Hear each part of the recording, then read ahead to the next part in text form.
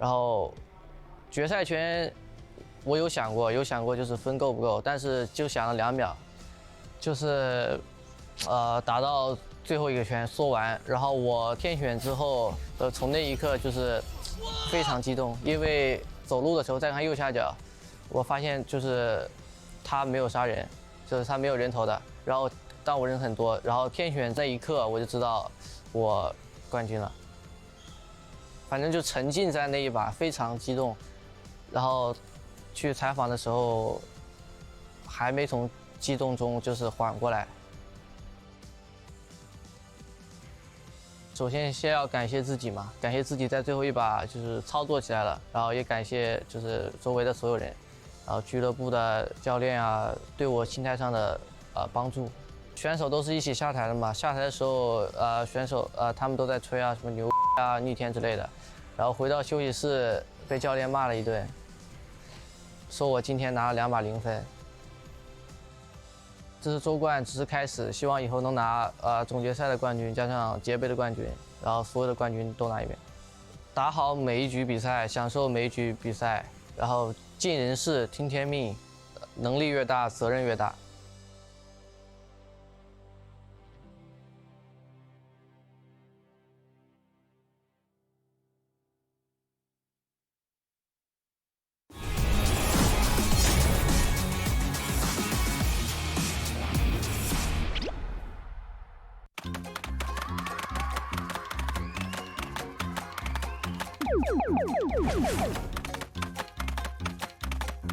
2,000 years later.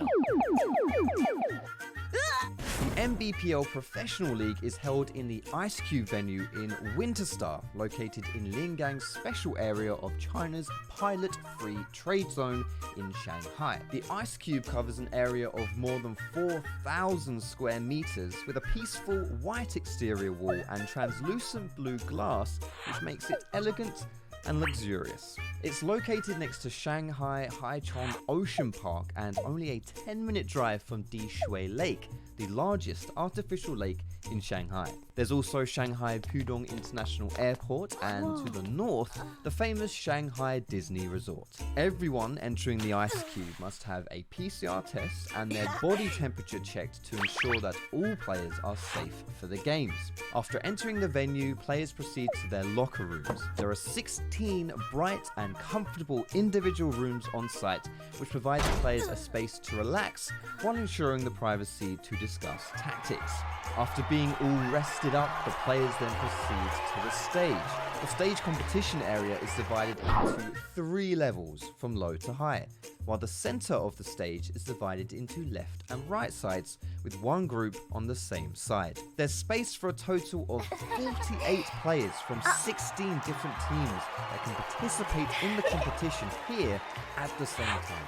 Well, all the Nbpl players have their fists bumping and are ready for some intense games. And although we're not with them, we can also cheer them on at home through the internet. The second season of the 2022 Nbpl is guaranteed to be exciting.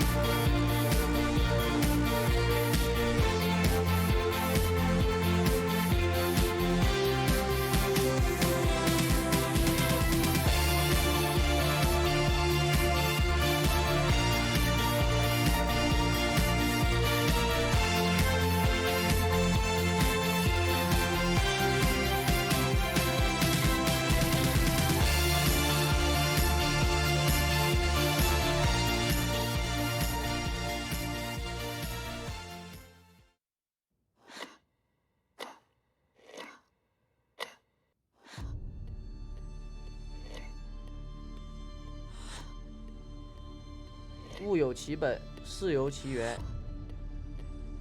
你可以18岁就崭露锋芒，顺利打进职业联赛，可以在比赛中大放异彩，可以成为最佳选手，连上采访台成为众人焦点，甚至可以顺利拿下周冠，一次次拉近和总冠军的距离。但这还不够，因为你必须是不断走上下一步阶梯的自己。没有返回机会了，Spider 这次赶紧死，直接升龙起脚，Spider 又拿一个 Penderman， 收下了肯德麦的头，计划装再打起来2个，拿回来8个，这边再打1个 ，Spider 这时候有可能要超了，看一下首先这个球员已经倒了，就剩一个瑞星，现在有一个荆轲剑臂 ，Spider 这一丝血，漂亮！究竟是什么让人变得了不起？是一天又一天连续12个小时的极限训练，或者是敢于成为那个打破枷锁、不按常理出牌的人？如果这些你都做到了，那确实了不起。但这一切都会过去，重要的是赢得未来。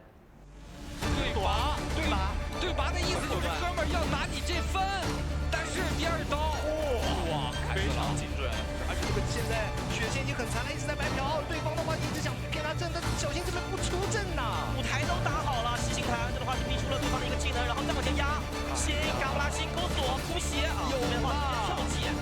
硬牌是周冠的象征，但对我而言，它并不是最重要的。重要的是明知目标的方向，不忘自己来自哪里。重要的是面对失败的勇气，遭受打击依旧坚定。重要的是有荣耀来临之前的努力。有人交了，躲一刀咱就赚了。出慢刀不着急，等对面的冰墩墩变好，这几刀先拿下1分。漂亮，最后的小3刀，配合我懂，能不能打赢？打赢了！恭喜叶然拿下本局的天选之人。重要的不是令牌，而是可以勇敢做自己。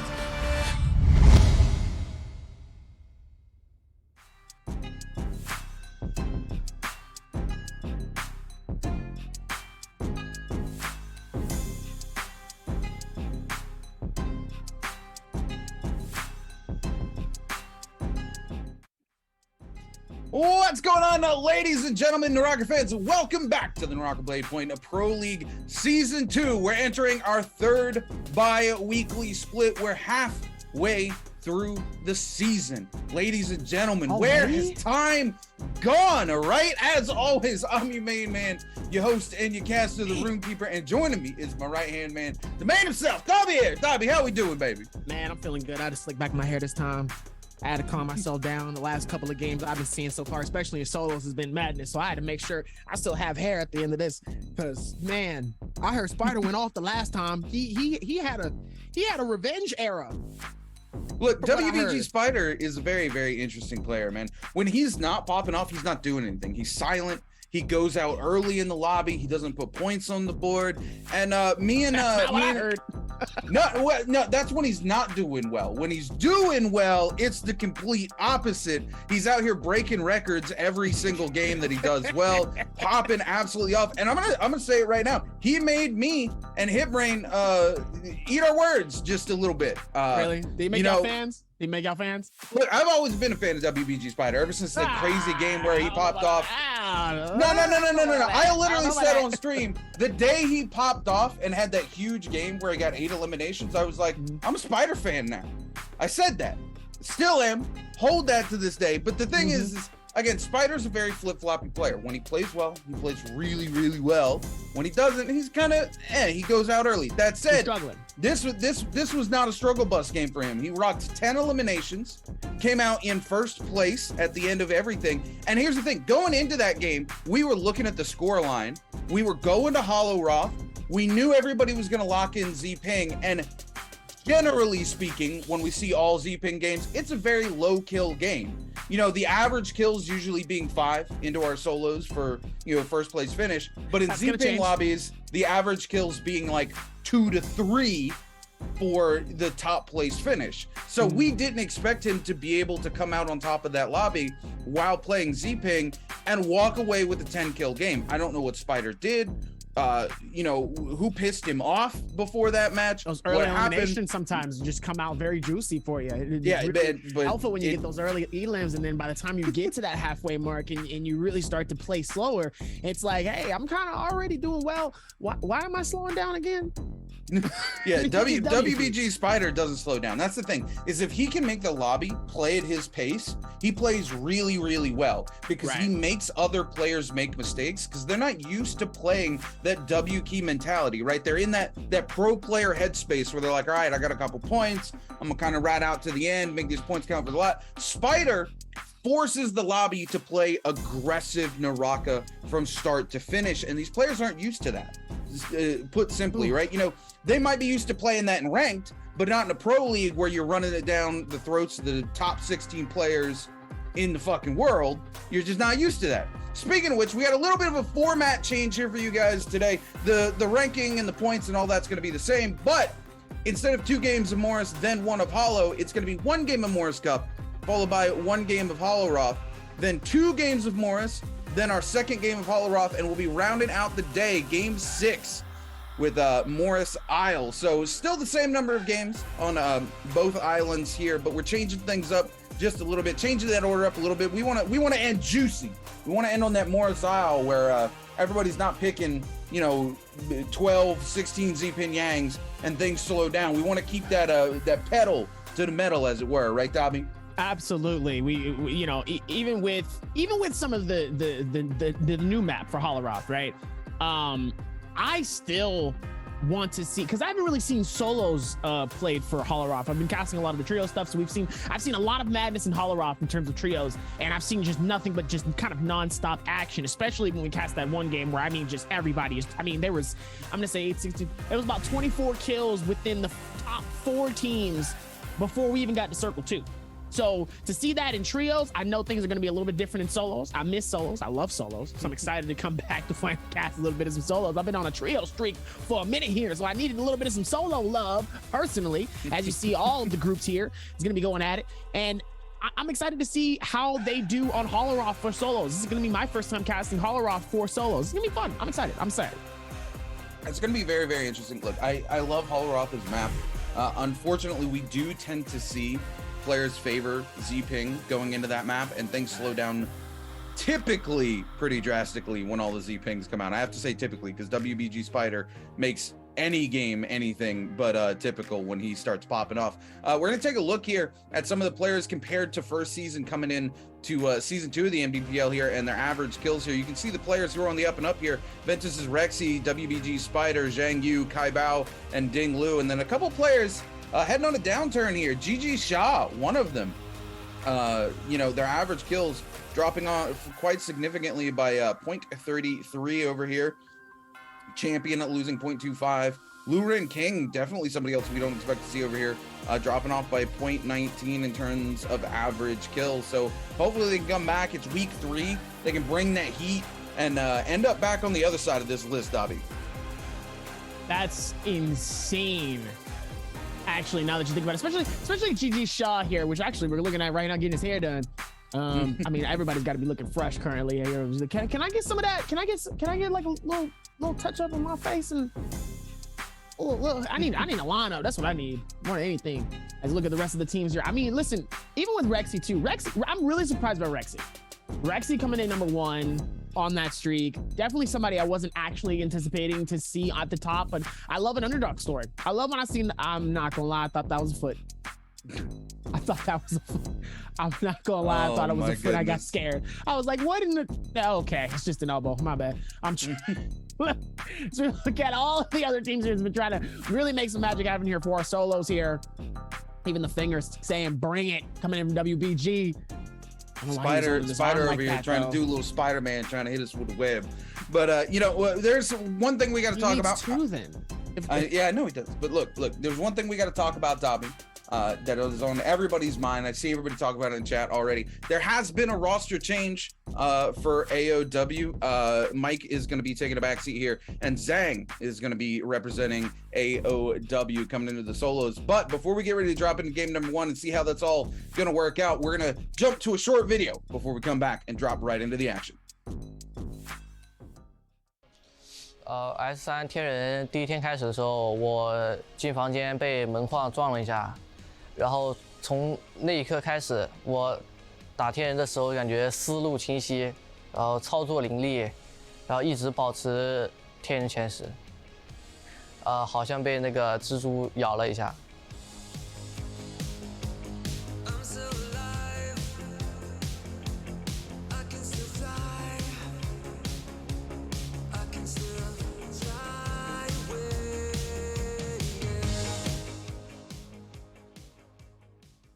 刚开始朋友喊我玩永劫无间，然后跟朋友一起打3排嘛，然后就特别喜欢跟别人打架，就是刀碰刀的那种感觉，然后把别人就是说打过了之后非常爽。转到单排是因为没有朋友，我玩游戏的时间要比他们多很多。如果他们都不在的话，其实我就会去打单排。后来单排打着打着就一直在打单排了。毕竟这是一个拼刀的游戏嘛，主要还是以拼刀为主吧。我的远程其实拿不了太多的分，就是偶尔运气好可以说 K 1-2个头，而且我个人就是比较急，我有点忍不住，看到2人想再打我就忍不住，就切入的时机不是那么完美，所以我更多还是说正面1v1一些。作为一个新人，其实我个人是比较享受这个舞台的，就是不会打得畏手畏脚，然后再加上我打完之后出的问题，我们教练都会帮我复盘啊，然后对我心态上的鼓励啊之类的。最后一把拿大分其实并不难，因为减少了点运营，多一些打架嘛，更多的就是打架，打架其实打赢了就会有分。最后一把就是从开始的那一瞬间就不会再想这些事情了，就是专心打好这把游戏。然后决赛圈我有想过就是分够不够，但是就想了2秒，就是打到最后一个圈缩完，然后我天选之后从那一刻就是非常激动，因为走路的时候再看右下角，我发现就是他没有杀人，就是他没有人头的，然后但我人很多，然后天选这一刻我就知道我冠军了，反正就沉浸在那一把，非常激动。然后去采访的时候还没从激动中就是缓过来。首先要感谢自己嘛，感谢自己在最后一把就是操作起来了，然后也感谢就是周围的所有人，然后俱乐部的教练啊对我心态上的帮助。选手都是一起下台的嘛，下台的时候选手他们都在吹啊什么牛啊逆天之类的，然后回到休息室被教练骂了一顿，说我今天拿了2把0分。这是周冠，只是开始，希望以后能拿总决赛的冠军，加上节杯的冠军，然后所有的冠军都拿一遍。打好每一局比赛，享受每一局比赛，然后尽人事，听天命，能力越大，责任越大。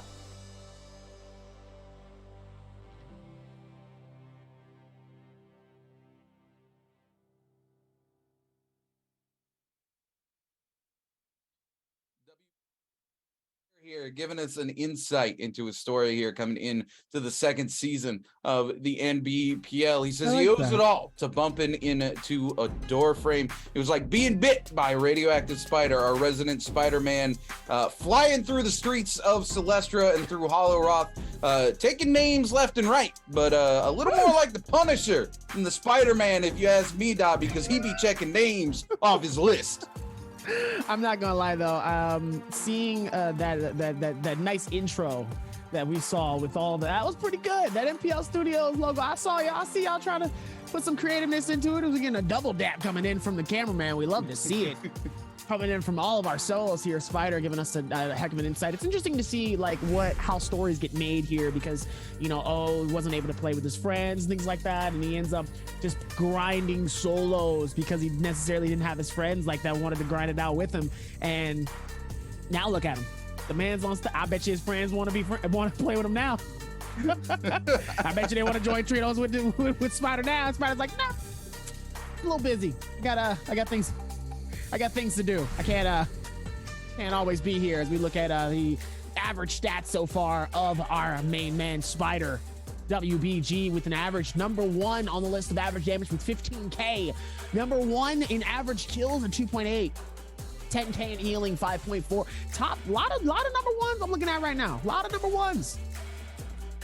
Yeah, I mean, WBG Spider, when he gets up there, he makes it happen. I mean, again, he broke multiple records again with this final game here in our bi-weekly final last week. So, you know, it's kind of hard to compete with somebody who's breaking all the records all at once. But WBG Spider, man, absolutely coming in, making it happen here in the NBPL. But he's not our only player. You know, we've talked a lot about Spider today, but there are some other players who have been coming in this season and making things pop off, including OC Zhang Yu, a player we talked about a lot last season. You know, he did very, very well. He almost came out on top in the bi-weekly final.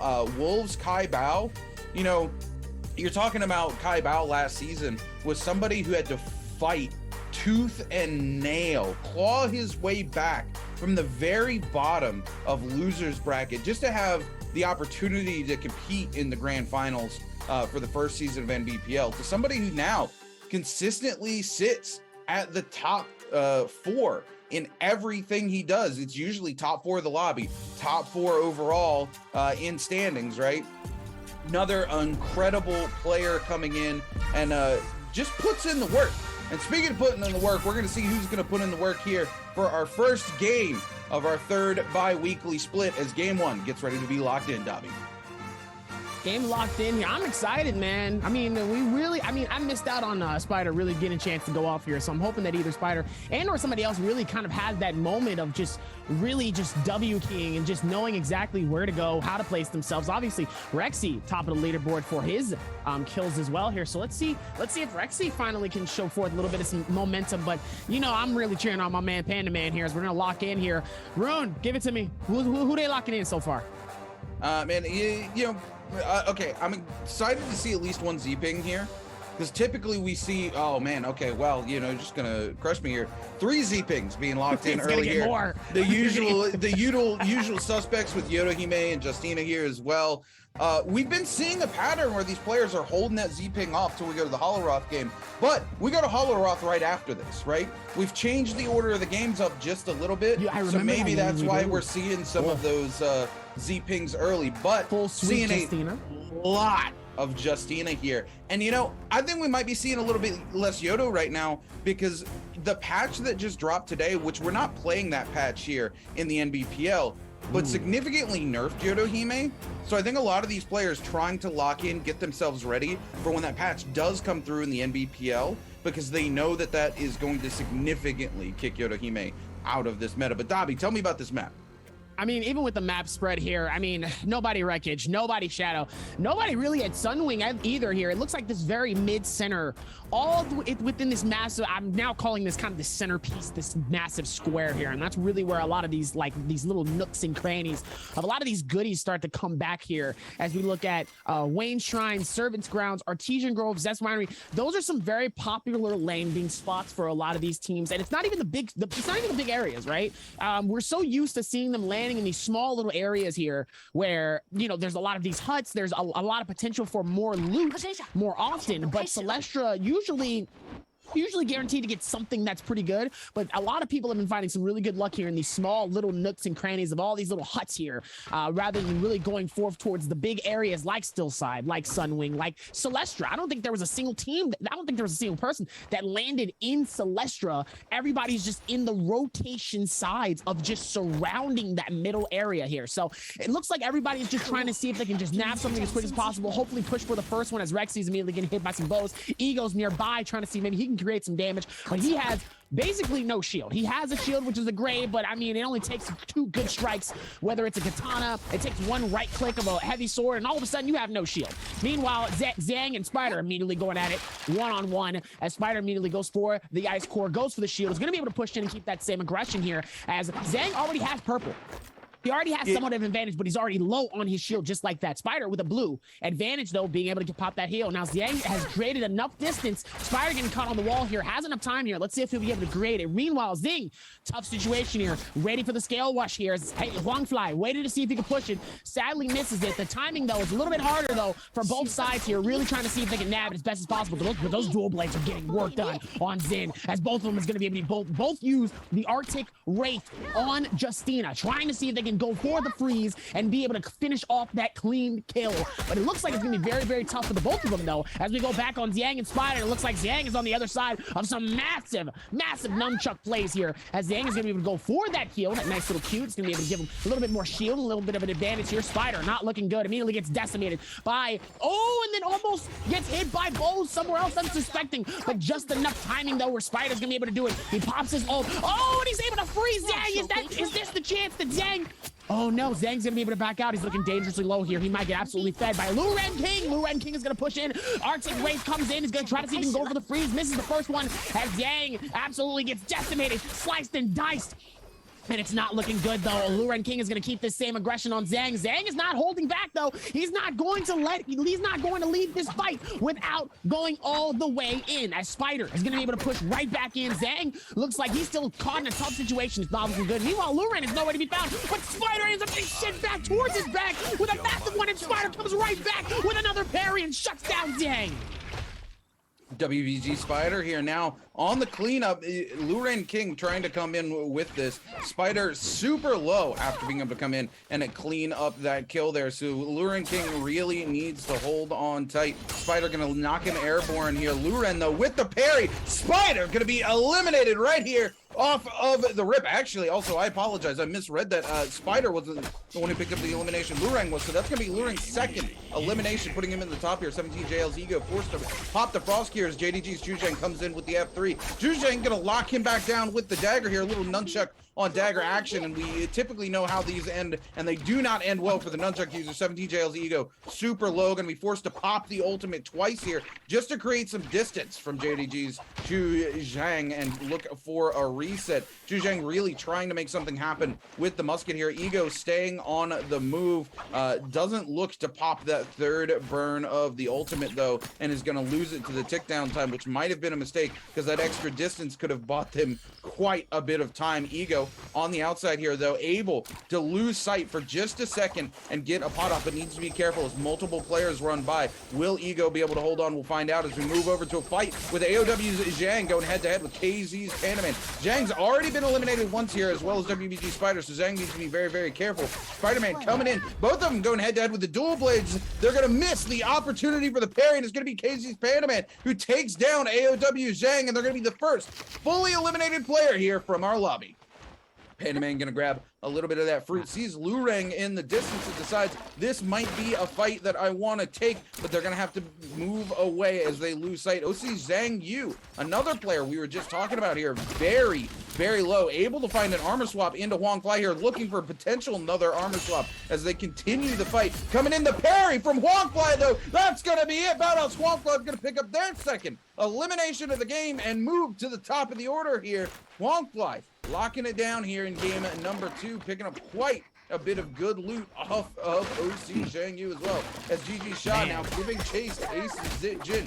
Jin coming in with the nunchucks, a little bit of a meter dump onto GG Sha. Sha with no shield, but they dropped the side on themselves. Oh no, Sha trying to lock it down. They don't quite have the time to fully do it because the meter burn knocked them back and they took the opportunity to get a heal off here. Ace's Jin, though, catches themselves in the building. This could be it for Jin. Jin goes for the meter dump. We're going to see the ult come out from GG Sha. Sha is not low enough. Jin able to get a reset, but now the third party coming in from 17 JL's ego. Jin going to be forced to frost core up, and everybody going to back off just a little bit. Just a little bit here. Meanwhile, it looks like they're still trying to find each other. Ego is going to be on the inside here. Might be able to meet Shaw, who's going to be right on the other side here. Is going to be able to push in as cannon shots coming in from Shul. up top here, as it looks like they are going to be found. Shaw and Ego going back at it. Chul up top here, just kind of watching here. Looks like he's not necessarily waiting for the full push here, just trying to play it off as best as possible. Trying to see if maybe he can get some damage here, maybe get a free elimination with the cannons if he's lucky, though. Doesn't necessarily know how low they are, but he's trying to get somewhat of a feed of anything possibly here. Not necessarily risking anything, knowing that now he has that shield off. And it looks like GG Shaw was able to get a little bit of shield back on his Arthur well. Beautiful timing, though, from that one. It looks like the dual blade action is going to be coming off on both sides here. GG Shaw absolutely gets sent into the air. Back towards it is Chul. Looks like he's going to decide to back off and go for the reset here. As it looks like Shaw looks like he's going to also try to back out of this as well here. Has the bow. One tries to see if maybe one connects. And it looks like Chul's trying to do the same thing with those cannons, unfortunately not being able to hit anything. Meanwhile, the Bane's Breath comes in. Curious exactly who called that in, though, right in the front of Celestra here. Very interesting place to drop it, though. Knowing that there's not really anybody in that area, though, be interesting to see if they end up getting elimination, but I don't think they will, as Chul is going to be able to back out of that situation and not get caught. Meanwhile, there's another about five. It's about 5 people over here. We got Rexy, Xiangyu, we got Pandaman decided to join in on the action as well here. As YKC looks like he was about to get drone in as well here. Both trying, so many people trying to get this Morris blessing here, but only one can nab it. So many people around, it's gonna be not that easy. Meanwhile, Rexy is getting chased by Xiangyu. Xiangyu wants this action, decides to push in, absolutely decimates Rexy with so much. Question is, can he survive? No, he can't. And it looks like they will be able to pick that up, though. Huangfly getting that elimination onto Rexy. As now it looks like he's going to try to see if he can backpack as best as possible here. But GG Shaw has more info, and he has more that he needs to do as he pitches, excuse me, as he gets the next elimination off of Chul inside of Celestra. Meanwhile, if you go on the outside of Celestra, there's a whole nother fight going on. Yeah, everybody trying to contest those Morris blessings. You know, that purple armor coming in huge, as well as the different soul jades and weapons there. It's very hard in Immortal War to find those kind of purple weapons and stuff. So being able to guarantee it off of the box is absolutely huge for some of these players as well. Some of these other players just looking to come to those boxes can test them and pick up eliminations. Players like Bowdot Squonkfly, who's managed to move themselves up into first place off the back of 3 eliminations. WBG Spider doing what Spider usually does. If he gets eliminated early off the rip, just playing it safe until the very end. Unfortunately, these are the games where Spider doesn't do well. When his momentum gets broken early on, he just doesn't W-key the lobby anymore. He's so afraid without that safety net to make things happen, which is very interesting considering, you know, even after that safety net's gone, when he's having good games, he'll just continue to pressure people. So, you know, he's just trying to stay alive, wants to make sure he's in that end circle. The problem is he typically doesn't do anything in the end circles and ends up getting picked out beforehand or almost immedately when we get to those final circles. So hopefully he's adjusted that strategy this week and doesn't walk away with another 0-point game like he did last week. You know, he was talking in that video about how even after winning the bi-weekly, he was still getting reprimanded by his coach for having 2 games where he put 0 points up on the board. And those 2 games did cost him quite heavily, to the point that he had to have a record-breaking game for him to be the winner there. So I completely understand the situation. And as we see GG's Donkwing here get absolutely blitzed down by a dagger, and now most of Celestra trying to chase the kill out here. Donkwing looking for an armor to swap into, something to buy himself a little bit of space. Looks like he's actually going to be able to just maneuver through Celestra here, find an invisibility bush, get a pot off. But Fumpless Phoenix's mood doesn't want to give up the chase here, continues to hunt for him, doesn't lose line of sight, but Donkwing very quick on the movement here, moving all around, and there's enough players here. Donkwing can just move Moo into position on another player and just get out of dodge, and that's exactly what we see happen, as Donkwing able to break line of sight and get a full reset. Moo gonna opt to reset themselves here, as now they turn around and find KZ's Pandaman. KZ's Pandaman not really looking for that smoke though right now. Is gonna back off, needs to be careful, as there are a ton of players here around Celestra. We are zone 2 collapsing onto zone 3, and only 1 player completely eliminated, that which would be AOW's Zhang. 15 players left alive here as Celestra breaks out into an all-out brawl, just a complete bloodbath happening here in Celestra. These players trying to take these fights, but most of them popping 1 reset and then able to get out, because so many players threatening that space, not allowing these fights to fully evolve, not allowing anyone to commit for the full duration of the fight. But here's a fight completely away from Celestra with only 2 players. It's going to be WBG Spider and JJHRD's Chul here. But Spider backing off to do a little bit of shopping. Chul looking for some better gear as well. Both of these players don't have a resurrection available anymore, so not really wanting to commit here. Funnily enough, this is the best possible fight they could commit on. While there's multiple other players over in Celestra, they actually have the space for the 1v1 duel and don't have to worry about being third-party. Spider checking the bushes here, looking to see if he can find anybody waiting in the wings, but the Spider's not going to have any luck there, considering everybody flying through the streets of Celestra. So much happening, though, within these streets here. There's still so much. Got to be careful, though, because on one corner, you might see Rexy. Next corner, you might see Panaman up these stairs as Zin, and at the very bottom, could be somebody else here with a massive parry coming in as Moo is going to be able to come through with a shutdown, but it looks like Panaman has other words and other stories to tell as well, waiting for the scale rush here to see if maybe he can touch it. Oh, parried immediately off of the scale rush. Looks like he's able to pick up his dual blades, though, and is able to at least get out of the window here. That could have been really bad. Oh, especially in a tight situation like that, especially within that corner, though. And GBL Zin really being able to escape that with really the skin of his fingers. He was so close. That could have been so bad in so many situations. I mean, look at the amount of stuff that's happening, though. I mean, they do not want anybody to get this Morris blessing. Everybody's trying to prevent each and every person from scrambling over. Spider's able to get a massive hit. Although it looks like one of the other players, there's Panda Man here, absolutely gets blitzed. And so does GG Shaw, trying to see if he can push in on Spider here. Spider's going to climb up top here and getting away. I don't think anybody's gotten the blessing yet, though. And nobody's been able to get it. It looks like Dangyu might be the one that gets close here as the massive Panda Man comes in with an insane Yorihime ult. Could be very beneficial, and it looks like it's going to be beneficial. Heading straight towards GG Shaw, not giving him any placement for any defense here. Looks like GG Shaw, looks like he ends up getting picked up again. Immediately starts getting pushed in by EO in the back here. Panda now being the center of the tension. Dangerously low here. This couldn't be good for him as any less player as Moo is able to get the elimination off of Panda Man. So tough knowing that Panda just got destroyed there in seconds. Really trying to stay away, but still trying to see if he can get some type of elimination. But sadly, it did not work out for Panda Man. It looks like we're going back on Spider. Zhang Yu trying to see if he can do as much as possible here, but he pops that ultimate and decides to get out of harm's way. Well played, though, from Zhang Yu. Zhang Yu really trying as best as possible. Oh, but no, I spoke too soon. Another player right behind him. It looks like Don Queen wants to see if he wants to get in on this. Ladies and gentlemen, it's a Tom and Jerry chase. And as of right now, Zhang Yu is the mouse. Definitely don't want to get caught by that because, man, the guy is short on cheese. That's unfortunate. And it looks like now he will be able to go for the push. Don Queen looks like he might have lost him.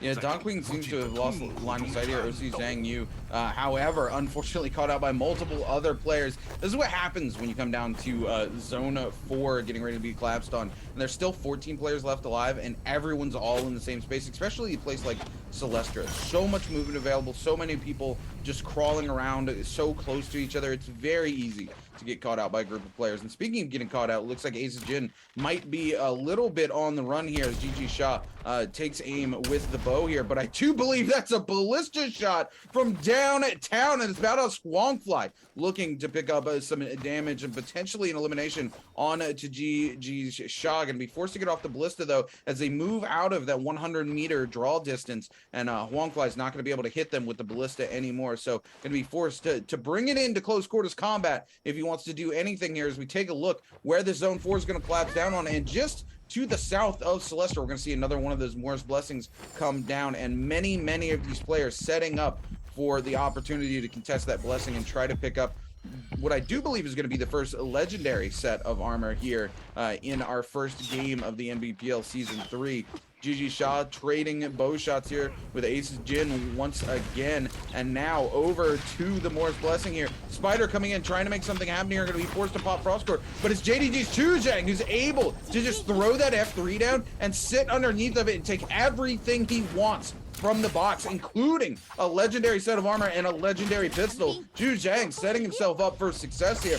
17JL's ego in a corner by OC Zhang Yu, but going to return the favor with a massive parry and then freeze them out and into the meter dump. OC Zhang Yu goes down to 17JL's ego. Man, what a turnaround from 17JL's ego there. With one pair, he flips the entire script and has the wherewithal to instantaneously lock them down. and pick up that elimination, but needs to be careful as Fun Plus Phoenix's Moo comes in to threaten the space. Moo sees them at full health, decides, thinks better of it, and decides to go and back out and says, look, I'm not serving you an eviction notice. I know better than that. I'm just gonna go ahead and get out of here as we catch up with Badass Fongfly. Popping that Frost Core, trying to pick up the elimination here on Aventus' Rexy.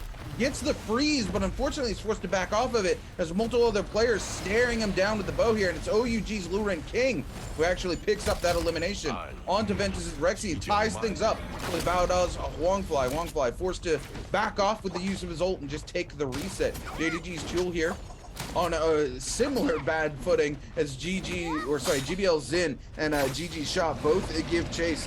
No armor left, less than half health, gonna be forced to pop the Frost Core, and the Flammer comes out as the fourth party comes in. Unfortunately, there's no place for Chul to go. Chul is gonna be eliminated by YZG's YKC, coming in at picking up their first elimination of game number 2. Even just playing that off so well here, really being able to capture that moment and really get it going here. You love it to see it. Let's see if we can keep that same energy coming into this space here. But man, oh man, it can only get more and more crazier though, as YKC really needs to be able to catch up though. Sadly though, everybody right on below Moo also has the same thing as Luren King. Immediately just starts coming in on YKC. It's like, what you doing up here? And YK's like, my bad, I didn't mean to do that, my bad. I'm gonna retreat this way, I'm gonna get away. Looks like even more of it as looks like it's going to be going towards the spread here. Let's see if they can keep that same momentum coming into it. Excited to see how they can blitz this all together. It's only going to get a little more tighter as Circle's still slowly closing in on Circle 4. Going to be in towards Circle 5 here in a couple seconds. Oh, direct hit coming in from the cannon on Dun Queen. Dun Queen trying to go immediately for that shield, and looks like he's able to though. Looks like he has that trajectory of the of that Soul Jade. What Soul Jade is that? Where do you know the name of the Soul Jade that it just immediately goes from like a cannon to just a rocket?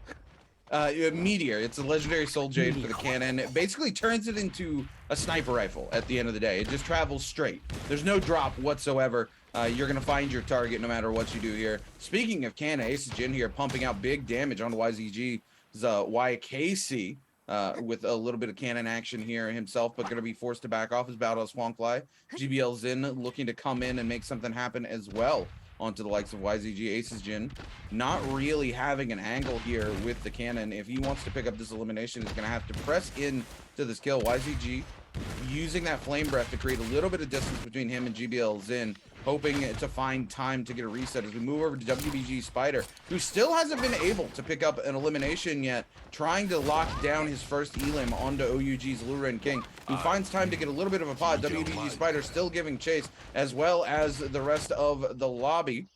Spider may be thinking better of it as he decides to move away and let somebody else have the elimination. As he circles around, doesn't want to become the focus of attention, comes back in, seeing that Luring hasn't been eliminated, looking for an opportunity to catch something, but it's going to be 17JL's Ego who actually picks up that elimination off the back of a huge bow shot, and WBG Spider misses his opportunity for a second time here in game number 2 to pick up his first elimination. Ego gonna come in with 2 eliminations. Unfortunately, Luren King was tied for first place, is gonna be eliminated off the back of 17JL's Ego here. Even with all that though, the triple bows coming in from Ego. Looks like Ego's gonna be on this right side rotation though. YKC also on this other side. Oh, nice damage hit coming in from, looks like he's able to hit it again as well. Here's Moo. Looks like he's going to be throwing out some same bow shots right back. Doesn't look like a hit for an insane amount, though. Oh, that's the, oh my goodness, the double hit coming in. Oh, and he hits it again for the third. Oh, this is not looking good, though, as Moo gets absolutely destroyed by that insane weapon of choice, though.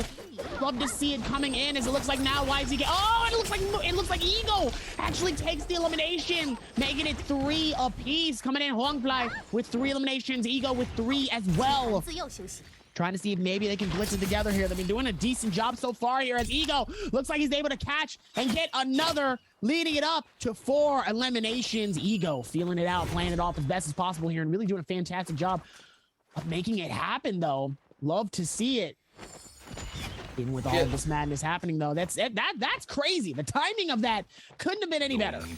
Look, this is what 17JL's ego does best. He's able to pick off kills at range with bow shots all the time, right? Third party is the name of the game for Ego, and this game, because there's so many players left alive coming into these final circles, really serves a player like Ego very well. He's able to just capitalize at range. He doesn't have to put himself in threat to get close to try to take those kills. He just plays at range, takes the bow shots, makes it happen, and that's what we're seeing happen here, which is really good for Ego. Ego last week struggled to do absolutely anything. He finished out in the very, very bottom of the pack, wasn't able to put any points up almost at all. I think he put up a total of maybe 5 points in the bi-weekly final, and that was it, which, you know, struggled for him. So him coming in here, picking up 4 eliminations like this, and the game opening up to such a good lobby for him, he's got to be feeling good. But also, he's clearly made some changes in his playstyle. He's not playing as risky early because he knows he can pick up more of those kills in the mid to late game because of his playstyle. And, you know, whatever those changes are that he has made, clearly serving him well here in the first game. WBG Spider, on the other hand, again, not being served well here after losing that momentum, getting eliminated early here. He continues to find himself caught out in situations. Luckily, everybody turns their attention to Don Quing here, and Spider able to get a reset off the back of that and isn't the one who's going to get completely dogged down. YKC going to use the ultimate and then cancel it out, turns around with a meter dump onto Shop. But really unfortunate for them. They're in a bad situation and not in a place where they can find a reset off the back of that. They did cancel their ult early, so they should have it back soon, but they have to stay alive long enough to be able to have that happen. GD's Don Queen going very, very low. Spider trying to capitalize, pick up his first elimination here, but isn't going to be able to find it as he goes topside to get a full reset. It's going to be JDG's Chu Zhang who finds the elimination onto GD's Don Quing with the dual blaze, shoving him into the zone. GG Shaw coming in, trying to make something happen off the back of his Badass Wongfly. Goes extremely low. Wongfly forced to pop the ice core here just to get a little bit of a reset back. Going to come in with the ult and immediately create some space and some distance. 17JL's Ego is now the player a little caught out in the middle, but attention's turned completely off of him, affords him the situation to be able to get a reset. Spider catching Wongfly up in his web topside, but not able to catch him long enough to make something happen here. Catches a huge charge right click off the greatsword, but is forced to back off of it as he goes back topside. Just trying to hold that space is JDG's Tuesday, who eliminates Badass Wongfly for a second elimination. Now trying to find 17JL's Ego, almost picks up his third elimination off the leader. Ego went topside, but it's going to be JDG Chujang who actually picks up the kill for 3 eliminations. This is what I said.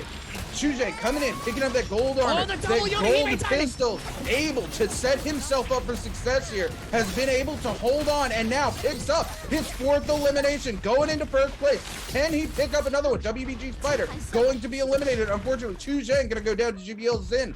GBL Zin going to pick up GG Shot, but I think it's going to be JDG's Chuchang who walks out on top in first place with the MVP. And yes, it is JDG's Chuchang going to be walking away our MVP for game number 1.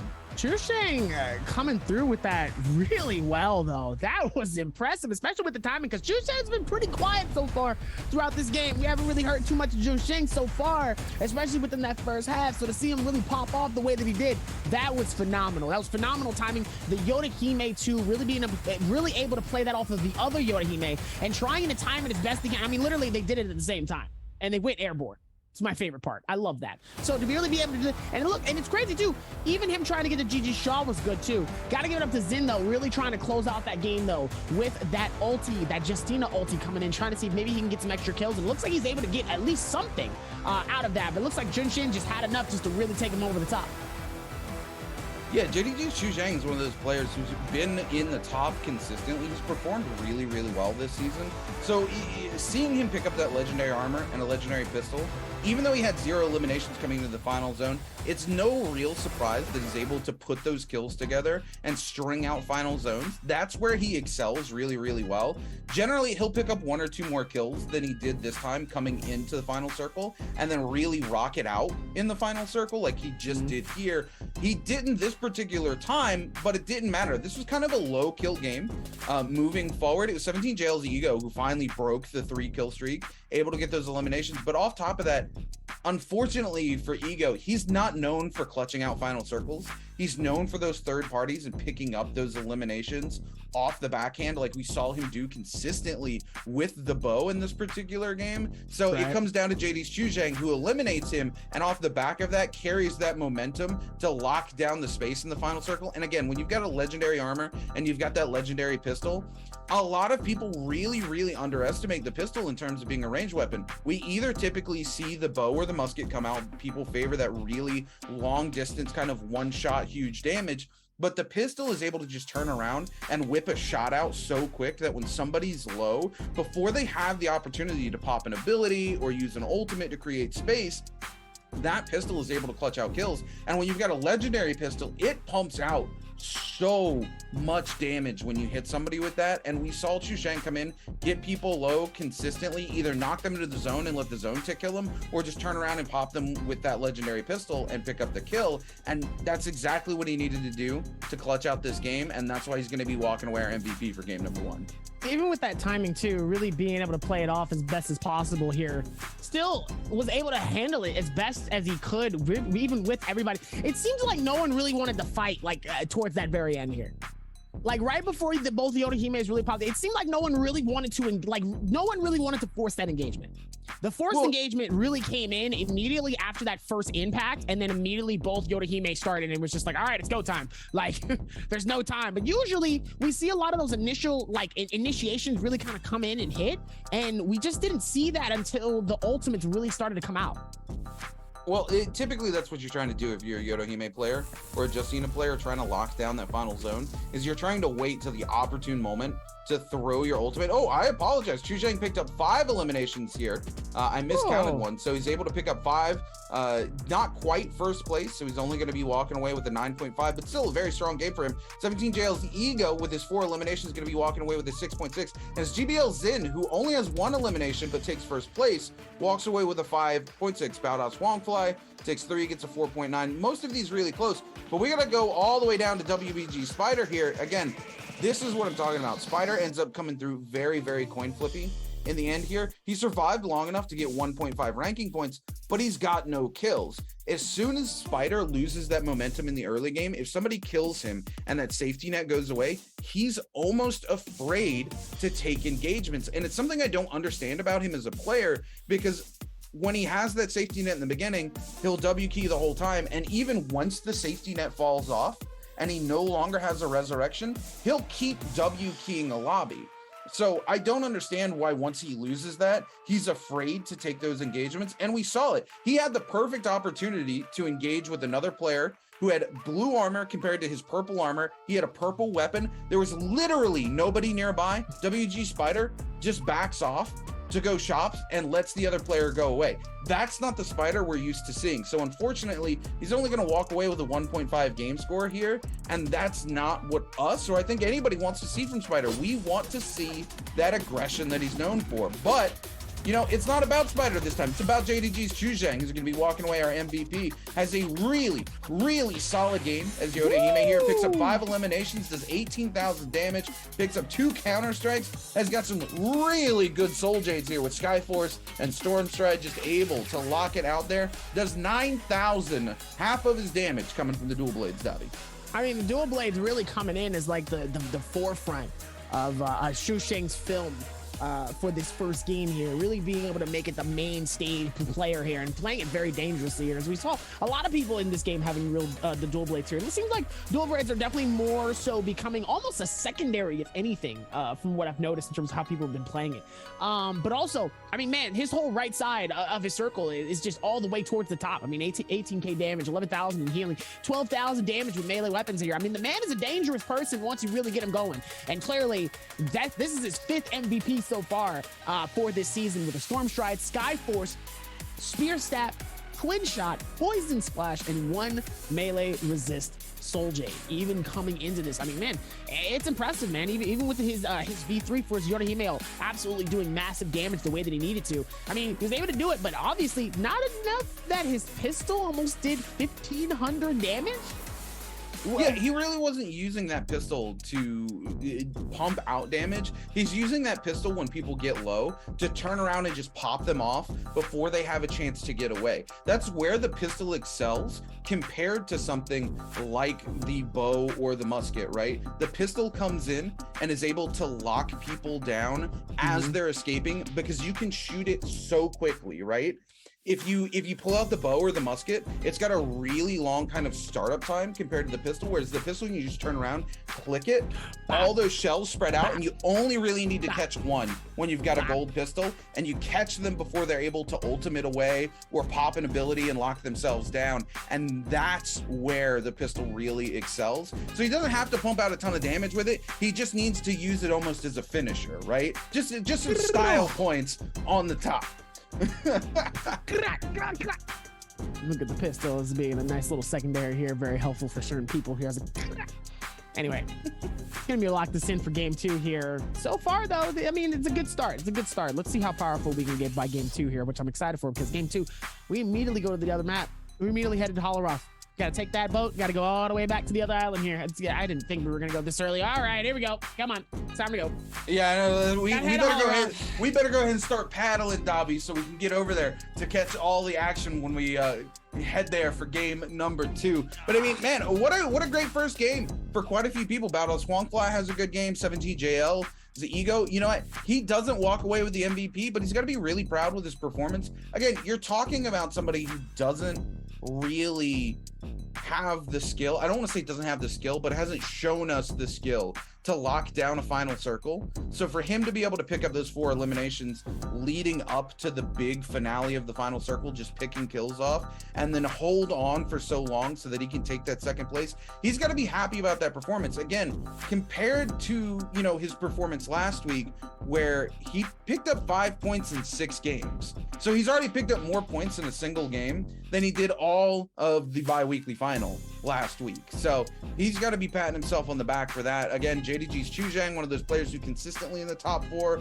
Of course, he's walking away with the MVP, super happy. And Battle Swankfly does really well as well, ends up in top 4 with quite a few eliminations, quite a few points under his belt as well. And GBL Zen, our defending world champion in terms of solos. Unfortunate for him, he only picks up 1 elimination with that first place, but he gets enough ranking points to go with that 1 point because this was a relatively low point game to get himself 3rd place. So at least he's not super far behind the pack as we start the week out. Sometimes all you need is 1 to 2 eliminations and you're able to get, you know, at least within that, you know, top 3, top 5, those points are going to be very helpful for you, even if you have 1 elimination. But if everybody has kind of the same amount of average kills here, you know, that 1 elimination could be that deciding factor. So sometimes all you need is 1 or 2.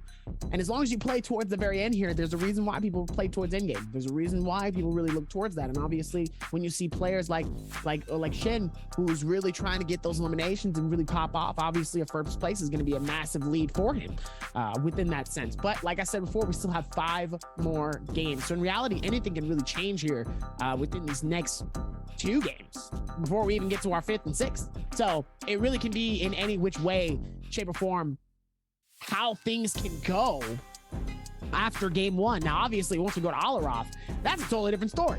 That's a totally different game plan. You got to switch up everything. Obviously, all of the hero picks that people have been using so far, dead in the water. Can't use them. Nope. Gotta refigure out the strategy. Got to do something different here because everybody's gonna be going for it. We got the new one, right? Yeah. Z-Ping is going to be heavily picked coming in to Holleroth, as we've seen consistently throughout our last bi-weekly. Every time we head to Holleroth and solos, everybody locking in Z-Ping. It really draws those fights out, and you either have to lock Z-Ping in and hope that you can secure some kills down, or you have to go for a hero like Takeda and try to lock down that final circle into those Z-Pings. But we're going to find out what those hero selections are when we come back and get ready to lock in for game number 2 after a short break.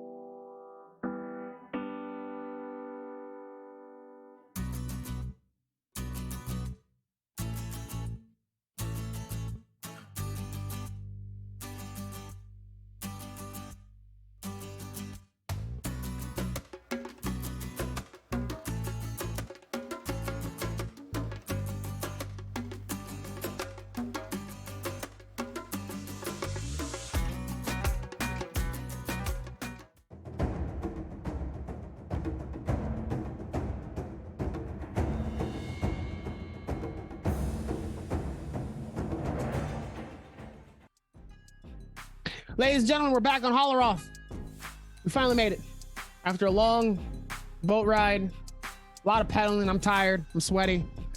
Yeah, we had to go to break so me and Dobby could we had to take paddle all without of our equipment. prying eyes. We had to take all of our equipment. We had to go all the way to Holleroff. Now we done made it.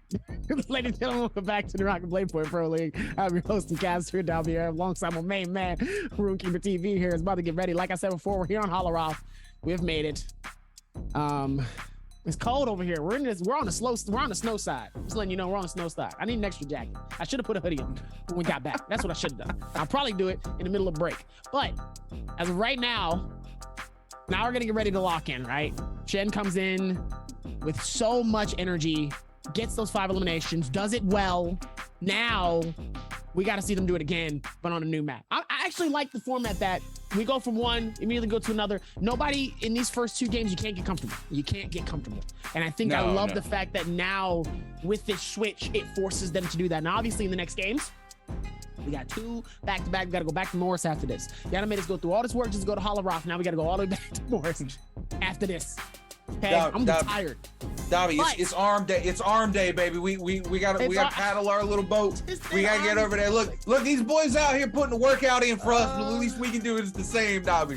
You're not wrong. You're not wrong. They can do it, so can I. You're right. I know. Anyway, as we lock it in for Holleroff here, obviously the hero picks are going to be a little bit different. We talked about it prior to this one, and I am excited to see how the solos are going to be able to play this out. Because like I said, I've been casting a lot of the trios games, so I'm excited to see how the solos go for this new map here. I'm excited to see how they play this out. Is it going to be more aggressive in terms of how people are going to be landing? Are there going to be way more fights? I'm excited just to see where these players go for our game 2, which are teams B and C. Really able to make some magic happen here. Now it's time to lock it in for Holleroff.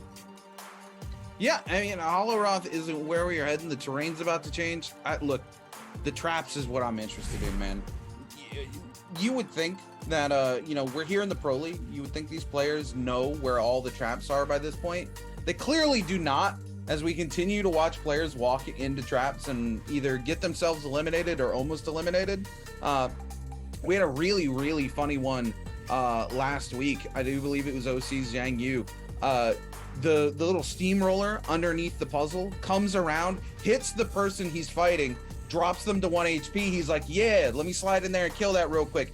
Kills them in the path of the roller, stands there looting the body. The roller comes back around, hits him, almost kills him. He runs out into the hallway, pots up, runs back in onto the body, trying to get another pot off of the body, and lets the roller come and hit him again. And he just kind of stops and stands up, doesn't even pot up, just walks away and is like, God, I'm hoping broadcast is not watching this right now. And we're just thank you to our beautiful cameramen. They caught every single second of it. So we got to watch him just continue to get steamrolled on repeat. We love to see the hilarious interactions coming into Holleroff. But you know what we haven't seen yet? We haven't seen a snowstorm in the Nbpl and hip rain. That's all he wants. He came in, he wants that snowstorm so bad, Dobby. Maybe we'll get it for him here today, coming in to our Holleroff game. Listen, even with the snowstorm here, listen, you've been wanting the wheel elimination for so long, and you missed it. And then the next time we casted, you got it. This could be the momentum to get that, and then the next time Hip Rain does cast, he gets a chance to see it again. I would love to see it though. As we look at Jin. Jin needs to get some kills on the board, man. He's got a zip right now. He needs to be able to get a little more. Gotta figure it out. He's got to come in and lock something down. So does WBG Spider after that game. Spider let that momentum slow him down. He got eliminated early and then just didn't carry it. He needs to come in and pick up some kills for himself at the start of this game, or he's looking at the barrel of another close to 0-point game. I mean, he did get he lasted long enough to get some placement points at least, but really at the end of the day, nobody wants to see a 0-kill Spider game. That's nobody wants that. We all want to see Spider come in and, you know, hit him with a little spider web, lock him down, pick himself up some eliminations. 17 jails ego though. His average kill is on the way up now. He was one of those players we saw whose average kills were on the way down coming into the day. So for him, that game coming in was absolutely massive for him, able to pick up quite a few points. So hopefully Ego can come in and make some noise in game number 2 as well. JDG's Chu Zhang here, another one of our top players, always in the top 4, walked away our MVP for game number 1. So he's definitely hoping he can come in and have a repeat performance coming into game number 2. And his average kills also on the way up off the back of that game, as well as his average damage and average damage melee weapons. You know, love to be on the uptick, Bobby. You gotta, it's always up, right, baby? It's always, and listen, there's only one way up, and it's up, baby. As it looks like we're gonna be looking up in Hollow for game 2, ladies and gentlemen. I'm excited here. As it looks like now, it's gonna be more and more interesting here as we look at all of our players for our game 2 here with a different side here. But now here comes the fun as everybody is going to lock in for it. Let's see what they are going to do. Yeah, hopefully we'll get to see a little more diversity this time around on Holoroth. Not so many Z-Pings. You know what? I want to see a Takeda come in and lock it down. Up 2 Z-Pings, but Justina and a Yoda Hime coming off of game number 1 here. I'm okay with that. Let's see what we're locking in for the rest of these players. Z-Ping. There's a Takeda coming out from GG Shaw. I might get my wish. Another Z-Ping. Another Z-Ping. No surprises here as most of the lobby locking in Z-Ping Yang. 4 Z-Ping Yangs coming in here for the rest of the picks from Don Quing, Ego, Reki, and YKZ. So it's going to be all Z-Pings thus far. And let's take a look at our last 4 hero picks. Z-Ping, Z-Ping, Z-Ping, and Justina coming in for the Zhang Yu. So we're going to be locking down 12 Z-Ping Yangs as we head over to Holoroth, and the match already is underway with JDG's Chu Zhang, as is tradition, coming in with the MVP from last game. But now over to OC Zhang Yu and GBL Jin going head-to-head. Jin, not in a great place here. Zhang Yu hunts them down with these dual blades, forced to go ahead and pop that F2, just looking to find anything, a set of armor, some weapons, something. Zhang Yu knows there's nothing in the building, just waits patiently for him to come out. He picks up a white dagger here, is able to buy himself a little bit of space with that. Not able to find any loot that he really wants here, with Zhang Yu continuing on the hunt to threaten him. Zin able to find some white armor though, now wants to turn things around onto Zhang Yu, catches him with 2 left clicks coming out of the dagger, is just waiting for this frost core to come out from Zhang Yu and lock them down. But Zhang Yu returning the favor with a charged left click coming out of the dual blades. Coming in, Zin just looking to hold on for dear life, gonna pop the F2, takes control of the neutral, but then loses it as he falls back down. Able to get a left click out, walks back into the charge, left click, there's no place to go, and OC Zhang Yu is gonna pick up our first elimination here on to the likes of GBL Zin, and we also see Don Quing pick up kill on to Fun Plus Phoenix's move. Heading over to 17 Jail's Ego. Ego moving across here with the nunchucks. He's trying to trade some damage out, but it's Reki coming in, who's going to pump out a ton of damage on to the likes of 17 Jail's Ego. Ego still on the run as Reki gives chase. Battle Swangfly showing up for the party. Showing up for the party here as Rexy will be able to keep this fight and momentum going here, as he does have that shield. Huangfly really trying to see if he can get any type of penetration, but sadly isn't able to get anything.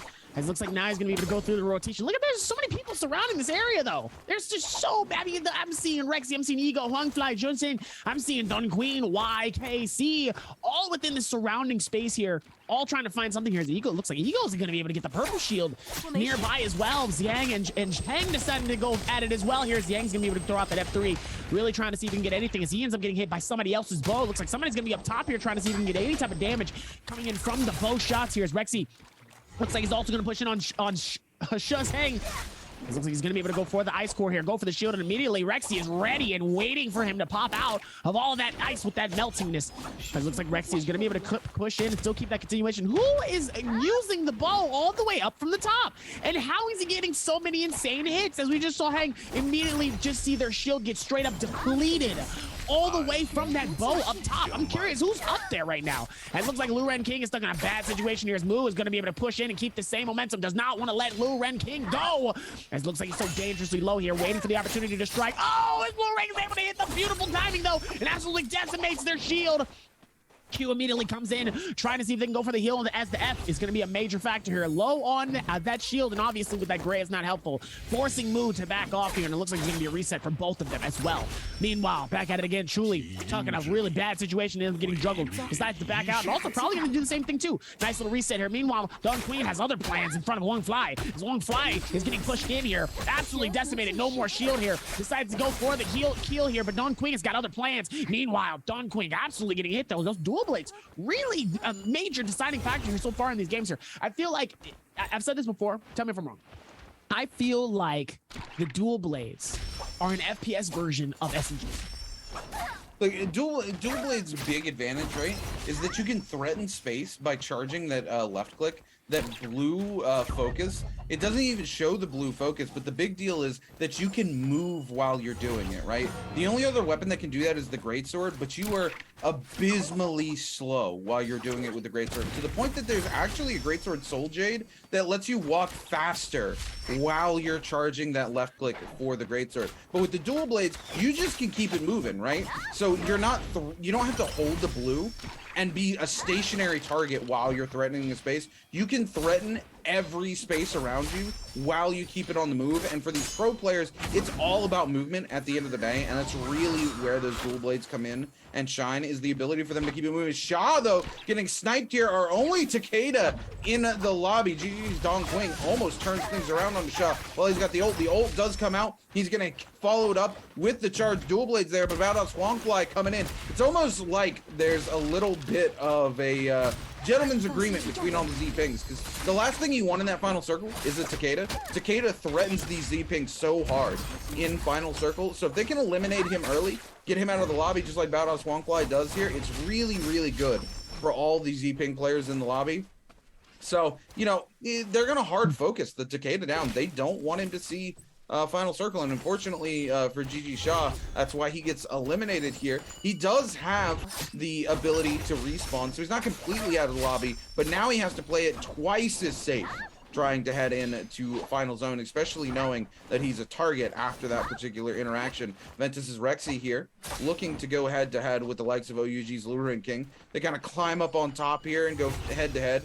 Both of them going to take the opportunity to get a little bit of a reset with a pot off here. There's now Reki coming in with some nunchucks. Catches Lurang King out and then switches to the dagger. But Lurang with a huge parry is going to send him flying. Reki able to recover and get his dagger back. Just going to pot up in the face of Lurang, and Lurang not going to let it happen as he swaps to the pistol and pumps out some big damage back onto Reki. Reki going very low. Reki with a parry of his own, though, onto Lurang. Lurang loses all of his shield, and now the fight is even as Reki turns around with a charged right click from the dagger, catches Lurang out. Lurang going to be forced to pop the F2. Reki going to pot up in the face of Lurang, trying to catch him with that charged left click off of the dagger. While he's in that F2, he can't really catch him with the whites. Now we're going to see the charged left click come out from the dual blades and send Reki flying as Lurang King and Reki continue to fight it out. Looks like they're fighting out. It's going to be absolutely amazing, though. Looks like Ego, looks like he's getting caught right in between a nice little sandwich here, but Lurin is trying to see if he can dip out as best as possible, though. Even without all of this, though.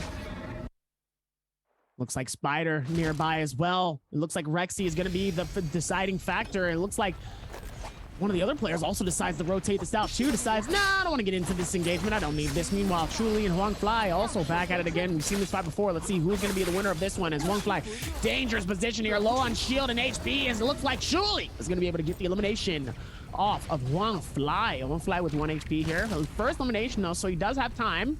Does definitely have time here. As look at this, so many people surrounding this area, though, trying to fight it off, trying to see maybe they can get this Morris Blessing here. Again, we've seen this before. And it looks like we're going to see it much, much more, even within this. And this is just so much happening, though, as it looks like now it's going to go back towards rotation. Zhang dangerously low on his heels. No shields at all here. As Panaman looks like he wants to be able to claim this elimination here. Let's see if he's going to be able to do it as the F3 comes in, trying to see if he actually can do it. Ends up getting blitzed, though, by their shield. The F3 comes in, trying to see if he can be helpful, just trying to keep him alive just a little while longer. Zhang back to almost full shield here. Looks like he's able to make something happen. His Panaman also nearby. I just heard a massive clang, defensive clang coming in from that one as well. Even with Panda all Man this able- as well, Panda Man just trying to see if he can go through with it. There's so much happening. This is not looking good for Panda Man. He's gonna have to be very careful as the scale rush comes in. Beautiful way of just being able to distance himself from this bad situation. This could have been real bad for him, and it looks like he's gonna be able to survive for another fight. Meanwhile, Ego back at it on the rotations. Goes up top, trying to see if maybe he can nab something as well. Just trying to keep the maneuvers high as best as possible, just in case if someone actually does try him. It looks like Rex is going to be on the round around the rotation as well here. And it looks like Zhang Yu is going to be in a different area entirely here, trying to see if he can catch one low on heals, no HP.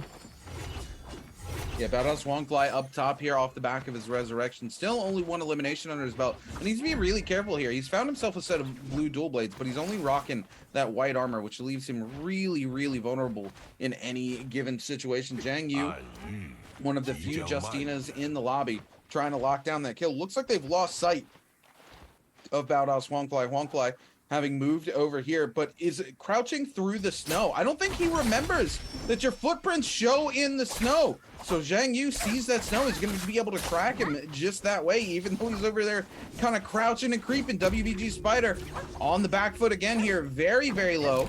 No resurrection available for him. He's already been killed off the rip here. And, you know, here he is, super low, being chased down. If he gets eliminated here, this is going to be a second bad game for WBG Spider. But it looks like they were lost sight of Spider, and he's able to get away here. Finds a little legendary stack. Is there anything there? Needs to be careful. We are over here in that weather condition where those hands come up out of the zone here, and they do quite significantly lock you down.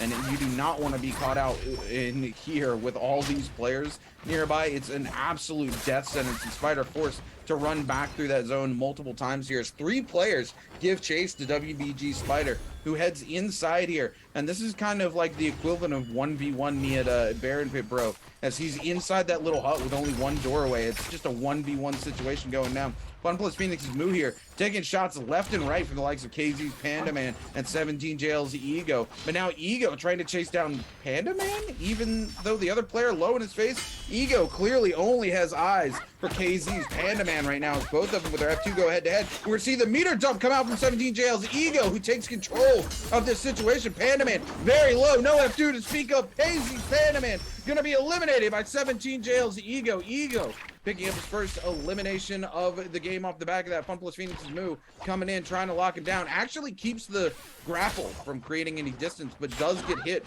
by the foot of 17JL's Ego and sent on to his arse. But Moo not giving up the chase here. 17 picks up a huge parry, but is forced into the riposte animation, and it cost him dearly. Forced to pop the F2 and the ultimate just to stay alive. WBG Spider sliding in, trying to pick something up, make something happen. Finds Moo, now trying to lock them down, but Moo has their F2 available as well. Spider not finding his footing here in game number 2 just yet. GG Shah trying to come on to AOW Zhang here. Zhang, with the F3 out, is going to be forced out of it as Shaw pops the ultimate, looking to go in. Now Zhang going to pop an ultimate of their own to run down the clock on Shaw's ultimate. Zhang going to continue to threaten the space, knowing Shaw's not going to back off quite that easy, especially knowing that Zhang doesn't have their F3 available right now. Shaw able to land a huge grapple, lands another one, continues the hunt. We're going to see Zhang move across the map. KZ's Panda Man coming in with white armor, smells the opportunity for elimination, does not want to give up the hunt. GG Shaw trying to make it happen. Unfortunately, the F3 going to block his grab, so we're going to see Zhang get the full reset here, and Panda Man definitely going to be forced to back off. Zhang able to get the armor off, but GG Shaw not willing to give up the hunt. Not giving up the hunt though, but it looks like was GG Shaw like doing like a W key cancel? It looks like it was almost like a slide cancel at first there. I was like, what is he doing? Obviously that F3 just trying to just save him here. Obviously, even with more of it. Still more to be had, though. Let's see what happens, though, as it looks like Zhang Yu is going to be on this rotation side, trying to get away as best as possible. Meanwhile, Jin is up top there with that pistol, trying to see if he can get anything, though, with that. It looks like Justine is going to be able to pop that and get away. Real quick, fast, in good fashion. Much more to be had, though. Let's see if we can keep that same momentum coming into it. Meanwhile, Spider going to be on that rotation side here. It's going to be able to throw it nice and well. Let's see what can happen, though. Meanwhile, Zhang Yu caught in another situation, though. The absolute fire and barbecue coming in. This could be not so good for him. Looks like he will be able to still get away, though, and it looks like it's not going to be enough of Zhang Yu. Will get cooked and will get sliced and diced by Spider. Sent straight to the back for that nice barbecue finish. You know, I like my number 3 with Sprite, as always here. Looks like now we're going to be going back towards that rotation as Panda pushing in, trying to get away. Spider trying to keep that same momentum, wants to get him caught in his web. It looks like Panda Man has other plans, though. Trying to use that cannon. Oh, beautiful timing, though, on that cannon to get a nice little hit, though. Looks yeah, like Fun Plus Phoenix is Moo here trying to come in on the WBG Spider. Spider finally able to find his footing, a little bit of momentum, but needs to keep it going here into game number 2 on Hollow Rock. The question is, can he do it in the face of all these Z pings? We've seen him do it before. We saw him do it in the final game of grand final, or sorry, the bi-weekly finals last week. But will he do it this game? He does have 2 eliminations, is sitting at the top of the leaderboard right now, and this is typically where Spider picks things up. We see him W King quite a significant bit here, checking every bush, looking for an engagement. He's hungry to take a fight, and this is the Spider we typically see, right? He's very, very hungry to take those fights. GG Shah here on Takeda. Not afraid to take fights right now, but definitely trying to keep it moving to the final circle where he can use that ultimate, pop off, and maybe take advantage of the fact that there's so many Z-Pings in the lobby. He's not been able to find that kill quite yet because these Z-Pings do have so much ability to just take resets in the face of everything. As we move back over to WBG Spider, who finds himself engaged with GBL Zin and takes quite a bit of damage, forced to pop the F2 here, able to get a pot off and get the full reset off the back of that as well. GBL Zin not wanting to give up the hunt, continues to look for WBG Spider, but there's quite a few players around here as we are zone 3 collapsing onto zone 4. 14 players left alive here in game number 2. Fun Plus Phoenix's move, locking down Ace's Jin here, doing a ton of damage with the dagger. Jin backing off and returning the favor, throwing in with the cannon, but Moo also hitting him with the bow shots in return, pumping out a significant amount of damage. Both of them going to pop the F2. We're going to see the meter dump coming out from Jin, while Moo just wants to get away from that space, trying to pop that bubble before the reset comes through, but doesn't look like he's going to be able to, as Jin uses that gold meter dump just to buy himself some time. We see some pistol shots coming in onto Jin. Jin goes very low. Jin forced to pop the ultimate here now on the back foot, very, very low. Going to return the favor with an uppercut combo from the nunchucks onto Moo. Moo continues the hunt, though, as Jin finds the time to get that F2 off once again, but OUG's Lura King putting in work with that pistol as he continues to pepper Jin from down range. Jin almost able to get a full reset off the back of his ultimate and his F2. GG Shah very, very low as WBG Spider gives chase. Now gonna use that ultimate there just to buy some huge damage on it to Spider. Spider gonna back off, and GG Shah gonna find that space to get a full reset. Nice little reset here. GG Shah is going to be up top here, trying to see maybe he can hold it off as best as possible. Meanwhile, Spider in the lead currently with 2 eliminations. Obviously, Zhang Yu with that 3, but sadly is eliminated, which means that Spider, obviously with his placement, will definitely keep him up top here towards the next one here. Let's see if they can keep that same momentum going into it, as Zhang looks like he's going to go back for a wide rotation here. It looks like he's going to try to see if maybe he can find some stuff possibly that will be available for him. And also there's a chest. Definitely going to be very helpful for him. Is Dun Queen. Oh, Ego right inside of the building of GG Shah. Of all the buildings you could be in, you're going to be finding GG Shah right in front of you. It looks like he's going to hit some nice daggers right into Ego. Ego's going to hold the fort on the inside here.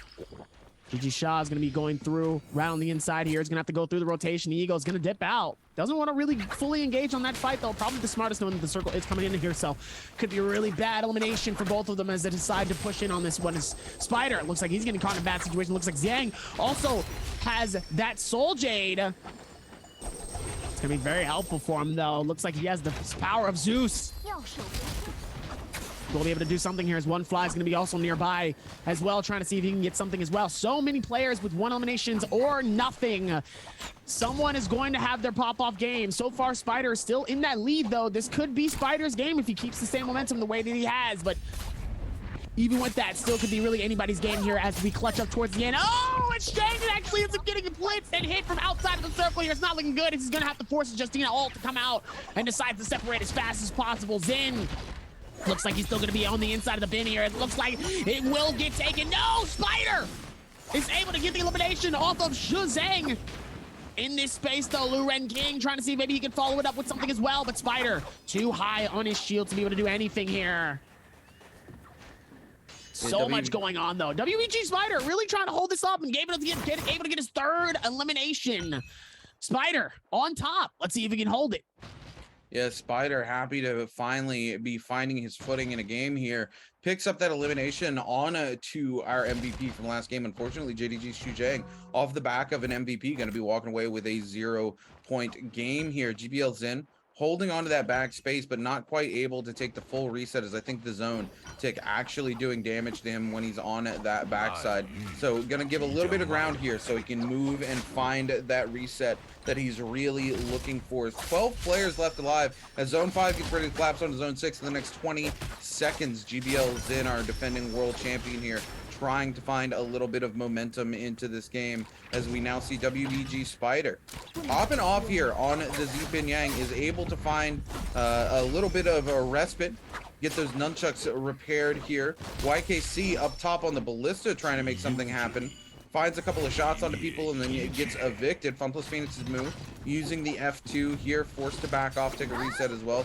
Donkwing also going to be evicted from the ballista here with some range shots coming up at him. It's WBG Spider now, caught out by Ventus's Reki as well as Lu Ren King. It looks like he does not have his F2 or his ultimate here. He's going very, very low as both these players continue, and Spider going to have that F2 very soon. It's back up. Such a short cooldown for Z-Ping here. Going to get hit again and again, but the F2 going to buy them that space that they desperately need to hold on here, looking to just find a reset as it's Funpless Phoenix's Moo, who goes very low, tries to bait Don Quing into the trap, doesn't quite find it, and GD's Don Quing comes through with the Flame Breath and picks up the elimination on the Funpless Phoenix's Moo. GG Shaw getting picked out by the ballista here, takes a ton of damage, but who's going to pick up the elimination? It's AOW Zhang who finds that elimination. YKC just not able to come in with the last shot of the ballista as they close the distance, but Shaw still going to be caught out by the likes of AOW Zhang. Zhang with their first elimination of the game here, going head to head with GBL Zin as they try to find a place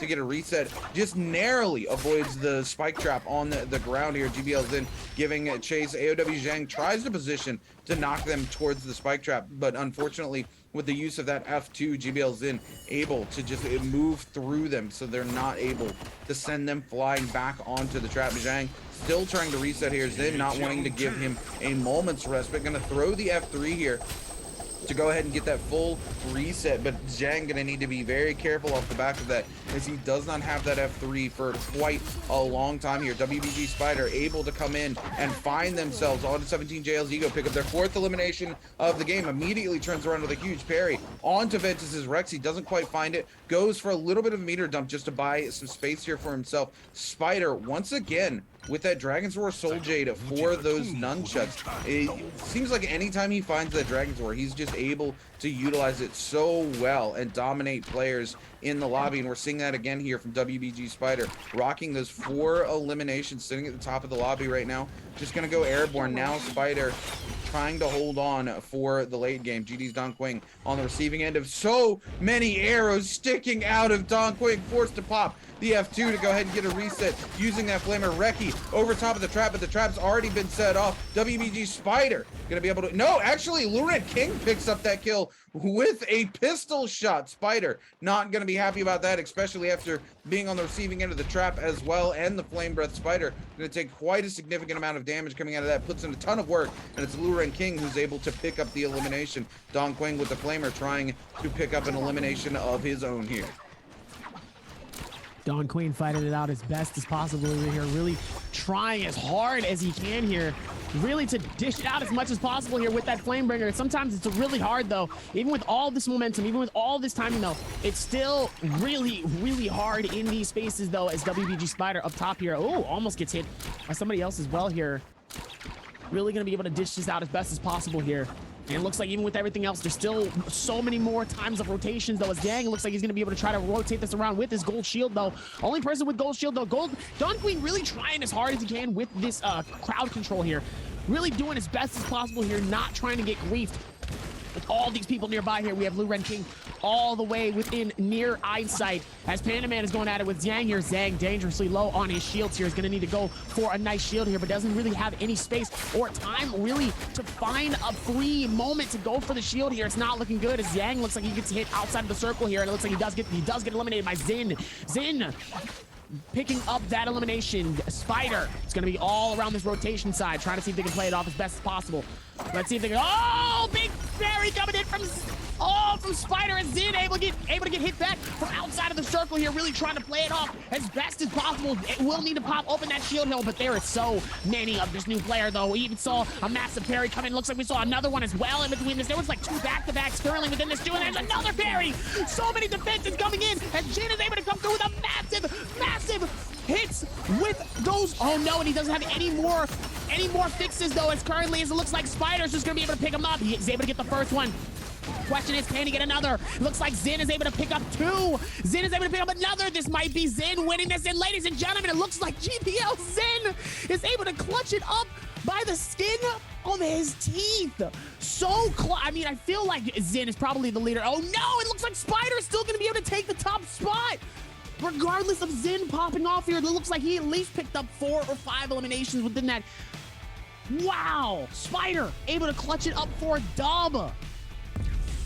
Yeah, Spider's going to go out in second place there, but he does have 5 eliminations, I do believe, off the back of that. Potentially 6 eliminations. So that second place, that multiplier going to buy him just enough with those extra kills to move into the MVP status here for game number 2. GBL Zin, though, coming in, locking it down pretty heavily in the end. If you see, most of these Z-Pings just able to stand out in the zone, pop their ultimate, not really care about the zone tick as they just go head to head here. And this is where Z-Ping really shines and why so many players prefer her coming into Hollow Earth, right? You just don't have to worry about where the zone's going to close. You can take that fight any which way that you want. But GBL Zin still got to be very happy about his performance here, able to lock down that final zone, pick up quite a few eliminations, almost able to walk away the MVP. Comes very, very close.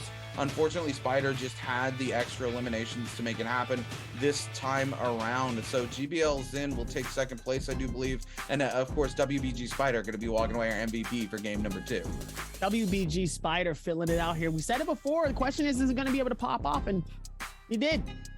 Saw those 3 eliminations right before we got to really that 4th and final circle here. So WBG had that momentum going into that final circle here. So there was a lot of confidence from him already. But once he was in it, yeah, he was in it, and he played it really smart. Honestly, he played it well. I'm really surprised though, especially with Zin too, because Zin really did pop off. I really want to see how close the scoring is for Zin here, because even though he got the dub, I'm curious how many eliminations he picked up, because I know for sure he picked up at least 2 or 3 within that final circle. Now the question is, did he have any eliminations prior to that? To be honest with you, I don't think he did.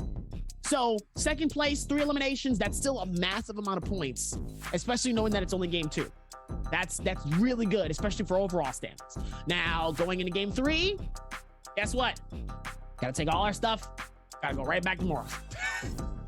Yeah, we got to pack up over here and get on the boat and paddle our way. But before we do all that, we're gonna have to take a look at that overall scoreboard. We got to see where these players landed based on this game here. I like you said, I think GBL Zin had 4, maybe 5 eliminations total off the back of that, and I think Spider walked away with 6. So I'm gonna make my prediction here. I'm gonna say GBL Zin had 4 eliminations, takes first place. Spider has 6 eliminations, takes second place, and is going to walk away by very few points ahead of our boy GBL Zin. And here, no, Spider only had 5 eliminations. I said it was very, very close. I thought Spider was going to have 6 eliminations, but apparently 5, even with the second place finish, is enough to overcome the point difference here. GBL Zin going to still be walking away with a very strong 10.4. And you got to remember, here's the deal. GBL Zin was in top 3 last game. Spider was nowhere near top 3, right? And then JDG's Chu Zhang was our MVP last game, and GBL Zin was top 3. So off the back of these 2 games, GBL Zin realistically is in first place overall right now. Consistency is more important than having one big pop-off game, and GBL Zin is one of those players who consistently shows us that that's the case, as here we are again with Zin putting up big points on the board in game number 2. Even with that though, 21,000 damage coming in from Spider. Oh my goodness, this man came with a mission. 5 eliminations, 5 counter spikes, 16,000 damage coming in from melee weapons, 12k coming in specifically from the nunchuck, 17,000 healing. This man was on a roaring rampage. Storm Stride or Dragon's War. He had 2 Storm Strides on him. 2 Storm Strides. I'm sorry. Absolutely. What? Huh? He had 2 Storm Strides. You can hold 2 Storm Strides? Yeah, you can hold 6 of any Soul Jade you want. The thing is you only get the stats past the first one, right? It's not like the effect stacks. So you only get the stats, but it's still, hey, it's legendary stats versus purple or blue stats. Absolutely, you take the legendary stats at the end here. But WG Spider able to lock it down with 1 more elimination than GBL's in here, so he does walk away MVP. I said it was close here in game number 2. Very, very close game. I said it was close. Absolutely. I was like, it's either 1 or 2. I said it was 1. I was like, he had 5. He had at least 3 or 4. I said he had at least 3 or 4 eliminations in there. That was about to be a real tight Zen. It really could have been Zen that ends up taking that top spot. It really could have.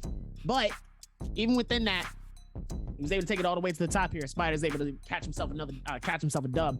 Exactly what he needed, though. It's exactly what he needed coming into this. Now we gotta go back, and now it's time for game 3. It's more and more exciting now. Now I'm starting to see how close things. Man, oh boy. Yeah, things getting very, very close here in solos, and we're gonna head back over to Morris Isle for our next 2 games. So make sure you guys don't go anywhere because the action is only just getting started. And the question is will WBG Spider be able to keep the momentum, or will he continue to have his issue with the coin flippiness? This particular game, we saw Spider get eliminated early, and it looked like there for a while he wasn't going to be able to catch his feet underneath him. He had 0 elims for a while. All of a sudden, he picks up 2 eliminations, and then he just continues to keep things rolling very, very hard off the back of that and just carry that momentum. He needs to learn to be able to do that every single game that he has a bad start to a game, and he will easily be the top player in the league all the time. So hopefully he'll be able to continue to find his feet as we get ready to head into game number 3. But I mean, again, it's GBL Zin who's still sitting on top overall right now.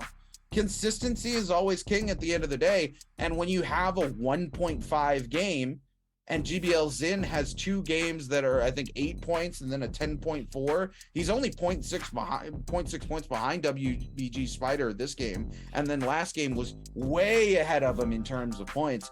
That's hard to overcome. That's the cost of being a flip-floppy, coin flippy type player, where you have one big game and then you have a big goose egg where you walk away with nothing. Well, right? hold on. It's only game 2 here, so I wouldn't necessarily call it a coin flip just yet. I think if we were in like game 4, game 5, then maybe I would see like kind of where the coin flip is, but it's still too early to dictate what's going on here. This might not even be the arc of Spider. This might not even be his arc yet. We might be seeing a pop-off game in game 4. You never know.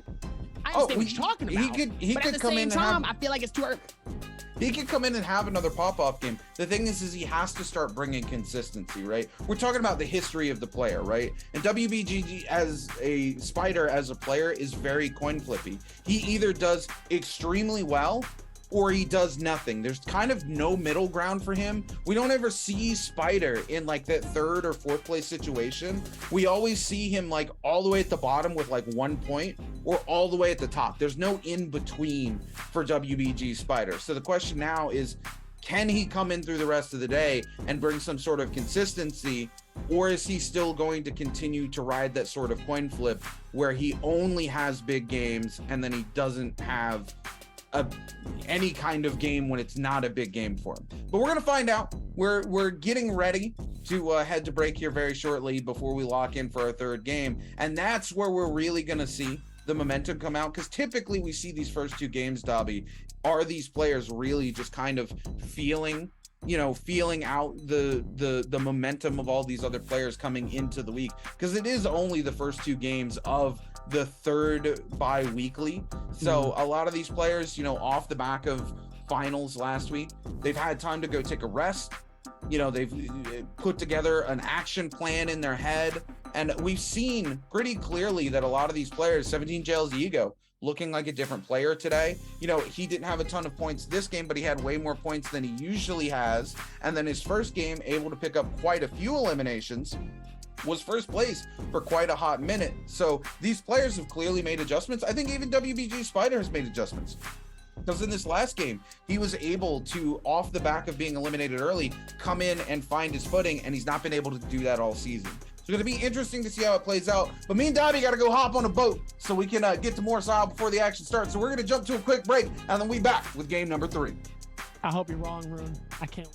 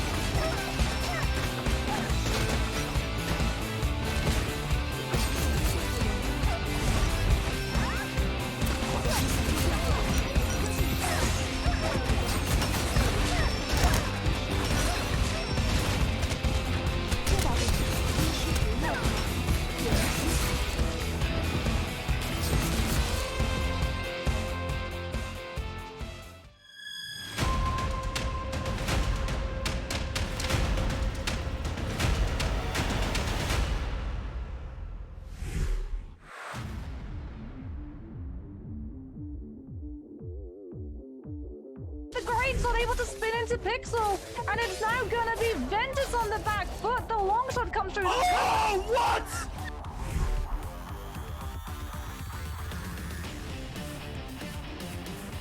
The UHN have both the Temi and the Monk still alive, trying to buy themselves a little bit of safety.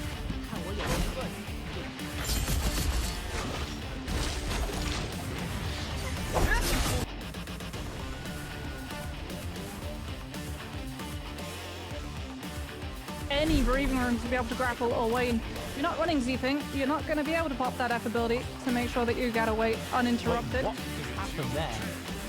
That was like the longest grapple I've ever seen.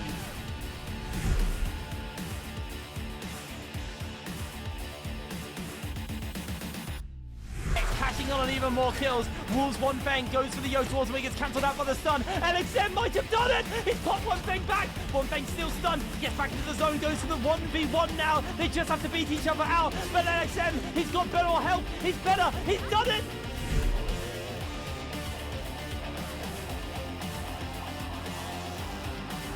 He's separated away from his team, but can reposition as he actually looks for work with Basansi going very, very low. And it's now just one player versus the world. Can he do it? He gets the counter. He finds one. He turns it around for another. No, that is going to be it. Can he hold? It's just EWG's final member. XCG are going to be the trios champions for our bi-weekly as number 2. No, they're gonna go down. Oh no, can't get away. They're stuck in an infinite loop. Oh.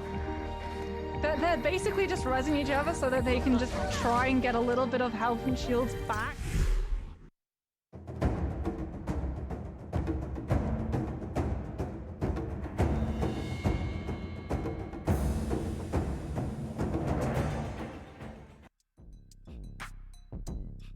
What's going on, ladies and gentlemen? Welcome back to the Naraka Blade Point Pro League.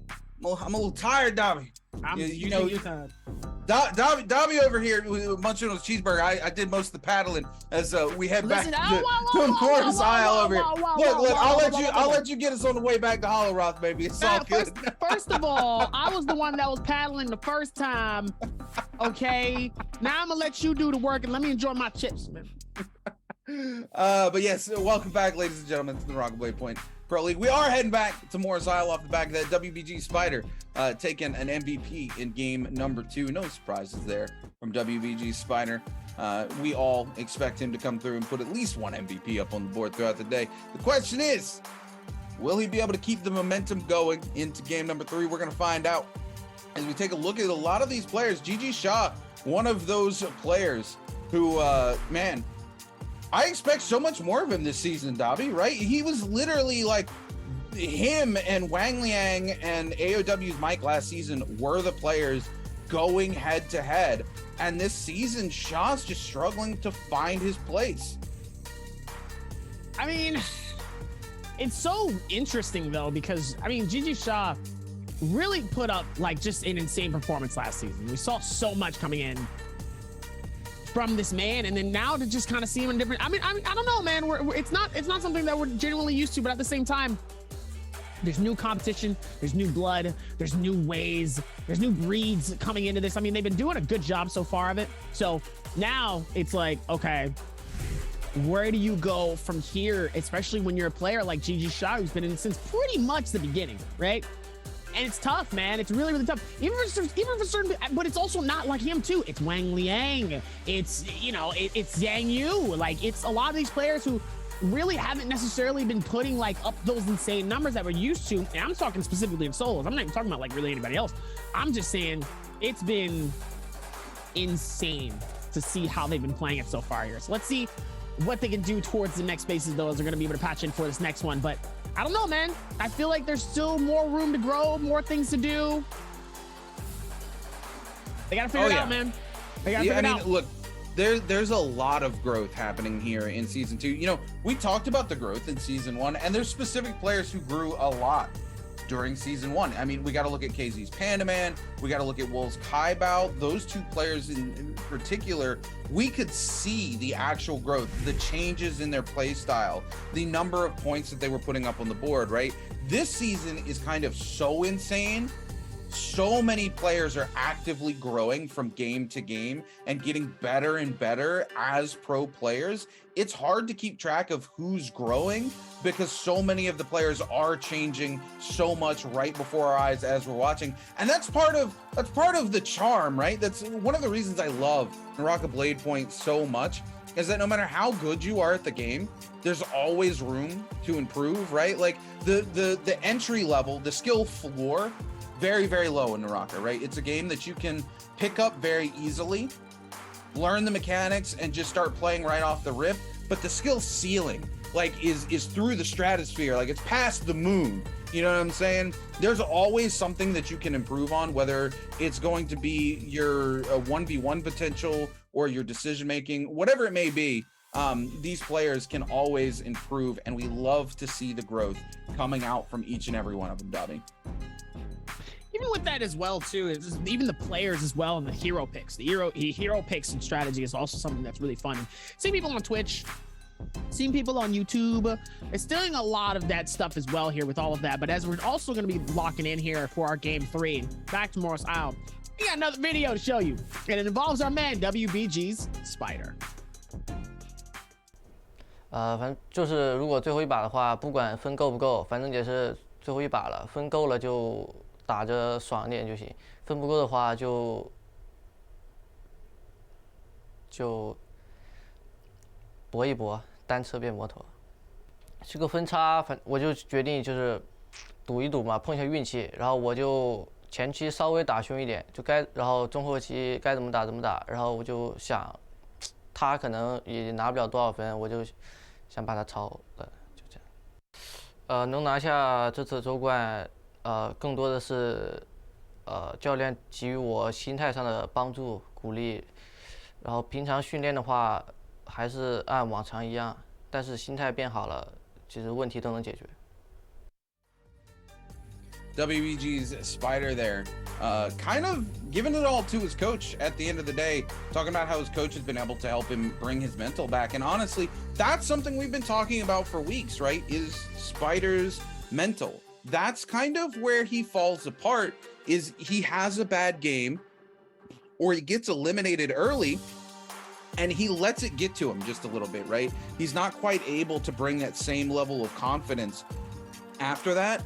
And it shows in his score line at the end of the day, but is really crediting his coach for being able to bring his mental back before that final game of last week's bi-weekly final, and that being why he was able to bring so much confidence into the ring for the final game and lock it down, break records, and walk away the champion of the bi-weekly final. So, you know, the coach knows what he's doing. He knows his players' weaknesses. It is right there, the same thing that we've been analyzing for weeks.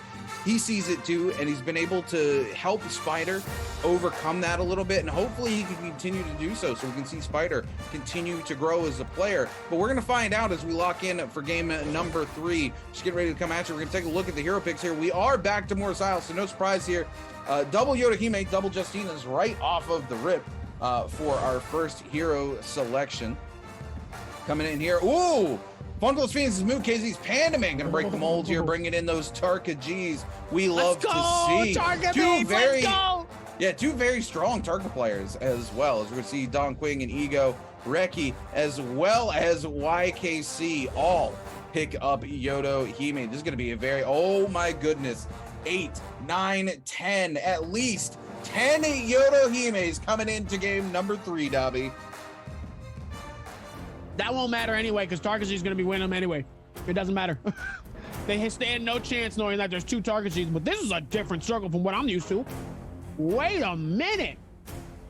It looks like the entire desert is actually going to get a lot of steps in today, ladies and gentlemen, as it looks like the entire side of Shadow Jade Mine is going to see a lot of people from Gamma Mine, Sigma Mine, and most Hism's Haven is going to see a plethora amount of people. Meanwhile, YKC has other plans heading straight towards center of Celestia. And it looks like one of the other players is also going to be seen doing a little bit of something different at Wayne Shrine, but nobody Wreckage, nobody Sunwing, nobody at Stillside Temple. This desert is about to get very hot for our game 3 for our solos. Yeah, as is always tradition, coming in with the MVP from last game, which is going to be WBG's Spider. Spider locking in on the blue armor, able to find a dagger off the rip here. Quite a few resources. But now we're going to turn to Ventus's Rexy, who's just a little north of Spider here, looking to come in. And here we go. The engagement's going to happen, and it's Reki who's able to find the first hit. But Spider returns the favor with a left click into a right click. Both of them going to throw the F3s down aggressively on top of one of each other. No F3s available now. Those are on a long cooldown, so it's just head-to-head here, and it's Ventus's Rexy who's able to find the kill onto WBG Spider and going to send Spider back to the Soul Altar quite early on here in game number 3. YZG's YKC going in hard onto AOW's AOW Zhang, locked down here, trying to move away, able to get the Frost Core, tap dodges off, and then comes back topside. Super smart play by Zhang here, able to throw YKC off. YKC goes bot side, looking for him, doesn't quite find them, and is forced to go find a place to take a reset. Over to GG Shaw on the receiving end of some pain from Badass Swankfly. Shaw only with the white nunchucks at the moment, just trying to stay away from the likes of Huang Fly. GD's Dong Quing has found his first target here in the lobby as well, giving chase to the likes of JDG's Chu Zhang. Chu Zhang, our MVP for game number 1, unfortunately walked away with a 0-point scoreline in game number 2, so he's going to have to do something drastic to come back here into game number 3 of the day if he wants to put himself back up to the top of the leaderboard. Dong Quing trying to lock him down with the katana here. We're to see Chu Zhang getting a couple of cheeky hits in here with the longsword. Does quite a bit of damage onto Don Quing, but is going to opt to back off and take the reset here. Over to JJHRG's Chul, who's going to find himself on the receiving end of OUG Luran King's F3 after a parry, but Luran King gets thrown out of his F3 as Chul uses an F3 of his own, is able to pick up the elimination with these dual blades. WBG Spider coming in. Spider needs to play this careful right now. He does not have that safety net. He knows that Chul doesn't have the F3, and he's kind of banking on that. Chul gonna come in with the ultimate though, cancel it out early, looking to find a place to get a reset. Needs to be very careful as GBL Zin now coming in to lock down the likes of Chul. Chul goes very, very low, finds the opportunity to get the F3, but it's gonna not be enough as GBL Zin able to catch the grapple and catch Chul out of the F3 before it comes to the ground, and that is gonna be it. Chul gonna be sent back to the Soul Altar. GG Shaw chasing down Baodao's Huangfly, but Oshi Zhang Yu wants it, and GG Shaw gonna be able to get it with wait. Hold on. Yeah, Shaw able to pick that up with a bow shot. I didn't even see Shaw swap to the bow. What? That was insane. Swapped so fast, didn't even need to show it. It's almost like a glitch in the arena. Doesn't even know it. Got hit with it so fast, and all of a sudden you're like, wait, you pulled out a bow? Just like that. Meanwhile, Justina gonna be able to use that ulti just to back out. Tries to get out of Dodge's way and get out of a bad situation. You love to see it coming in as Spider is gonna be around the way, trying as best as can to try to hold it as best as possible. Meanwhile, Spider getting hit in a bad situation. Move. Trying to be on the inside here, Tarkaji, trying to see if he can find something here. I'm curious where the fireball is going to come out here. Should be very viable for him, though. Meanwhile, darkness starts to come in as he looks like he's going to be pushing in towards the swarm. Spider trying to back out as best as possible. Does what he can, but doesn't matter. Meanwhile, GG Shaw outside of circle. Zhang Yu is going to force the ultimate, forcing Shaw to back off and get away as fast as possible. Shaw here going to find a little bit of space outside of the zone to get a reset. Zhang Yu forced to take their reset inside of the zone because Shaw holding on to that space. They can't press into it without taking the reset. We're going to see the Frost Core come up in the zone, going to push onto Shaw. Shaw going to have enough time to get most of a full reset, though. From the Frost Core is going to come in. Zhang Yu now trying to play Gatekeeper on to Shaw. Shaw going to return the favor, though, with the nunchucks, pulls out the bow for a little bit of damage. And we're going to see Zhang Yu come in with the uppercut combo, and Shaw continued to be locked down in the zone. The F3 comes out. Zhang Yu just needs to keep him in here and not to get more damage. The parry comes out, and GG Shaw is going to go down to OC Zhang Yu. Hopefully Zhang Yu can get back into the zone as we see GBL's spin going airborne. The AC-130 coming out. It's a Yodo versus Yodo in the air. Fight battle. Huangfly versus GBL Zin. Huangfly is going to go low to the bottom. His ult ends here. GBL Zin going to end his ult, trying to come in and catch Huangfly out. Huangfly able to find an armor reset, so GBL Zin now needs to back off. Now Huangfly going to swap back to his other armor, though, and start healing himself up off the back of the break from this fight. GBL Zin also going to continue to push away and look for that full reset. KZ's Pandaman going head-to-head with Ventus's Rexy. Rexy going to take quite a bit of damage off the back of that katana and drop the F3 for the reset. KZ's Pandaman playing this very patiently as the third party comes in with a bow from behind, and Pandaman doesn't want to put himself in a situation where he gets his kill stolen out from underneath of him and ends up in a bad situation on top of it. Over to GBL Zin, who's now giving chase to Badass Huangfly for the second time. They want to continue this fight. Huangfly able to come in, catch the left to right click. Zin catches another left click, but is able to throw the F3 to buy himself a little bit of space. With Huangfly with an F3 of his own is going to cancel it out. GBL Zin now only 32% ultimate, 20 seconds until that F3 is back up. Huangfly more than happy to continue to give chase. Misses the opportunity for the grapple, misses the second grapple, though, and unfortunately, Badass Huangfly going to lose out on the opportunity as Zin gets away. Over to AOW Zhang, who's fighting WBG Spider. Zhang up top playing this, trying to get a little bit of a distance, but also keeping Spider at close hand here. Spider with not really much shield here with the great shield, not looking good. Zhang having the advantage, though, with that great shield here could go really bad if you're not paying attention here. Zhang is going to get hit off of this, pushing Spider right into a corner here, hitting some massive hits. Meanwhile, that F3 comes out here, putting some major damage on to Zhang, though. Really trying to hold it as best as possible here. Meanwhile, waiting for the right click. It looks like he was able to tap it, though. Defense coming in on each side here. Let's see what happens as the Zhang is able to go for that ice core. Gonna try to time it out. It looks like Spider's able to do the massive amount of damage and hit him with no more shield. This is not looking good as if Justino comes through at a beautiful time, and it looks like Zhang is gonna be able to throw through and get away here. Trying to get away as best as possible, trying not to get hit by those cannon shots. Is able to get a little bit of shield in.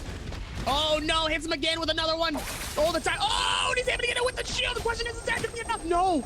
Oh, he's so close. He could really get, oh my goodness, the defense coming in. All he needs is one hit. All he needs is one massive hit, and Zhang is able to get the dub, at least for this fight. WBG Spider will have to go through for another reset, though, and Zhang looks like he's gonna push after it. Zhang keeping that same momentum and the same energy, is able to get the nice little, oh, and Spider's able to hit him with a massive hit of a parry. Zhang with 1 HP left is able to hit him and get the shield. The question is, does he have enough space to be able to get it? Spider is also dangerously low here. This could be an advantage for Zhang if he plays this as best as possible. Spider's able to pop through with an insane Yoda Hime. The question is he going to be able to get a connection, though? He gets a little too far. doesn't have enough, and it looks like, ladies and gentlemen, we're gonna go for another reset. This is why I love this game. The back and forth between each party, they've been doing it so well, and we've seen it on each side here. I'm excited to see how they can go back on it, but it looks like we're gonna switch over to Moo, as Moo looks like he's gonna be using his target skills. And so much going on here as Lu Ren King actually gets hit, and he's dangerously low. He's gonna have to back off here. Meanwhile, Moo is gonna be able to keep that same momentum, but it looks like Chul is able to snatch the elimination away from Moo. Doesn't even matter though, as it looks like he's waiting for the right click here, but Chul looks like he has some other plans here, and he wants to get this elimination as best as possible. But here comes the fire coming in, and it's gonna be able to set him ablaze up top, and he's gonna juggle him over and over again. The question is he gonna be able to get the elimination? Oh, Moo is just disrespecting this man as Chul gets eliminated. Moo shuts him down and doesn't even give him a chance to touch the ground.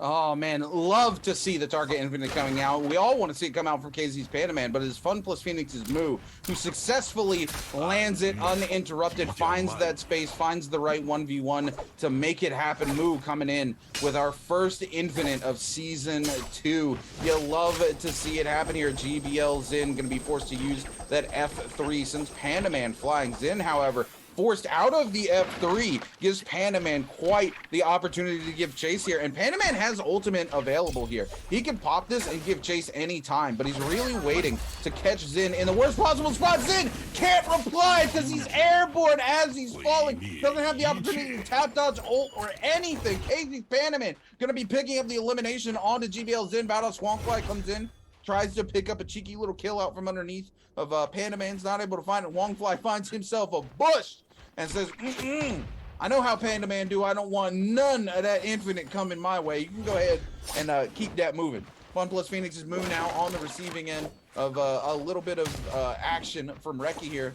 Moo holding on to the spear here on Tarka, as we see Rexy trying to throw those bow shots down range onto Moo. Moo more than happy to just keep things moving, trying to buy time for that ultimate to come back up. He's up to 62% right now, a couple of hits, and Moo can easily have that infinite back very, very soon here. Rexy gonna pop the F3 early, moves out of it, doesn't get the opportunity to get any bit of a reset off Moo, trying to lock him down here with the spear, do damage, is gonna find a chance to get a reset off, going for the full reset in the face of Rexy. Actually does get it over the top of the rocket, doesn't cancel the pot out for him here. Moo knows his terrain very well, able to connect on a couple of hits as well. Reki now being sent flying. Reki 3 seconds till that F3's up. He's gonna be forced to pop the ultimate instead. Moo just wants to keep pumping the damage out. He's gonna throw the F up in the face of it to block the damage off here.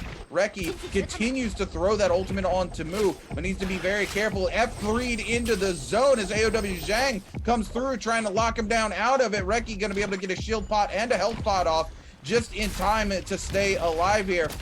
But Reki, no fuel left in the tank, no F, no ultimate. Moo's here as well. Moo still has ultimate as well. Could easily be anyone's kill here. Reki has no place to go, no abilities to hold on to. He's just trying to buy time till that F3 comes back up, and he hopes for a reset here. But he's gonna walk towards the zone. Even one tick from that zone would end Reki. Reki gets the opportunity to get the F3, but is gonna get frozen out. No, he doesn't. There it is. He gets it, and Moo comes in with a people's elbow. Isn't quite able to connect as Reki finds an armor reset. It's gonna be AOW Zhang who picks up the kill. Moo forced to pop the ultimate here just to buy himself some space off the back of that. Moo, so sad. He worked so hard for that kill. Unfortunately, he's not going to be able to secure it.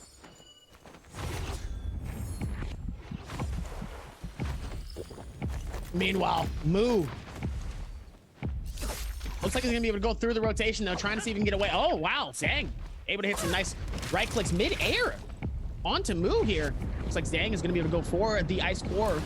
Gonna be able to slowly back off here. Oh no, it looks like they were both waiting on the Morris blessing to come in. Beautiful timing. The question is, they are outside of circle, so that circle take on their heels is getting hit little by little. The question is, who is going to be able to snatch up that chest? Looks like Xin is gonna be able to go for that heal though. Oh no, Moo's so dangerously low though. But he does have heals, so he should be able to pop something here and able to get some heals going.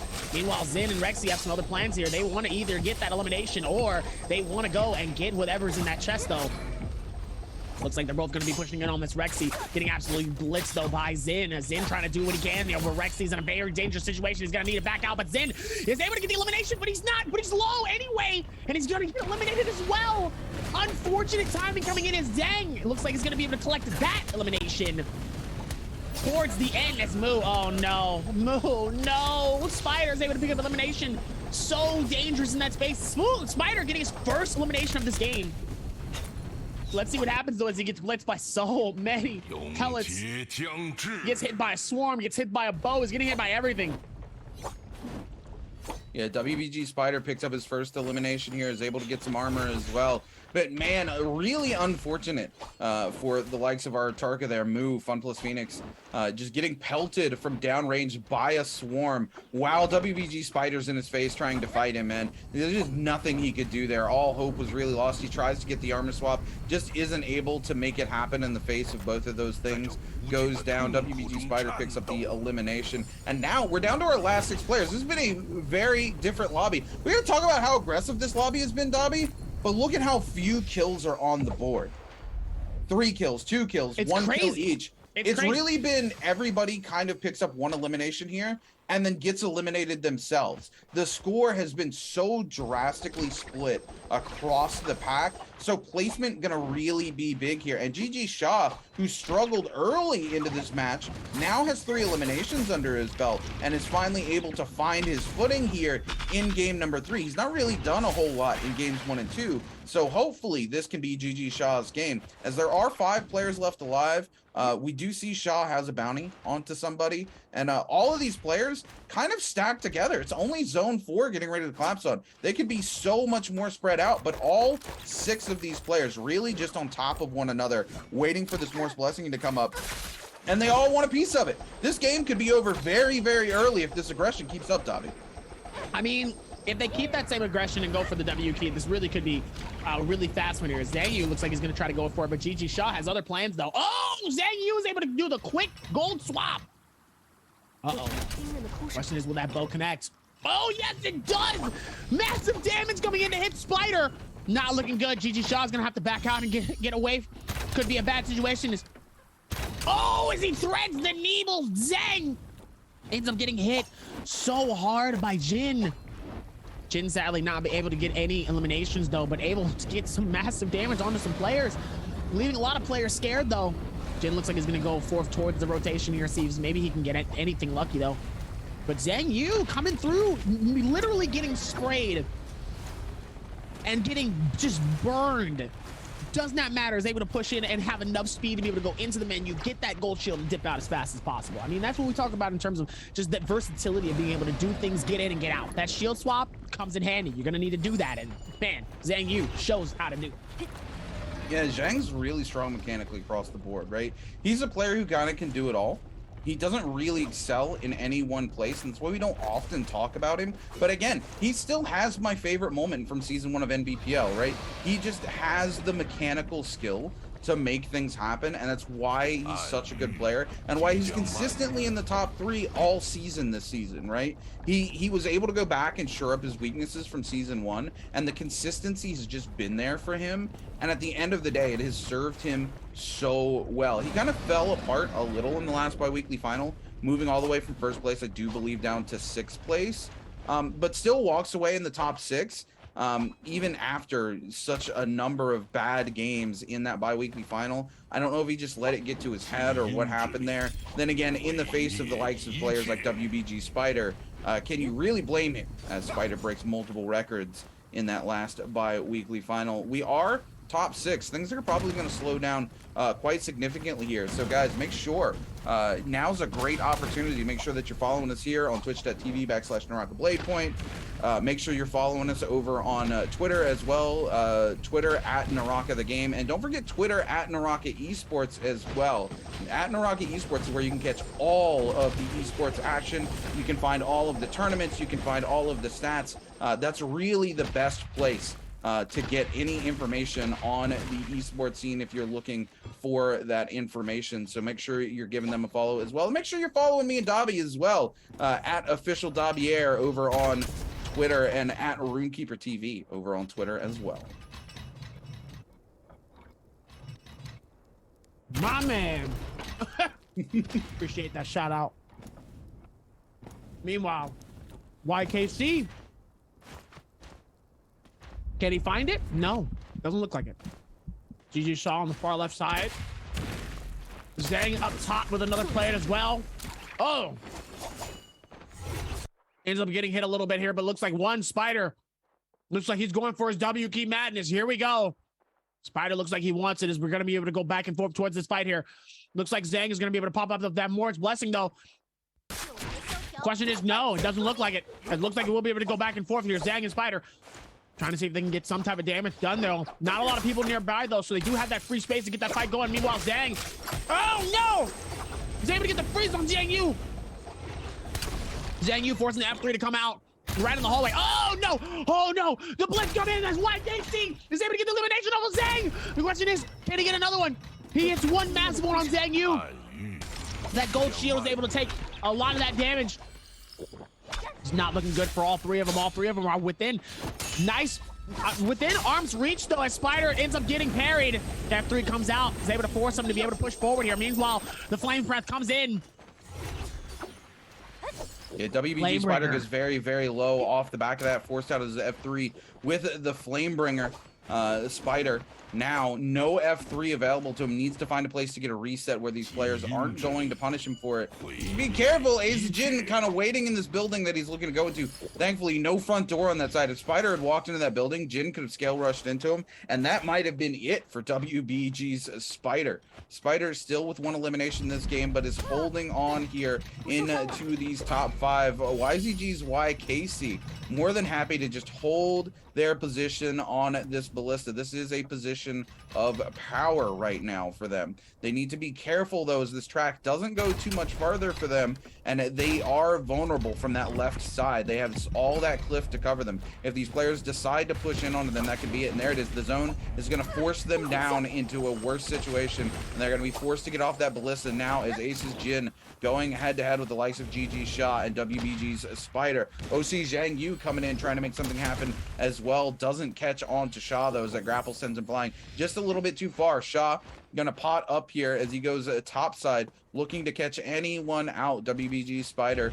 on the move as well, trying to come up and pressure Shaw off of the high ground here. Shaw gonna be sent back behind his hiding spot on the backside of this post here, as GG Shaw more than happy to sit up top. Spider finds a little bit of a reset, but YKC from YZG going to use that swarm to continue to threaten the space onto Spider. Spider going to be forced to grab the side of the cliff down below. OC Zhang Yu and Ace's Jin just kind of going head to head to the side here. YKC looking to lock on to anybody that they can. WBG Spider going to use a little bit of that cannon to pump some damage out though, threaten the space and get YKC to back off. And GG Shaw also going to use the flame breath to send them flying out as well. Spider coming topside with the cannon, trying to come in onto Shaw. Really wants to evict Shaw from the top of this little spot, and is finally able to. Shaw forced to use that frost core to go ahead and reset here.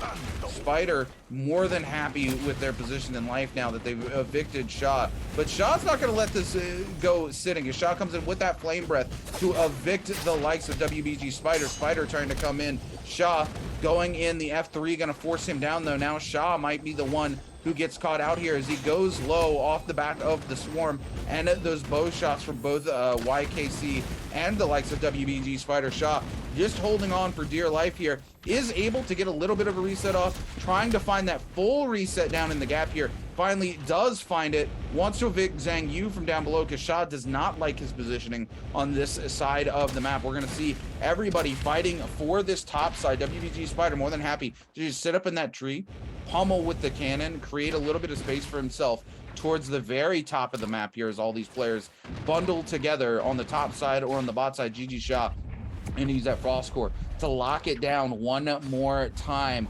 Everybody just buying space here, waiting for things to pop off. The Yoda Hime players here with a little bit more of an advantage towards this final edge, as GG Shaw is the only Justina left in the lobby, and they can't quite lock it all down with that one ultimate. These Yodos just waiting for the opportune moment to use those Yodo ults to buy themselves this final circle and as many kills as humanly possible. The question is, which Yodo is going to be able to make it happen, or will GG Sha, against all odds, be able to lock it down with that Justina ultimate in the end?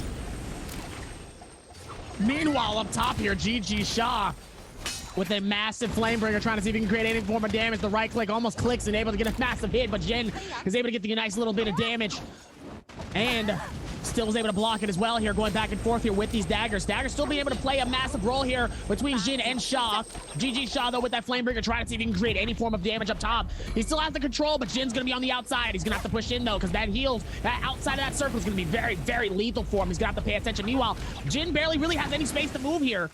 But he's able to get up top and reach as fast as possible to get up top here. Let's see if he can do anything to try to see if maybe he can get some form of heal towards himself here. GG Sha is leading the pack with 3 eliminations as the first Yoda he makes. Strike comes in. Jin is trying to see if maybe he can create some form of damage here as Jin goes airborne in the air, trying to see if maybe he can create anything as well. Here comes YKC. You're able to rotate and do the same thing, trying to see if he can create any form of damage here. So much happening as Jin gets eliminated from Spider. Sha's able to get elimination from Zhang Yu, and GG Sha is able to clutch it up with the Flamebringer to shut it down. The question is, does GG Sha have it? It looks like yes, GG Sha definitely enough to win game 3 for our solos. Wow, he played that really well. He played that as long as he could, especially with that Flamebringer. But obviously, I mean, that top spot, really being able to hold that down. I talk about this all the time. The crowd control that he was able to do for that last circle was very helpful. Oh yeah, coming in there with the Justina. Justina is capable of locking down final circles. The thing is, you have to wait till all the Yodos ult, and most of these Yodos are trying to hold on to that ultimate for as long as possible. We saw Ace's Jin forced to use their ultimate early, and that kind of set the dominoes into effect where all the other Yodas were like, oh hey, now it's time to ult. We're seeing the first ult come out. I can be next. I can, you know, start to lock down this circle, right?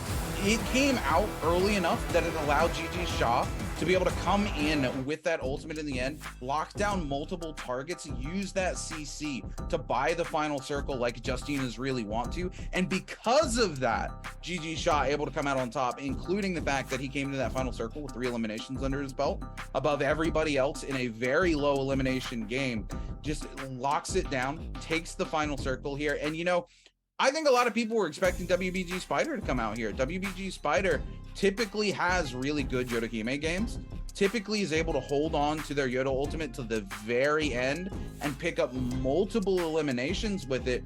That's not what happened here, though, as GG Sha proved that, you know, there was a reason GG Sha was the name we talked about so often in season 1 in terms of solos, and finally seeing them be able to find their footing here in season 2 is absolutely glorious. I do believe this might be their first, maybe their second MVP of the entire season, Dobby.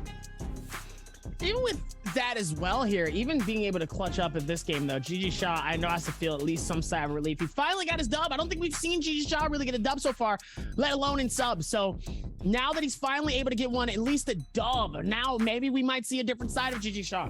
Because we've seen it before. We've seen that eye of the tiger in his eyes. We just haven't seen it so far. We finally got a chance to get a little bit of a lion's roar. We got a roar. Yeah, we love when GG Sha comes out and brings the heat. I need his whole chest to speak that amount of energy up until the very end here, okay? I need him to really bring it all the way towards the end here. We really haven't seen GG Sha really bring the Sha to this game. I haven't heard the in his chest. I ain't heard it yet. So now we finally got a chance to get a little bit. There's still some fire in him. I need him to snap into it. Get it going, baby. Come on. Finally got one. Let's see if we can get another. We love to see when GG Sha pops off. He does really, really well at holding down zones. He's just a mechanically skilled player, right? He knows how to lock down and take a zone. So if he can create that space for himself, that's where he really shines. He's going to pick up 5 eliminations here off the back of this. Going to take first place, going to pick up 12 points, the most points we've seen all day here in game number 3. WBG Spider able to at least pick up 2 more kills in the end there and keep himself in top 3. This is going to be really big for him. GBL Zin, unfortunately, not towards that top space where he's been. This might be what Spider needs to overcome that hill, but I don't think it's quite there yet. I think GBL Zin might still be holding on to overall first place after this game, but just by the skin of his teeth. OC Zhang Yu able to put up a 4.5 as well. Ventus is Rexy with 4 eliminations, but he goes out too early, still picking up a 5.3 point game though. But we got to talk about, look at the difference between first and second place. It's almost 6 points, Dobby. I mean, even with all of that though, like, I mean, 12 points is massive, right? GG Shaw. I mean, obviously, knowing that it's the third game, I think he was able to get at least like 1 or 2 eliminations within our last game series. So let's hope that maybe that's enough to at least get him, or at least stick him in top 5. But I think he needs another pop-off game like that if he really is going to feel comfortable going into it, especially now because we're at half now. 3 games done. We still got 3 more to go.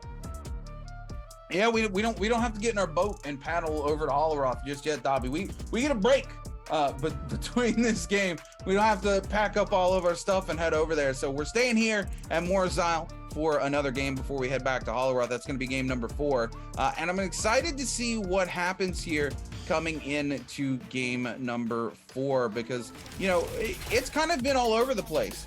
Our top 3 has changed drastically most of the time.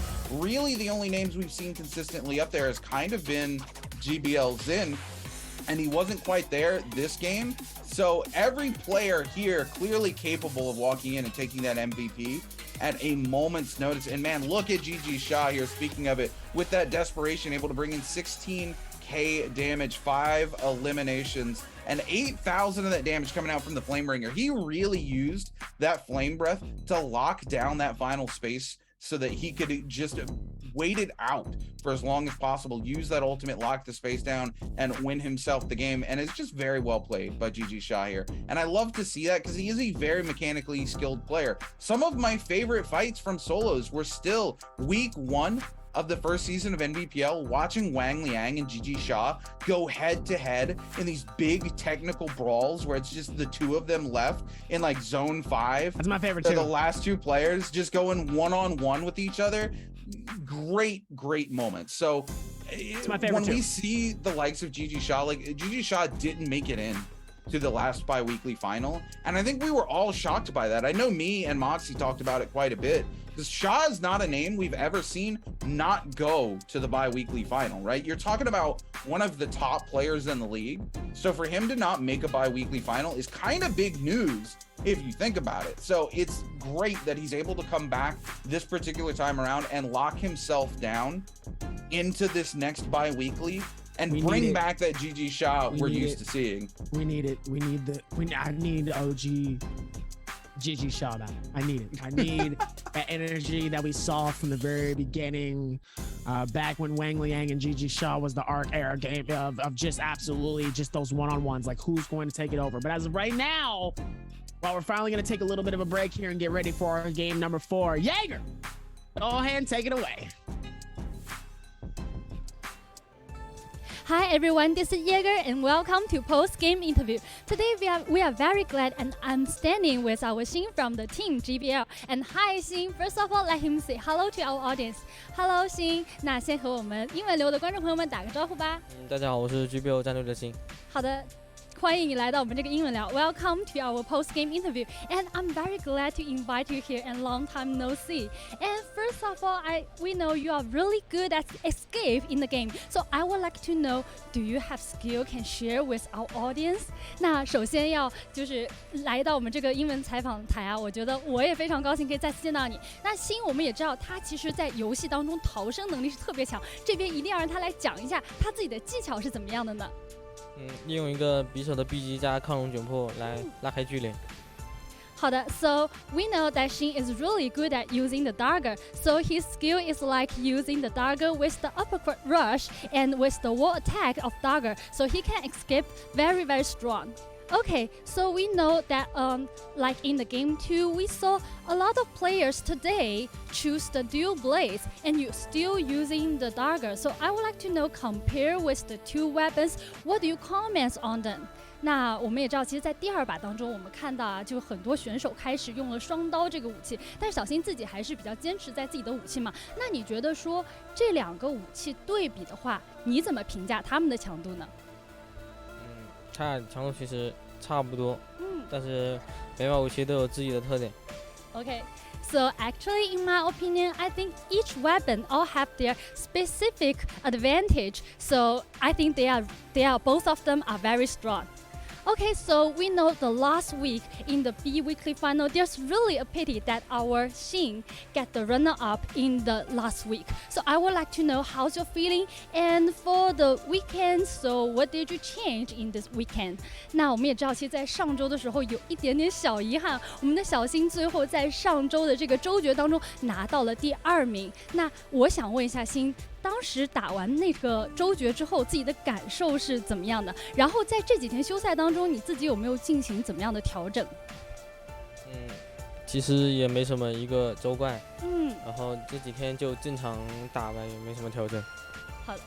So actually, I don't think it's very important because it's just a BIWEEKLY final.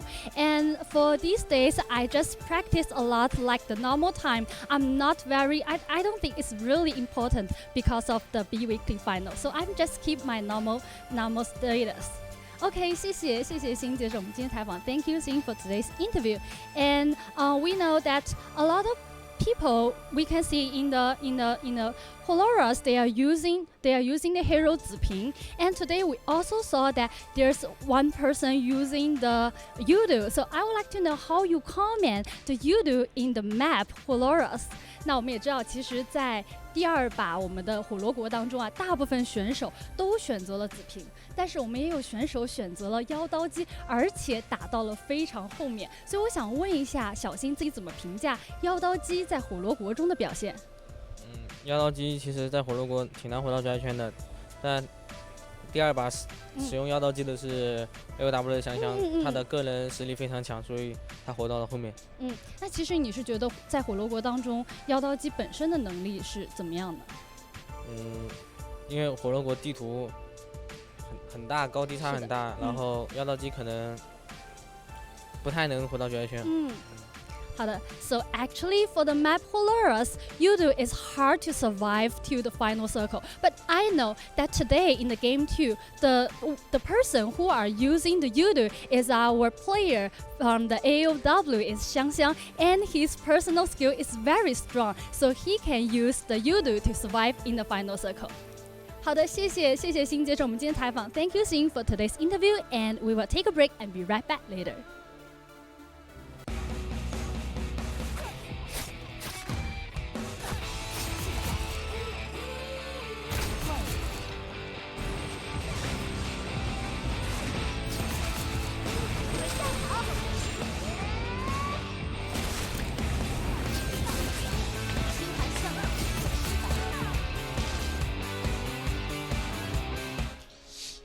S3天人第1天开始的时候，我进房间被门框撞了一下，然后从那一刻开始，我打天人的时候感觉思路清晰，然后操作凌厉，然后一直保持天人前10。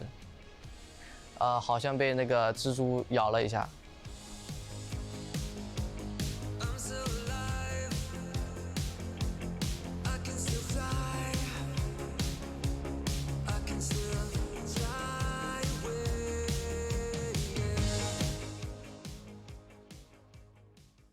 刚开始朋友喊我玩永劫无间，然后跟朋友一起打3排嘛，然后就特别喜欢跟别人打架，就是刀碰刀的那种感觉，然后把别人就是说打过了之后非常爽。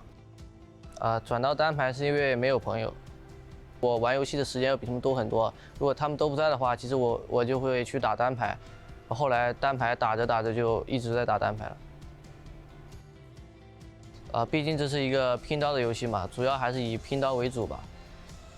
我的远程其实拿不了太多的分，就是偶尔运气好可以说 K1-2个头，而且我个人就是比较急，我有点忍不住，看到两个人想再打，我就忍不住，就切入的时机不是那么完美，所以我更多还是说正面1v1一些。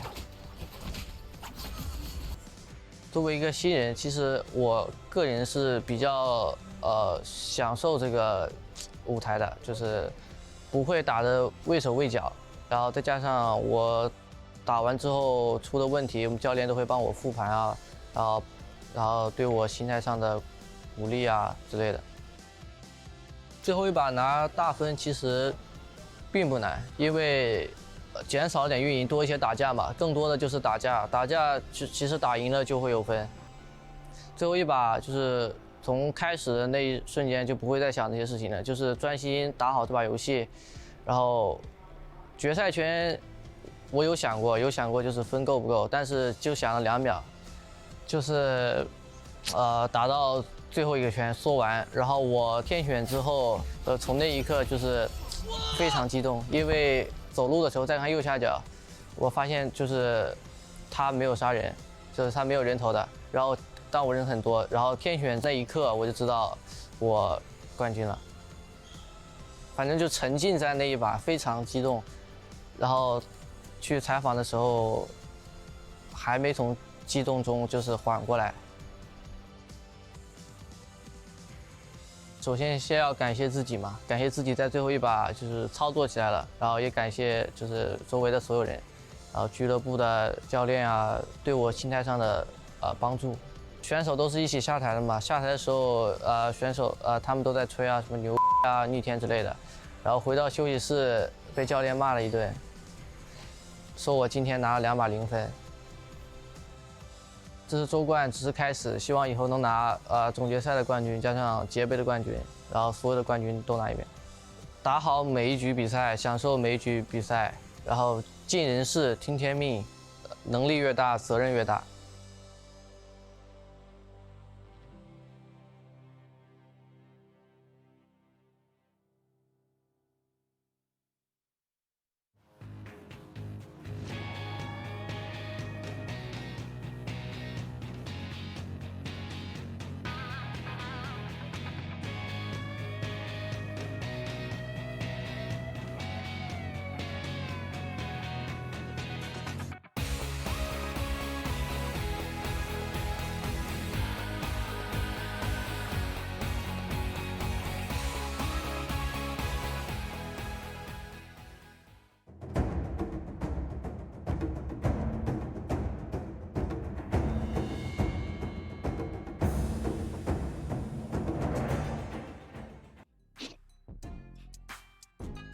Ladies and gentlemen, welcome back to Naraka Blade Point Pro League Season 2.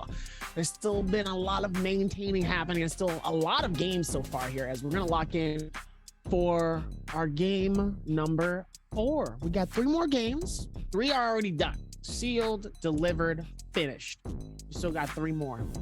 Now, the ending 3 is going to be interesting though because we have back to Morris.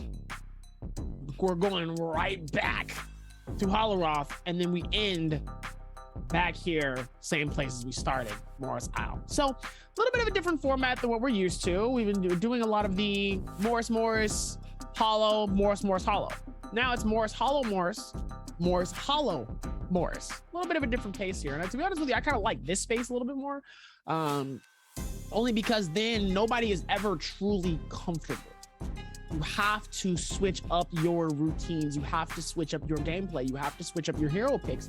And it's been good though, especially it's been refreshing with this new map because now we're not seeing a lot of the Yoda-Hime picks as often. Now we're seeing this new hero that's being picked for this main map. And even then we might still get like a nice little different change of pace here. As we saw with game number 3, we saw 2 Targaji mains come through and finally see it's trying to show a little bit of some action. Although it's from 2 Targaji mains, we know they use them, so it's not surprising coming in from them, but it's still nice to see.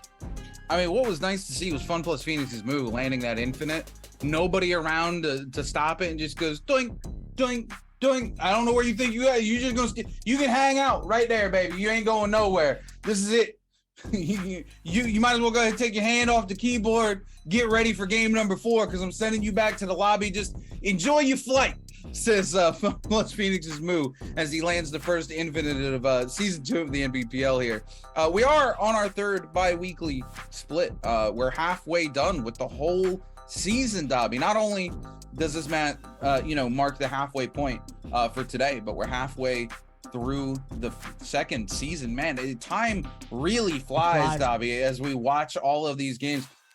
I feel like the more we come back to the NBPL here, Dobby, the days just go by faster and faster. The action just staying heated. All these players. I mean, we had, 6 players left alive after 9 minutes of our last game here. I can only hope they're going to be bringing that same energy coming into game number 4. They have to. Because, man. Oh, yeah. After what we experienced, they have to. Yeah, you got to bring the heat. You got to bring and just that because, energy. Just because the heat has just been absolutely insane so far from these last couple of games, I really want these next 3 games to absolutely pop off. So you know what? The scarf's coming off. Scarf's coming off. Scarf's coming off. Dobby gonna be showing off his new hairdo, ladies and gentlemen. Scarf's coming off here. And just like that, I think we're gonna see a different amount of gameplay here that I'm hoping for. I want to see it go down here.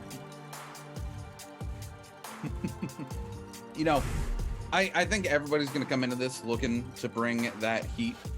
Taking a look here, GD's Dongqing. This is a player, man, I would hate to be in Dongqing's position, right? He's playing both solos and trios for his team. He never gets a break. It's 6 games today, 6 games tomorrow, 6 games the next day, 6 games the day after that. I mean, Dongqing is just a powerhouse in terms of being able to keep things rolling. But here's the thing, though. When you're used to it, you're used to it. It's only the people that don't go through that is where you sit there and you go, how could you do that? It's like once you go into the routine, why stop? If it ain't broke, don't fix it. He did it last season. You think he's not ready to handle both solos and trios this season? I think not. He is ready to go. You know, there's been some roster changes, though, over at Team GD, right? And honestly, the trios team this season is much more built around Dongqing. So, whereas last season, he's even talked about it in some of the interviews we've done with Dongqing. He's the shot caller this season, right? So, whereas before, when he came into trios, he didn't have to be the person thinking about where they were going and what they were doing. Somebody else was their IGL making those calls for him. Now he's having to do it in solos, go into trios, and shot call for the team. He's in a different position this season than he was last season. So it's still, it's still quite a bit, because if you looked at last season, right, he came in and he would do 6 games one day, but then he would get a break. The group swapped up and he wasn't in the next day.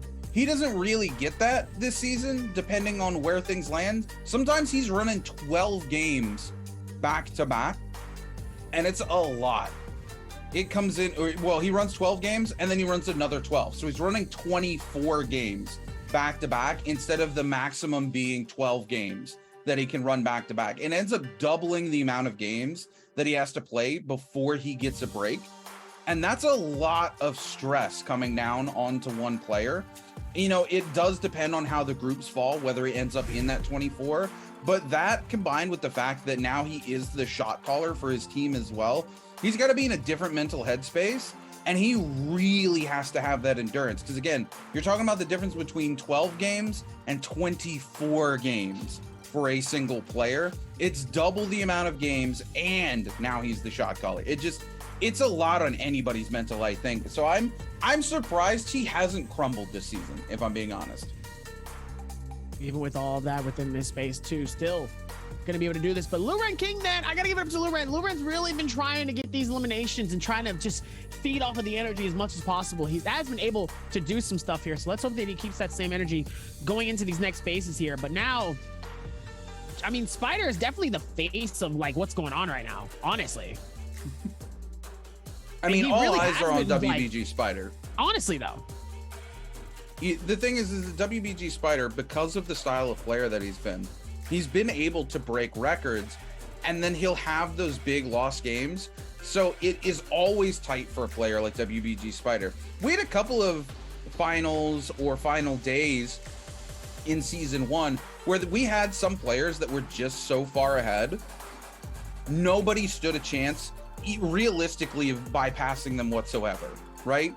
WBG Spider has not been able to put himself in that situation where he has a comfortable lead, because the way he plays games and how flip-floppy he can be, when he does take the lead, he's holding on to it by 5, maybe 8 points at any given moment. So one game is always what's separating him from, you know, being that first place and not being that first place. So for WBG Spider, he makes things interesting, right? He comes in and he does bring that huge energy where he's just locking things down and bringing the kills. Taking a look here, by the way, we're taking a look at the stats compared to JDG's Chu Zhang, who's another top player in the league right now. And Spider has a couple 0.5 eliminations over the top of him in terms of average kills. So JDG's Chu Zhang, again, one of those players that plays consistently but doesn't have huge pop-off games like Spider does. Spider just makes it interesting to watch, and that's what we love at the end of the day as both casters and audience, right? We just love a good story to tell, and Spider always keeps us sitting on the edge of our seats, Dobby. Even with everything going on here, let's see if they can keep that same momentum going into game 4 here, but let's see what the lock-ins going on here. Yodohime is definitely the main start though, but Rune, where we at? What we looking like? I mean, we're gonna see triple Yodohime's locked in. We do see one Z-Ping, Yodohime coming in. I mean, no surprises here. Look at all the Yodos. Off the back of that last game, everybody looking to lock in Yodos. We've seen 2 Z-Pings and all Yodos. Now all Yodos and a Justina. We're back here. We're back to the Yodohime meta. Look, some of these players clearly want to play her while she's still in the meta before that big nerf comes through. Is that a Wu Chen?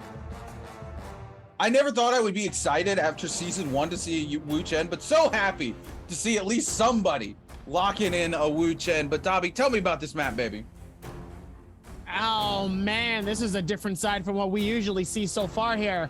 Looks like Celestra all the way up to Stillside is going to see a nice plethora of people. Crow's Nest, Wayne Shrine, Zest Winery, Pool of Cleansing. Anywhere surrounding the area, Celestra is going to get its fair share, but now it looks like Zhangyu and Rexy are going to be the ones that's going to be holding down the fort over at Stillside Temple. Lake Yellowleaf looks like it's going to see some people as well here. It looks like there's nobody near Servants Ground, but there will be a rotation heading towards over there, as Artesian Grove is going to be one of the main highlights for this game here. As we lock in for game 4, everything is going to be towards that center aisle right near Celestra. Yeah, starting off as is tradition with our MVP from last game, GG Shaw, but action already breaking out on the other side of the map. GBL Zin going head-to-head with KZ's Panaman. Panaman coming in with that katana, putting in work. Zin continues to walk into that charged right-click.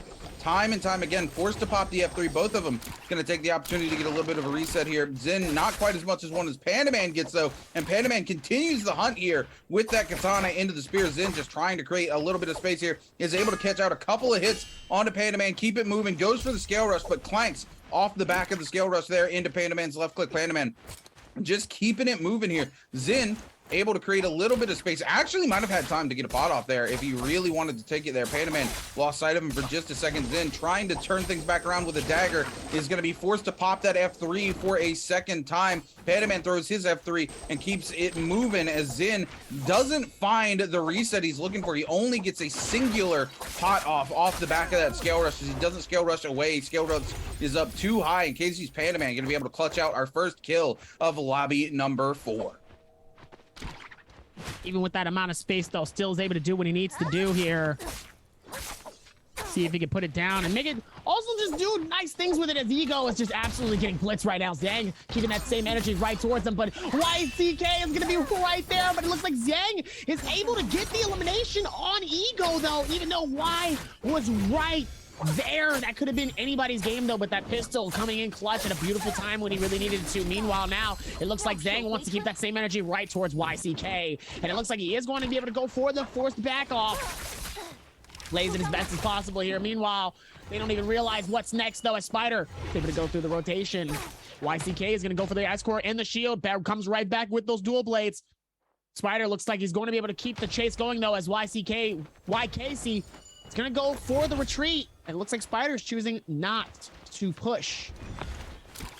Really interesting play from Spider. Spider still has his safety net. That's not something we're used to seeing Spider do. Spider will usually push it out until that safety net's entirely gone and just W key non-stop. So Spider backing off is interesting. It seems like he's adjusting to some of these other players in the lobby. OUG's Lure and King, though, going head-to-head with FunPlus Phoenix's Moo here. Forced to use the ultimate here, trying to get a little bit of a reset. Moo continuing the chase, though. Luren looking for the opportunity. He's going to throw the F2 down. It sees Moo go low. No, Moo still has the F3 here, but has an opportunity to make something happen. Moo does have the ultimate, is looking for Luren King with the slash. He's not going to be able to find them. Gonna teleport away. Needs to be careful. Going to go ahead and cancel the ultimate. That musket shot doing a ton of damage. Going to stop Moo from getting that off. Waits. He's going to force out these stone forms and just use the clank damage over and over again from the nunchucks to force Moo out and send Moo back to the Soul Altar. As Luren King picks up their first eliminations. JJHRD's Chul here going to be using that V3 here on Wu Chen to create a portal to create some distance and try to get away as we turn our attention to AOW Zhang. Zhang giving chase to YKC, who goes super low, but is able to find a armor swap. So Zhang is still going to give pursuit, though, knowing he has quite the advantage. But YKC has been able to create so much space here and is now in Celestra. He's going to have tons of opportunities to get away from this fight, but Zhang is able to find onto him and take control of it and force YKC to go ahead and pop that Frost Core as well. YKC with no ultimate going to eat. Oh my goodness. Zhang catches the corner there, and unfortunately that actually saves YKC for just a second. Now the question is, who's going to be able to pick up the elimination on the YKC, or is he going to slip away here? He's got so much space to maneuver in Celestra, but there are a lot of hungry sharks in the water, and it looks like it's going to be OUG's Luren King who might be able to lock this down. We do see the Frost Core come back out. Sorry, JDG's Chu Zhang, not Luren King. Chu Zhang continuing to give chase. There it is. YKZ finally runs out of gas in the tank, and JDG's Chu Zhang picks up his first elimination here in game number 4. Even with all of that coming down, they're still able to put something together here. Let's see if they can figure this out as well. Looks like Ego is going to be able to go through the rotation. It looks like he decides to back off, though. Decides to play this well here. Meanwhile, Jin decides he has other plans as he pops open that Yorihime ulti. Where is Ego going? Looks like Ego just goes dancing with Yorihime in the sky here, but it's not looking good as he does get absolutely hit, though, by that last little dash of the blade. Goes for the rotation, but he is dangerously low there. Jin trying to play it off too smooth here, and it looks like Jin is going to make Ego pay for it. It's Ego will get eliminated. I don't know what Ego was. I mean, I understand what he was trying to do. He was trying to, too slow. Oh, too slow. Oh, you almost had it. You gotta be quicker than that. But suddenly, looks like he was a lot faster than he thought he was. Man, was faster than Sonic. Meanwhile, Zhang Yu is getting absolutely blitzed by those dual blades there. Don't Queen. Trying to keep that same momentum, pushing in. Meanwhile, the daggers is also trying to get some nice little bits of damage here. T2, and it looks like Zhang Yu is going to get eliminated by Dawn Queen off of the rip of this first game. Whole lot going on here, but it looks like, look at this though. Plethora of players getting those first eliminations. Luren King, Zhang Yu, Dawn Queen, Panda Man, Moo, and many, many more. Half of this lobby now has a single elimination on the belt, which means that the other half has nothing. So, is it going to be revenge? Let's see what happens. And see here's FunPlus Phoenix throwing their F3 out, going head-to-head with JD's Chu Zhang here. F3 for F3. Moo with the dagger as well as Chu Zhang going head-to-head, but Moo significantly far behind in the gear. 1 armor level behind as well as 1 weapon level behind. So Moo really needs to get out of here. Plus GG Shaw waiting in the wing. FunPlus Phoenix's Moo does not want to be here. They find a little bit of space to call their own, but need to be careful as YKC resurrected it nearby and is also holding on to that space. GBL Zin now on the run from KZ's Panda Man, and Panda Man is hungry. Trying to give chase here. Actually manages not to walk into the charge. Right click of the dagger here from GBL Zin. GBL Zin gonna go airborne with a scale rush, just trying to create some distance between himself. KZ's Panda Man actually finds a white armor to swap into, but Panda Man's not gonna give up the chase easy. AOW Zin going head to head with WBG Spider. Spider forced to use the F3 here and is out in the open. This could be really bad for Spider given how many players are here. They might start to shark him down, but it looks like Ace's Jin does not want to give up the hunt onto AOW Jing, which might buy Spider the time he needs to get a reset. And there it is. The Morse Blessing is going to come topside, and all these players going to go head-to-head, trying to lock down a little bit of that coveted loot from the Morse Blessing here. GG Shaw looking to maybe pick up remnants once these players are gone. JJHRD's Chul gonna use that V3 to get out once again. Unfortunately, every time we cut to Chul, he's using that ult just to create some distance and get away. But it looks like he might have actually been able to get some loot from the box before he popped that ultimate. So it does pay off for him to spend that here. He's actually gonna teleport back through when nobody's watching. So it creates the idea that he's still on the other side, and it gives them less information about his positioning. Very smart plays coming out from JJHRD's Chul here, as we see GG Shaw going head to head with the likes of Ace Jin. Jin gonna get a couple cheeky little hits in here with the nunchucks, but not able to really do too much, as Shaw gonna find a place to get that reset off again. Ace Jin now gonna find himself a shield pot as he backs away, happy with what he got from the box, what little he was able to get there. Most of these players now gonna opt to go for some safety. We've only got one player fully eliminated here in game number 4. 17JL's Ego. We are down to 15 players left alive, as Zone 2 will be collapsing onto Zone 3 in the next 65 seconds. Bowdell Swankfly gonna do just a little bit of shopping before we move into Zone 3, Dobby. So much happening even within this spread, though, as Spider is able to do a nice little smooth slide, trying to get away from Dun Queen. Meanwhile, Dun Queen looks like he was going to want to go for the fight, though, but it looks like Dun Queen doesn't really want that energy, though. Looks like Spider's going to make him bring that energy out of him if he needs to. And it looks like Zin is going to be also around that other side here, trying to see if he can get something as well. Nice little bit of collecting something and see if maybe he can get something here. Let's see what he might be able to provide as Spider is going to be waiting around the other side here. It's going to be a nice little chase rotating on each side here. Really could be anybody's game, though, as Zin actually ends up losing his shield with that cannon shot connecting. Looks like he's going to be able to go through the rotation and get that shield popping. Right click on Zhang, waiting for Jin to pop up, but it looks like he wasn't. Nice smart thinking coming in and the timing pushing in, closing the gap between him and those nunchucks as Zhang with no shield now, basically to his name, as Jin is going to be able to keep that same momentum, though, with those nunchucks, the backup and the defense coming in, trying to see if he can create those maneuvers as much as possible. Meanwhile, Zhang's able to hit him with the fake, though, goes through the rotation. Nice little spread comes in with that right click, and it looks like Zhang is able to get away just in the nick of time, so that way Jin and Zhang can go for the reset.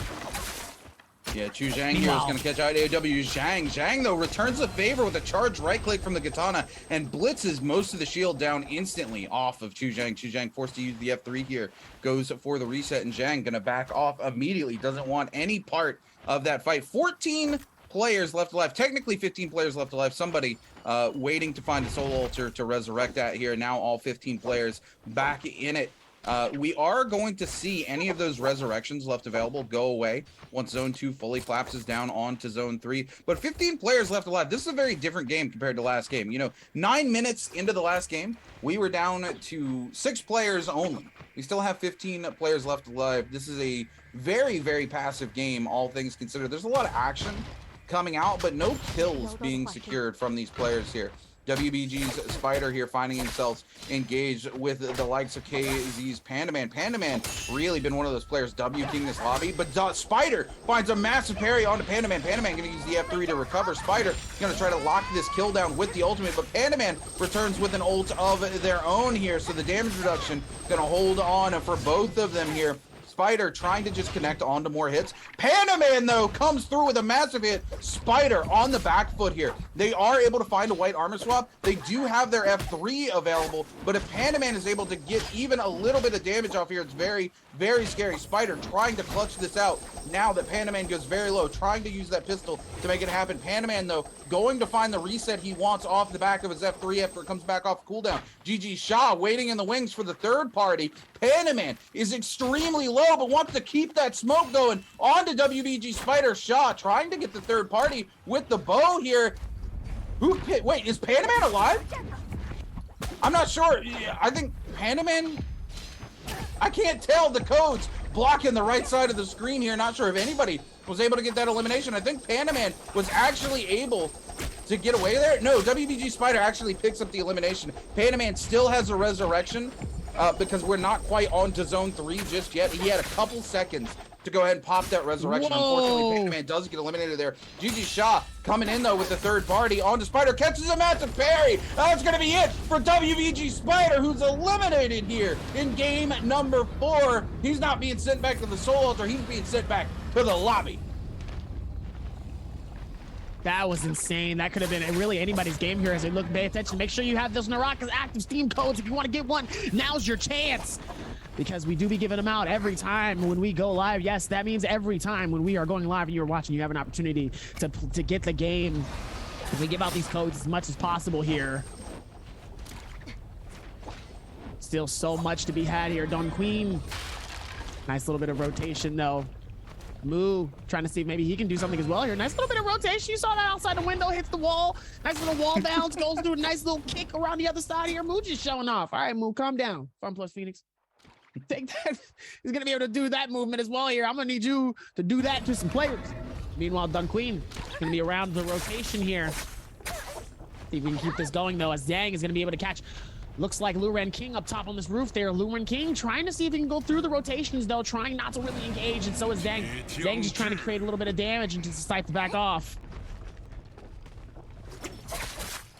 Yeah, Luren King gonna go top side here, but Zhang able to find them on the backside of the building, going to continue the chase. Luren forced to pop their F2 pretty early into this engagement, quite honestly, for Zping. Zpings usually hold on to that just a little bit longer. GBL Zin now giving chase to Ace's Jin, not Zin, Jin Zin, say that 3 times fast, trying to secure a kill on to Jin. Jin gonna use that meter dump to buy himself just a little bit of space, cancel it early, looking for an opportunity to catch somebody out. Does catch onto GBL Zin. Zin gonna be forced to pop the F3, and this could be exactly what Ace Jin needs.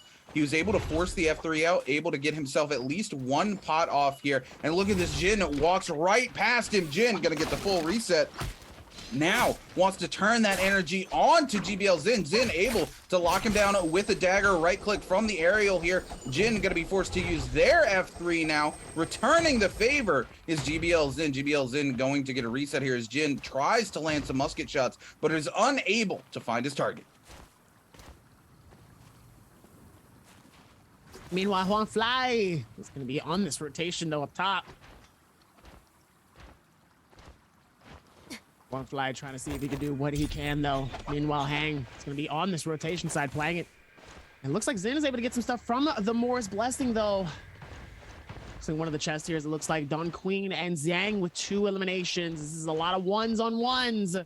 Only a few people have 0. It looks like there's only 4 people with no kills. YKC. Ego has none, sadly he's got eliminated. Rexy has 0 eliminations, and so does OneFly. Everybody else has a kill. This is definitely one of those rare moments where we really have seen, oh my goodness, look at the amount of spread that's happening trying to get to this Morris Blessing. So many people trying to clutch up on this one chest at the same time. Oh man, this really could be bad though if you're not paying attention though, as Jin looks like he's gonna be able to hit a nice little bit of Yorahime ulti here. Looks like he's just doing it just to try to get away though. Dangerously low though. Oh no, ends up getting caught in a bad situation. Oh Jin, boy. Yeah, Jin able to find the armor swap, but still not a situation you want to be in as all these sharks smell the blood in the water. Chu Zhang now coming across. Jin moving to the Morris Blessing, hoping to find another blue armor to swap into. Is able to find that blue armor, but the question is how much time is he going to be able to buy it? Not enough as Chu Zhang comes in with a massive parry and is able to secure the kill. JDG Chu Zhang super happy about that, picks up their first elimination here. No, wait, maybe it wasn't Chu Zhang. Maybe it was somebody with a bow. I can't tell. The Naraka code still blocking the kill feed on the right-hand side here. But somebody able to pick up that elimination. Chu Zhang not happy about going in and having that elimination stolen from them off the back of what was a massive parry. AOW Zhang going head-to-head with GG Shah here. Shah using that F3 to get a little bit of a reset. Now Zhang going to use that F2 to buy himself some space into that F3, but a mistake made by them to go in as they get hit with Universe Slash, forced to pop the ultimate. Zhang so low. Shah just needs 1 hit with the ultimate, isn't able to connect on it, is going to instantly cancel, wants to hold on to as much ult charge as they possibly can. Zhang, no F, no ult, all these players continuing to give chase. Zhang able to find a little bit of a reset behind this tombstone here as multiple shots come out. They are able to get that F2 back off. The ballista comes down though. 12 seconds, another bow shot. Can they lock this down?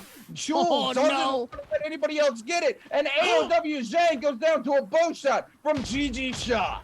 GG Shah coming in and able to do a nice sneak. I don't even know where GG Shah is currently on the map. He's literally so far away. How is he able to connect it from so far away? That's actually insane. Coming in from GG Shaw. Now GG Shaw has 2 eliminations. Very, very helpful for him, as he's gonna need those eliminations as well coming into this. OC Zhang Yu taking some shots here with the bow. Not able to connect onto anything. Battle Swung Fly up top on the Ballista, though, Dobby, looking to catch somebody out. Don Quinn was close, though. Don Quinn was very close, actually climbing up, already close to the edge, though. But sadly, doesn't look like he's able to... Oh, it looks like he connects one off the Zhang Yu. Absolute burning coming in, though. Not looking good, as it looks like Wong Fly looks like he's going to back off. He's going to try to see if maybe he can see somebody that's going to be under this. He knows that they are. He hears the clank of the defense. He knows both of them are fighting here. As it's Don Quinn and Zin who are going to be the culprits of down below. Meanwhile, Zin wants to be able to get this fight going, though. Let's see if they can figure this out.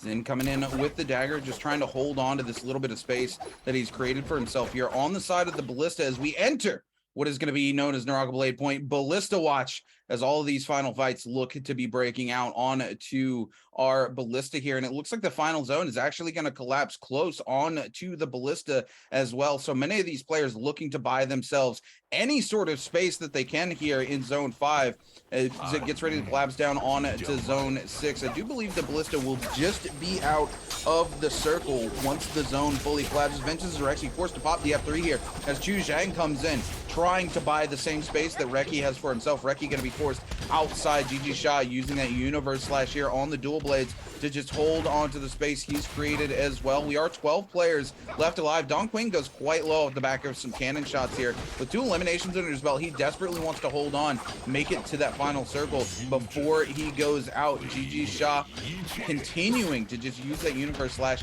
and nobody wants to, ooh, we're going to see Ventus and Rexy come in and actually eat the end of that universe slash and lose half of his purple shields here. Battle Swangfly, now the one who's on the receiving end of some huge pain from multiple players, tries to go inside to find a place to reset, but it's GG Shaw gonna catch him out with an uppercut. JDG's Chu Sheng continuing the chase as well. Ventus is Rexy looking to get in front of him. Chu Sheng gonna get parried, sent flying onto the back foot. Huangfly just trying to hold on here with the nunchucks, goes to the front side of the building. Looks like he might have been able to find some space, but he's gonna run into JJHRG's Chul.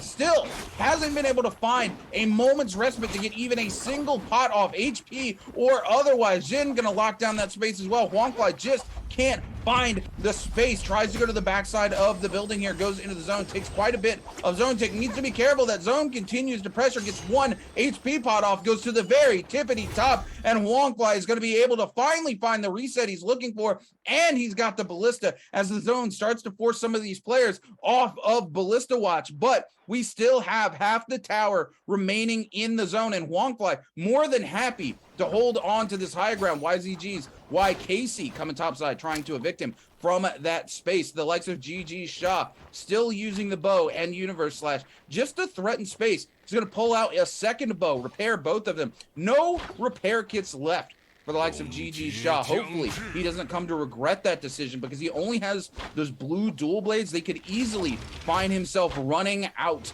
of repairs for those, as he has none now, and those blue dual blades are not going to last long with that durability. So GG Shaw needs to pick himself up an elimination and pick himself up a repair kit as well. YZG's YKC finding a place to recharge their bout. Swamp Fly up on top of the Ballista. Zhang Yu goes into the zone, takes the zone tick, and then has 1 fire tick left from the Ballista. About a Swamp Fly will be able to pick up an elimination onto Zhang Yu from those Ballista shots. Now he's hungry to pick up another one. Sees GD's Don Quinn super low in the zone. Huangfly wants to come in and make something happen, but Don Quinn can't find his way back in, and it's going to be KZ Panaman who picks it up. But no, Panaman stuck in the zone, and Don Quinn picks up a kill from the grave. The martyrdom comes through and eliminates KZ's Panaman. Don Quinn continuing to put points on the board even after his death, Dobby.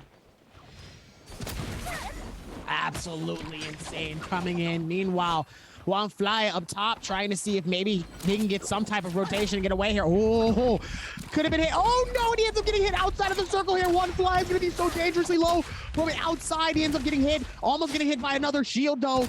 Looks like Wang Fly has still been able to stay alive here during all this madness, is able to pop his heals and is able to get another one as well. Full HP ready to go as he hits up hitting on Shu.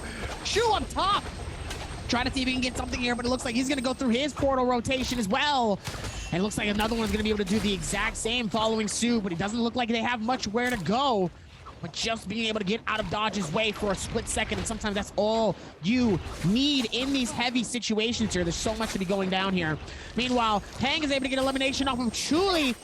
So close, even with everything going on here, as YKC ends up getting hit so hard, and no more shield on him as well. Zin able to follow suit here, trying to see if he can create and connect anything from his damage with a dagger at hand. It looks like he has a gray dagger as well. He doesn't even have anything good, like a purple or a blue. He has a gray dagger in the final circle. That's going to be very, very tough for him, but doesn't mean that he can't get massive amounts of damage with a gray dagger. It's just going to be a lot harder for him. Meanwhile, Sha ends up getting blitzed in the air, and the first Yorihime ult comes out, coming in from Shin. It looks like he's going to be able to see if he can create something here. He's outside of the circle here. He's waiting a little bit too long. He's going to have to come in towards it. And it looks like GG Shaw is able to pick up from where he started. And it looks like Shaw is going to be able to go through the rotations. As ladies and gentlemen, we're not as airborne as I was like to. But Juan Fly has a different situation as he ends up hitting Moo. And he gets the elimination of a Fun Plus Phoenix as Moo. Massive damage on a GG Shaw. And by himself is Zin inside of the circle, timing it as best he can. Is able to get the elimination of a Juan Fly. Can he get the next? He does get second. Can he get the third? As Blue Red King comes through out of nowhere and shuts down the game to clutch it up. But it looks like it could be Zin that ends up taking the dub for our game 4. Let's see what happens. Zin locking it down here in game number 4. We're going to be walking away with our second MVP of the day. Zin with the consistency. GBL Zin played this really, really well. This is where he excels, right? He didn't pick up a ton of eliminations early on here, but he knows how to take control of a final circle. He holds onto that space, keeps himself from being forced to use that ultimate, and forces some of these other Yodohimes to start using their ultimates, which makes some of these other Yodos panic into their ultimate, not wanting to hold it in the face of another Yodo ulting their direction. GBL Zin, however, smart, able to just hold on, play the waiting game, picks up multiple eliminations off the back of his ultimate. In the end, comes out in second place, and that multiplier plus the number of kills he was able to put together are going to walk him away, our MVP for game number 4 here. GBL Zin not only holding on to first place over WBG Spider, but absolutely creating a massive gap over in this game, as Spider is eliminated early off the back of only a single elimination and no placement points. GBL Zin continues to widen the gap. I mean, even with that, though, still was able to clutch it up and do such an incredible job, though, as Zin is able to get the second dub and MVP of our day for Naraka Blade Point Pro League. I mean, Zin's got to be feeling it a little bit here, as he's going to be able to keep that same momentum. Now, I want to see Spider get a second dub. I do. I want to see that. That would be actually incredible to see that right before we get to the final one. So obviously, it's going to be a little bit more of intensity coming into these last 2 games, though. But man, Zin coming in. I will say that I got to give it to Blue Red King, really coming out of nowhere, though, with that final elimination. He came out of nowhere. Has he been in the air the entire time? And he just decided to strike at that very moment. Like, where was Lure King just topside. He's holding onto the side of the tree. He's playing Z-Ping, right? So he's got that ultimate to kind of heal through the zone tick. He's got the F2 to heal through the zone tick. So he just sits on the tree and waits. He's like, look, that zone's coming right now next to this tree. Let me hold on to this great sword real quick. He's playing baseball, right? He's just waiting for that pitcher to throw the ball, as it were, into that little final circle. And as soon as he sees GBL Zin, he lets that scale rush rip off the side of the tree with that greatsword, comes in and whacks it out of the park for a home run. And he's like, yeah, I'm gonna take that elimination. I might not be the MVP, but I'm walking out on top with some big points. We love to see it coming out from OUG's Lure King in the final zone there. But GBL Zin doing a great job locking it down this final circle, really playing the other players, as it were. Because the thing is, when there's that many Yodohimes in the final circle, you can't just bank that your ultimate's going to be better than all the other Yodohime's ultimates. You have to do exactly what Zin does, and Zin forces a player to get low that's a Yodohime, and as soon as that ultimate comes out, some of these other players don't have the patience. They panic a little bit. They see another Yodo ultimate come out and they're like, yo, I want to get, I'm gonna go ahead and pop my Yodo ultimate, because the Yodo ultimates are going to start coming out and I want to have that kind of armor. Zin waits. He's willing to tap dodge. He's willing to step in the zone. He's willing to take that extra damage to be the last one who pops it, and he knows if he forces another player to pop one, the rest of these other Yodos are going to follow in suit, and that's how he's able to create a situation where he can just take control of the final zone, and that's what he does here. Walks away with 4 eliminations, gets a 9.4 game score, and that's 8.4 more points than WBG Spider. I wouldn't necessarily say it's a better ultimate, but how are you hitting your shots, right? And I feel like some players, obviously, you hit them, they kind of whiff, they're not necessarily connecting, and that's really more of the important part. Like, yeah, you know, you can pop it a little bit early, but if you're hitting them and you're getting massive damage, let's say you hit one massively and you hit somebody outside a circle and they die because of the circle, guess what? That is your kill. Oh, so absolutely. At least from my perspective, it's less about the, you know, do you have the better ultimate or even the timing necessarily too, but it's more of, can you hit it? The problem is into a zone full of Yodohimes like that, if you hit another Yodohime who's ulting, she doesn't get sent flying. She reduces that damage by a significant portion, and you're not really able to pick up eliminations off of it. That's why the timing into a final circle that's full of Yodohimes is so important. And clearly, Xin shows that here, right? Zin's able to get, I do believe JDG's Chuzhang was the one he got very low. He backed away as Chuzhang ults. All the other Yodos in the lobby go, oh, that ult could potentially send me out into the zone and kill me. I need to ult now so I get that hyper armor. GBL Xin is the only player who waits. He tap dodges, he steps into the zone and is willing to take the damage. And then as soon as he sees those other Yodo ults are about to end, he pops his so that they don't have the defense to do anything about his ultimate. And that's why he was able to pick up not 1, but 3 eliminations that way and walk away at the top of the lobby.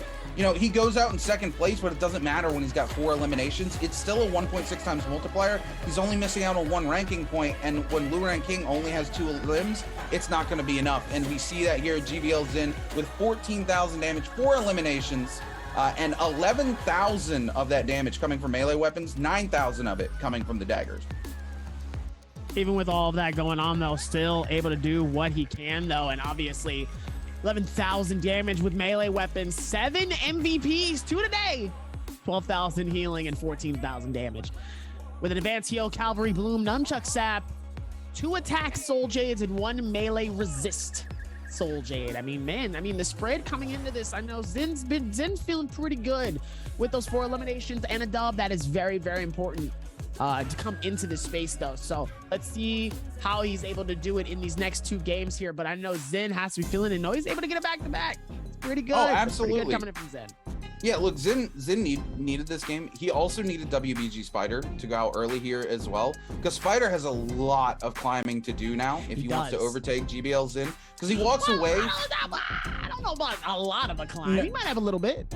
They walked into this game 1 point separate from each other. GBL Zen was 1 point ahead from him.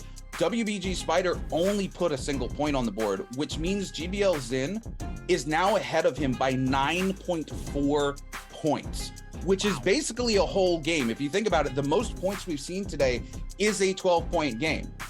So WBG Spider not only needs to come in and have an MVP game to just, you know, close the gap, but he needs GBL Zen not to be in top 3, top 4, and GBL Zen's been there all day. So the likelihood of GBL Zen going out early is very unlikely. We're gonna see what happens.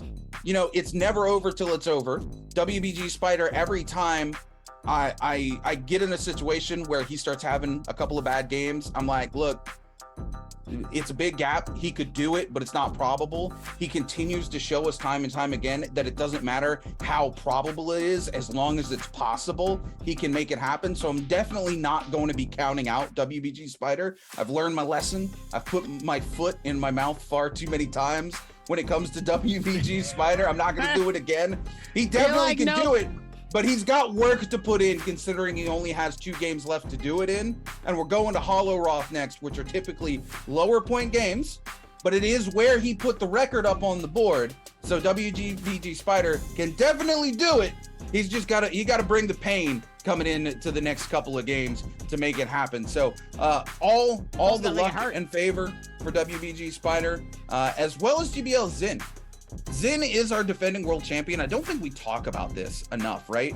Xin is just such a consistent player, and that's why he's the defending world champion when it comes to solos in the Nbpl, and that's why he's always in the top 3. And we almost always overlook him because he doesn't play big pop-off games. He just plays consistent, right? So he's got 2 dubs today. They're not as an impressive dub as like WBG's Spider, who picked up 10, you know, during the final last week, but it doesn't matter when he picks up 2 dubs and then just is consistently top 3. He's always putting points on the board, and not like mid-tier points, like top of the lobby points. And that's hard to overcome when you're these players like WBG Spider, who are very coin flippy, unless you just have a huge pop-off game or you start playing consistently. So that's why Xin is one of the best players here, and why he's the defending world champion is because of that consistency. And I'm sure chat right now is going, can we please get a consistency counter? Because I can't stop saying that word in terms of GBL Xin. Like I said, I hope you're wrong. I can't wait. I hope Spider absolutely pops off in his next 2 games and shows you wrong. Oh, look, I'm not look, coin flipping player. I am good. Hear me roar. WBG Spider is here to catch you with his web and say, look, the stats show it though. WBG Spider has a first place finish in a second, where he's got decent points. Don't mean nothing when and you then win he's the got game. 2, and then he's got 2 games where he's got nothing. He's got 1 point. It don't matter when you win the game. He might have had don't one matter bad when you game. win the game, but he he's might have not had one winning bad game, but I'll games. tell you what, this next game he about to pop off. Watch what happens. Let's see. I'm excited. It's gonna be good. I promise you. We back in Holler We back where it is. Guess what? They had a pop-off game in Holler, but guess who has Spider? But let's see what happens. I would like to see Spider absolutely pop off and then tell you, hey, watch your mouth, Rune. You might get caught in my web next time. Look, again, I'm never counting Spider out. Never again. I've learned my lesson. Yes, she is. You're doing it right now. I'm counting him out. I'm just That's calling him a what I'm coin doing flippy. Calling him a coin flippy player doesn't count him out. It's just the kind of player he just is. a little bit. You count him in, you count him out. You count him in, you count him out. You back and forth. You like putting your feet in the water. You're like, oh, I'm counting. No. Well, I'm counting. Oh, that's a little cold. That's a little cold. I'm like that. Look, just the type of player he is. But you know what, Dobby? Man, I hate to say it. We gotta pack the equipment up. We gotta get on a boat and paddle out of here. So y'all, we're gonna throw it to a break while we paddle over to Holler Rock. We'll be back. We'll see you in just a couple minutes for game number 5. Oh, they tell us to go.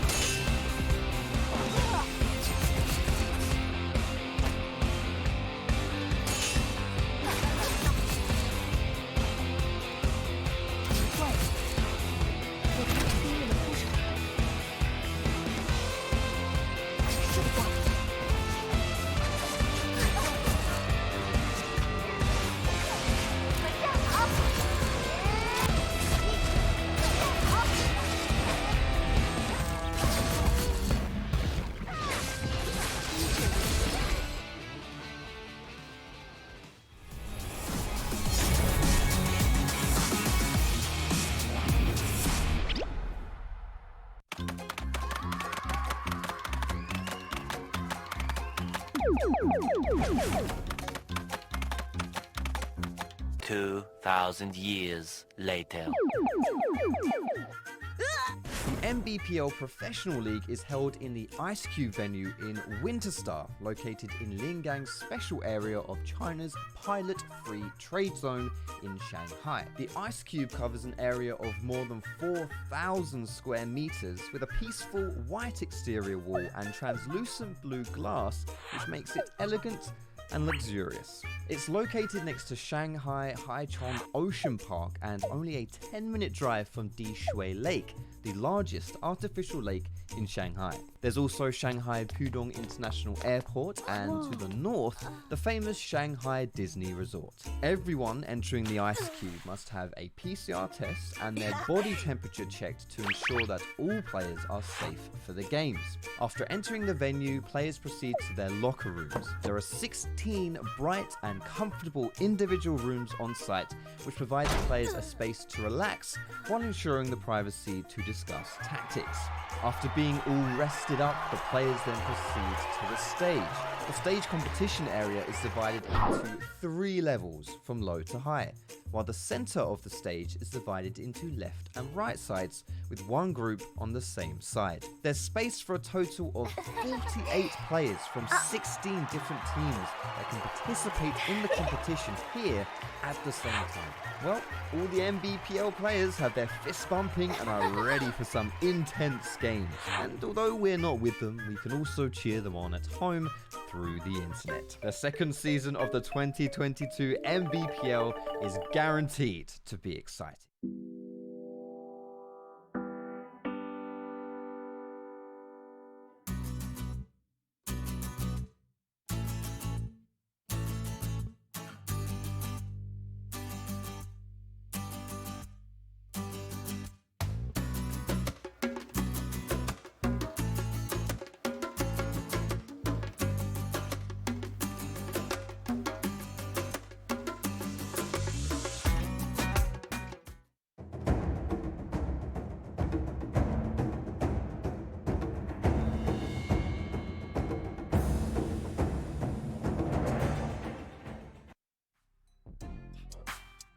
Welcome back, ladies and gentlemen. As we have now gone across the pond, you got to take a look at the beautiful pond there in Shanghai. Me and Dobby have rowed ourselves over to Holoroth as we get ready to lock in for game number 5.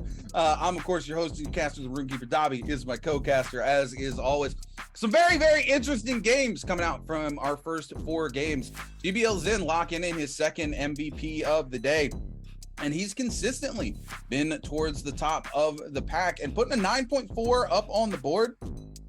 Huge game for him, considering that he was 1 point ahead of WBG Spider, and then WBG Spider goes out with only 1 point under his belt, which means he's created quite the lead for himself over Spider. But Spider is no stranger to overcoming these big leads, and Holoroth is a map we've seen WBG Spider break records on. So I'm expecting Spider to come into this map. I'm expecting him to pick Zpin Yang, no questions asked, here into game number 5. And I'm expecting him to W key this lobby, Dobby. He really has to do it if he wants to take that first place away from GBL Zen. And I know Spider, he is hungry for as many first place finishes as he can take. I mean, even with this amount of space though, I mean, Zen has to be feeling, I mean, he is spaced out right now. He's kind of just like, I wonder what's for dinner tonight. Like, I want to see what he's thinking about in his head. He's like, you think it might rain when we get home? While I'm thinking about all this right now, know what he's thinking about. Brain, we're going to go to another video to show you guys what's going on. Meanwhile, I'm going to think about what's in Zen's brain right now. Maybe it's我看到他击败数一直上涨的时候，我就有点着急了。我也找人打，然后我一直找人打，然后在神鹰堡，然后找到刀哥打的时候，然后被人冲收掉了，然后返魂也捡一大堆垃圾，然后也没用。不会遗憾，我本来就没有想过这种东西，因为我前序积分是第7来的，然后第一把运巧拿了个大分嘛，后面几把也就平平发挥，也没想过。然后第5把确实是感觉要夺冠，然后但是我还心中就有第6感嘛，就是感觉Spider-Man会杀起来，因为他之前最后一把玩个银子瓶，猛杀的那种还是很多的，猛杀局面还是很多的，然后果不其然，他真杀起来了。Then giving us just a little bit of insight into his brain. I know Dobby wanted to know what was going on in that brain. Pick it just a little bit. Clearly, Pasta was not what was on his brain. What's on his brain is picking up a bi-weekly final championship here. And again, I don't think I can understate this enough. The GBL Zen is our defending world champion, right? He went to the Naraka Blade Point World Cup last year and absolutely dominated the competition. So he's a player that he's sneaky, right? He kind of sneaks up on you. You forget about Xin just a little bit because he's like that third place, second place finish in games. And we're too busy talking about, you know, WBG Spiders, AOW Zhangs, you know, Wang Liangs, who have these really big pop-off moments.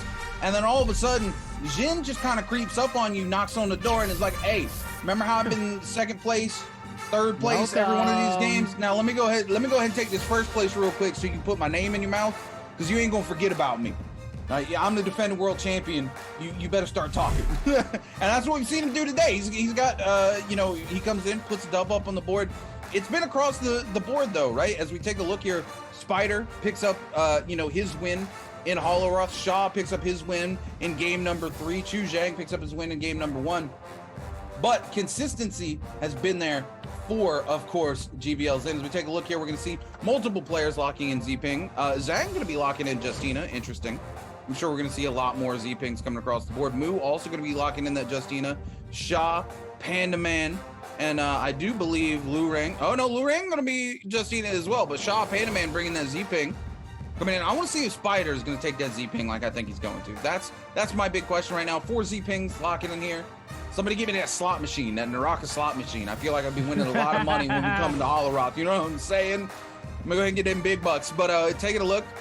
Sure enough, WBG's Spider here going to be locking in Zping. And again, Zpings all across the board. This is what I expected here.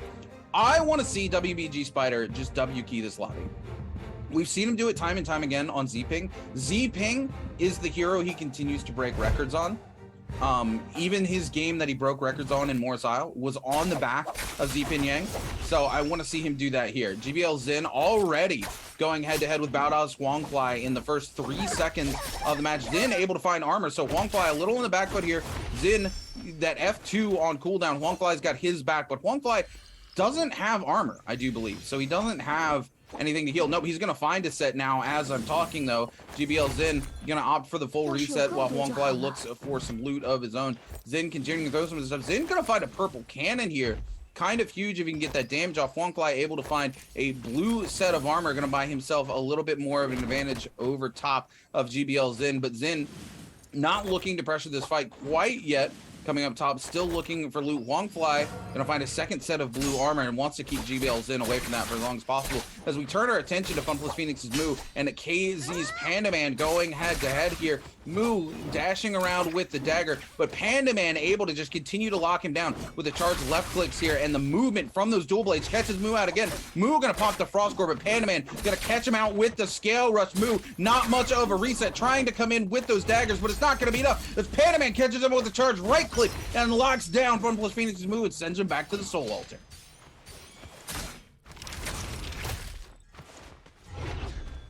Looks like Zhang caught in a bad situation though, is ending up in a bad situation again as GG Shaw's gonna be right behind him. Force him to get that hit though, and it looks like Zhang is gonna be, oh no, it's not looking good for him as GG Shaw is gonna absolutely backhand him in a very tough situation though, but no! Looks like GG Shaw's gonna get spiced up in the air though, as GG Shaw's gonna keep up that momentum, is gonna try to go for the pick.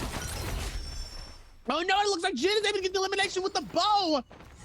A shot. He's gonna have to force the back off though. Trying to play this off as best as possible. That absolutely is so unfortunate though. Meanwhile, Xin getting chased by one fly. Trying to see if he can go forth towards the rotation. Look at all the space that they have though towards each other as GB Xin, our leader and our winner from last game, wants to keep that same momentum. He's gonna be able to push in here. Look at all the defense coming in and just the back of the reset. Look at this. I mean, there's so many clicks and clangs though. Not looking good for one fly though, as it looks like Xin is finally able to get some connectivity onto that one though. He's gonna be able to push in and keep that same momentum coming in. Waiting to try to see if maybe he can get lucky though, as Xin getting in, narrowing it down as close as possible. One fly is able to get a shield back, and ladies and gentlemen, we have another fight. Yeah, Xin still has his ultimate available to him though, and Huang Flies is about to be out. So Xin actually in a much more favorable position. Huang Flies is going to turn things around here. Xin did just recently use his F2 though, so he's going to have to play this a little carefully or he's going to be forced to go ahead. There's the ultimate. So now he's able to turn this fight around. Huang Flies doesn't have the ultimate. Zin's F2 comes off cooldown. Huang Flies is about to be off cooldown. There it is. Huang Flies going to use his F2, but you got to keep in mind GBL Zin's ult continuing to heal him through this fight. Huang Fly, as soon as that F2 comes down, he's not going to have any defenses here. He needs to end Xin now, and Xin making it very hard for that to happen. But Huang Fly finds another hit. Xin goes into an armor swap, but it doesn't last him very long here. Xin forced to go airborne here. Huang Fly going to have that F2 back very soon. Xin needs to be able to create some space here, or Huang Fly is going to be able to turn this fight on its head. Trying to find him out here. Xin not able to get the pot off.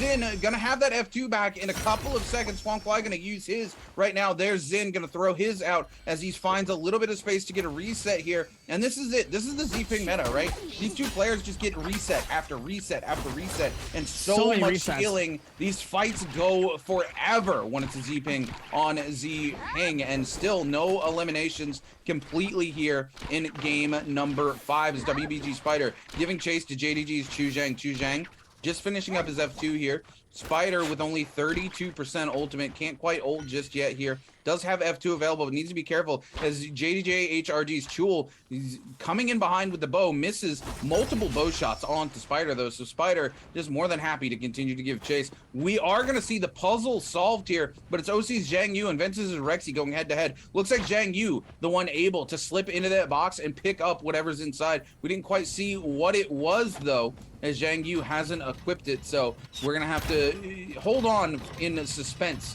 to see what came out of that box. It doesn't look like it was a gold set of armor or the new red set of armor either, so unfortunately it's probably just gonna be a gold weapon, and we'll see what that is later. Ventus' Reki gonna get parried here by Oshi Zhang Yu. Zhang Yu gonna pummel and punish them with the set of nunchucks extremely hard. Continues to give chase to Reki. Reki with that F2 buying him just a little bit of space. Zhang Yu wants to lock this down if he can. The ultimate coming out from Reki. Zhang Yu still has the ultimate available, doesn't want to burn it if they have to. Gonna be forced to burn it now as they continue to give chase to Reki here. Reki gonna pot in the face of Zhang Yu. Zhang Yu trying to get in and stop the full reset, but not able quite to make it happen as both of them trade F2s, continuing to go head to head with one another. Zhang Yu gonna use the pistol to get a little bit of damage through that F2, but the dagger coming through and absolutely punishing Zhang Yu. Zhang Yu with no ultimate now on the back foot, and you know, typically nunchucks do not do well into the dagger, and we're seeing that come out right now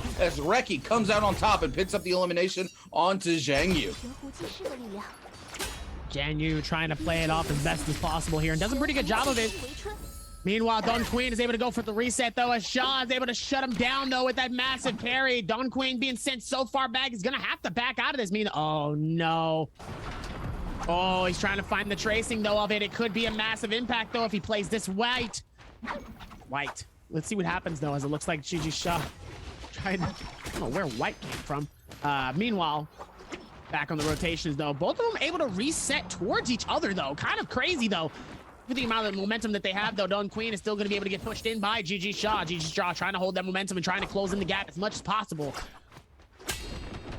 Trying to go around the bin up top and is away from him as massive as possible. Is it floating in the air? Don Queen absolutely getting blitzed though, but it looks like the melee is able to do as much as he can though. Is able to get the shield on him though. Is able to go up and get his weapon, his melee back. And it looks like Don Queen, looks like there's a third party that wants to try to come in and make some magic happening here. And it looks like Rexy is going to be that name in that face. And it looks like Gigi Shaw is able to get his elimination. Meanwhile, Rexy was trying to steal it, and Gigi Shaw's like, nah, that's not what we're doing today there, buddy. Meanwhile, Rexy decides to back off, go for the shield, and probably isn't necessarily going to push, probably playing it off as best as possible here. Meanwhile, Chuli nearby. Oh, nice little bow in the back there. Depletes his shield. Chuli is able to get the shield back up and running. And ladies and gentlemen, here we go. Nunchucks versus Nunchucks here. Trying to see if they maybe can go for a nice little parry here. But YKC comes through with that Flamebringer, spreading them both out. And decides both of them are going to decide to dip out. Don't want to get caught in a bad situation. Meanwhile, Cho Zhang looks like he's going to get caught in another one as well here. And it looks like YKC might have picked his culprit, as Hang is just going to try to rotate and try to get away as best as possible here. Doesn't want to get caught in another situation though, but it looks like YKC wants to try to go for that fight though, but decides he's gonna go back towards his rotation and dip out of there. We see GG shot getting caught out a little bit here. No shield, no ultimate either. The F2 coming back in the next 3 seconds though, so you gotta hold on. Ventus Rexy wants this kill though. He was trying to pick up that elimination underneath the GG shot. Shot goes so low, no place to go, and Ventus Rexy picks up the elimination on to GG shot. GG shot luckily has a resurrection available, so he's gonna be sent back to the Soul Altar. Out of Swampfly gonna come in and pick up some of the loot off of the body there from GG shot. As we turn our attention over to JDG's Chu Zhang going head to head with JJHRD's Chul. Chul over here just trying to hold on to the space. Does have the ultimate. He's got 85% on it and the F2, so needs to go ahead and pop something. There's the F2. Needs to go ahead and, yeah, going to be forced to use that ultimate as we see the Flame Breath come out, though, and do a ton of damage. Chul in a very bad situation. That Flame Breath able to just pump through the damage, even though the F2 in place. YKC might be able to pick up this elimination. Chul, no F2, no ultimate, is extremely low. Chu Zhang will be able to pick up the elimination onto JJHRD's Chul. Chul going to be sent back to the Soul Altar as well. 25 seconds till Zone 2 starts to collapse onto Zone 3. 15 players left alive.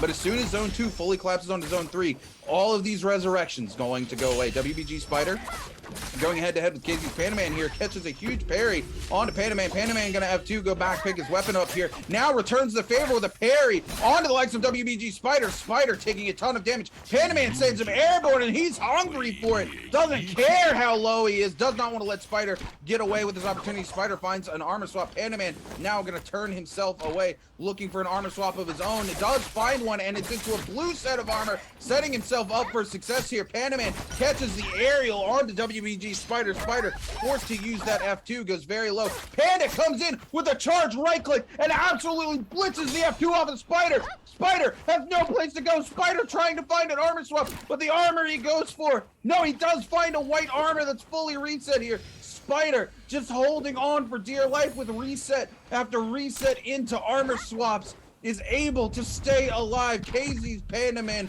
pushes him to the edge, and Spider wants to come in on it now. Spider not happy to see Pandaman wearing that purple set of armor he was wearing moments ago and fully reset. Pandaman with an ult and F2 available to him. Spider forced to use his ultimate at only 30% charge here. Pandaman turning to blitz down Spider. Is gonna catch a massive parry onto Spider for a second time in this fight. WBG Spider, no place to go as Pandaman comes in, catches it out. WBG Spider gets sent back to the Soul Altar. Pandaman picks up his third elimination in game number 5. So much happening though, even within this space though, as it looks like Pandaman rotating in. I don't even know where this man's been this whole time, but he ends up getting 3 eliminations though, and he's feeling it out though. Where have you been, Pandaman? Pandaman's been all over the place. Meanwhile, he's able to pick up, he had extra Soul Jays just sitting there waiting for him. It looked like he was able to go back and go get something that it was actually needed. Meanwhile, Cannon's coming out though, and Huang Fly dipping out as fast as possible, trying not to get caught up in a bad situation. Trying to do what he can here. Huang Fly, Ego, Lurang King, Dun Queen. Looks like Dun Queen's gonna decide to back out, so does Huang Fly. Ego trying to do what he can here. Meanwhile, Zhang Yu and GG Shaw is going to be able to go back towards this rotation. Trying to get some major damage, and it looks like he does as he finds GG Shaw very, very low on shield. As the HP starts to come in, though. Trying to do what he can, though, as best as he can. See if he can keep out the rotation, though. Meanwhile, Zhang Yu holding on for the ball, though, trying to see if maybe he can get some type of damage, though. Let's see if he can hit something, though. It's only a matter of time, though. Let's see if he can play this off to the best of his ability, though. He's got to be able to play it with what he can here. Let's see what he's got.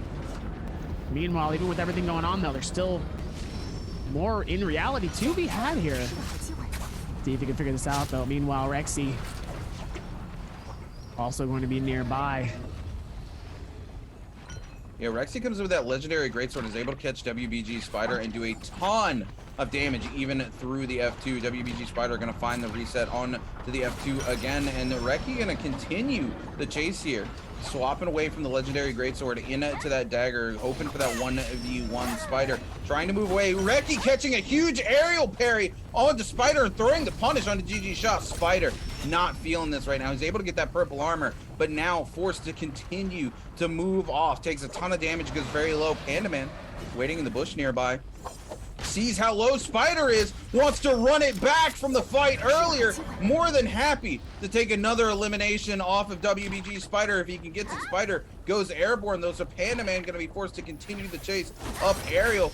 Spider just trying to buy a little bit of space here. Panda Man gonna catch him out though, mistimes the parry. Panda Man locks him down to the charge left click, gets caught into a charge right click from the katana. Now comes over the left click of his own. We're gonna see Spider go so low. Panda Man just needs a little more to get the elimination onto Spider here. Walks into the charge right click, mistimes the parry. Panda Man now going very low. He's gonna be forced to pop an ultimate of his own. No F2 available for him. Finds an armor swap away from the purple into a white. Just wants this elimination. He's so low though as Chu Zhang shows up to give chase to Panda Man. Gets a massive parry. Panda Man 1 HP in a dream, but Chu Zhang too quick with the bow is going to pick up the elimination onto KZ's Panda Man, and that's going to be it for Panda Man here in game number 5. But Chu Zhang is hungry for another elimination and sees WBG Spider chilling so low. Spider trying to get anything he can off the body, but Chu Zhang not going to let him. Spider turns around with the dual blades, gets a couple of hits off. Chu Zhang continuing the hunt here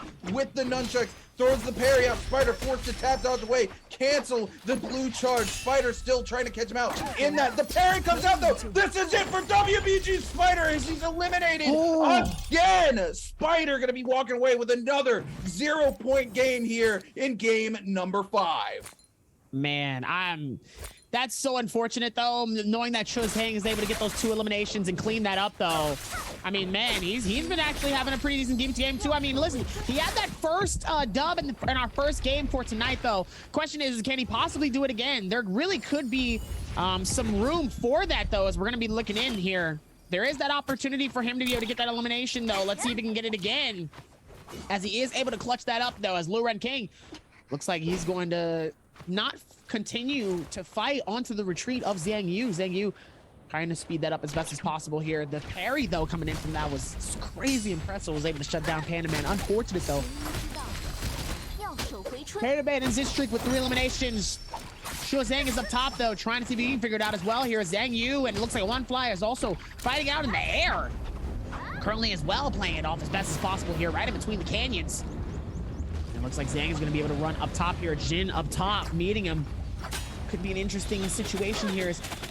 They're both going to be able to meet Shazing, and it looks like he's also going to get hit by so many. Oh, Don Queen just trying to hold it off. I mean, look at this. Still able to get a little bit of damage, though, but it's not obviously not enough here. As another bow comes in, as Zhang ends up getting hit so hard. This is not looking good, as Zhang ends up getting eliminated by Jin. Wow. That could have been crazy, though, with even more stuff. He was able to get the elimination, but doesn't look like he's able to, though. See if he can still make that stuff happen, though. Oh, she's Zhang Yu able to get the reset here. Luren King on the run, as most of these players in the lobby see him go low, and they are hungry to start picking up some of these eliminations. JDG's Chu Zhang trying to find his 4th elimination. Needs to back off though, as a Bane's Breath coming out, and it's gonna be Zhang Yu who actually picks up the kill on to Luren King. Very unfortunate for Luren King, as he's managed to move into 4th place. And with Spider eliminated, a couple more points, he could have taken that 3rd place from Spider. So both of them going to go out of this game with a big fat goose egg. 0 points. Jin doesn't see the other player, just hanging on for dear life. I do believe GBL's Zin in the corner, healing down between all of those rots. Jin would have been in a great situation to use that flame breath to pump out damage onto him, but just doesn't see him there. OC Zhang Yu down below as well. Jin going to continue the hunt here, looking for some more eliminations. He's got 2 eliminations under his belt here in game number 5. Taking a look here at GG Shah. GG Shah, gold armor, white dagger. Some of these players really, like, look, there's blue nunchucks there, and Shah's opting to hold on to this white dagger. I understand wanting to play a weapon you're more comfortable with, right, at the end of the day, or a weapon you think is more meta, but there's got to be a point in the game where you look at yourself and go, why am I running a white dagger into zone 5 when I've got legendary armor, right? Like, especially when there's other weapons available. No, he had just walked past 2 sets of blue nunchucks. Maybe He has nunchucks options. isn't his main shtick. I mean, it's really not, but at some point, as a pro player, you've got to be versatile. You've got to be able to play every weapon, and it's not like nunchucks are not in the meta, right? Like, some of these players typically cost themselves by bringing white daggers to Final Circle because they're really wanting to play the dagger into the meta, and it just doesn't pump out enough damage for them. Speaking of which, turning to look here at GD's Don Quing. Don Quing might not have legendary armor, but he's got a purple dagger and putting in work with it. Gonna be forced to back off though by a flame breath as he takes the opportunity to get a reset. Many of these players just looking to hold on to space as Zone 5 gets ready to collapse onto Zone 6 in the next 60 seconds. We have 10 players left alive, Dobby. 10 players alive in the small circle, though. Really could be anybody's game at this point, though. Still more to be had, though. Let's see if we can keep that same momentum going, though. You love to see it, though, as they will be able to push in on this. GG Shaw up top with gold shield. Gonna try to play this to the best of his ability here. Let's see if they can figure this out. As it looks like Shen all the way also on the rotation as well is going to meet Jin with that Flamebringer's got to be careful, decide to back off, doesn't want to get caught by those flames, has the cannon, but it's not a Flamebringer, decides to back off that. Jin has that whole corner topside to himself, available to do what he wants when he needs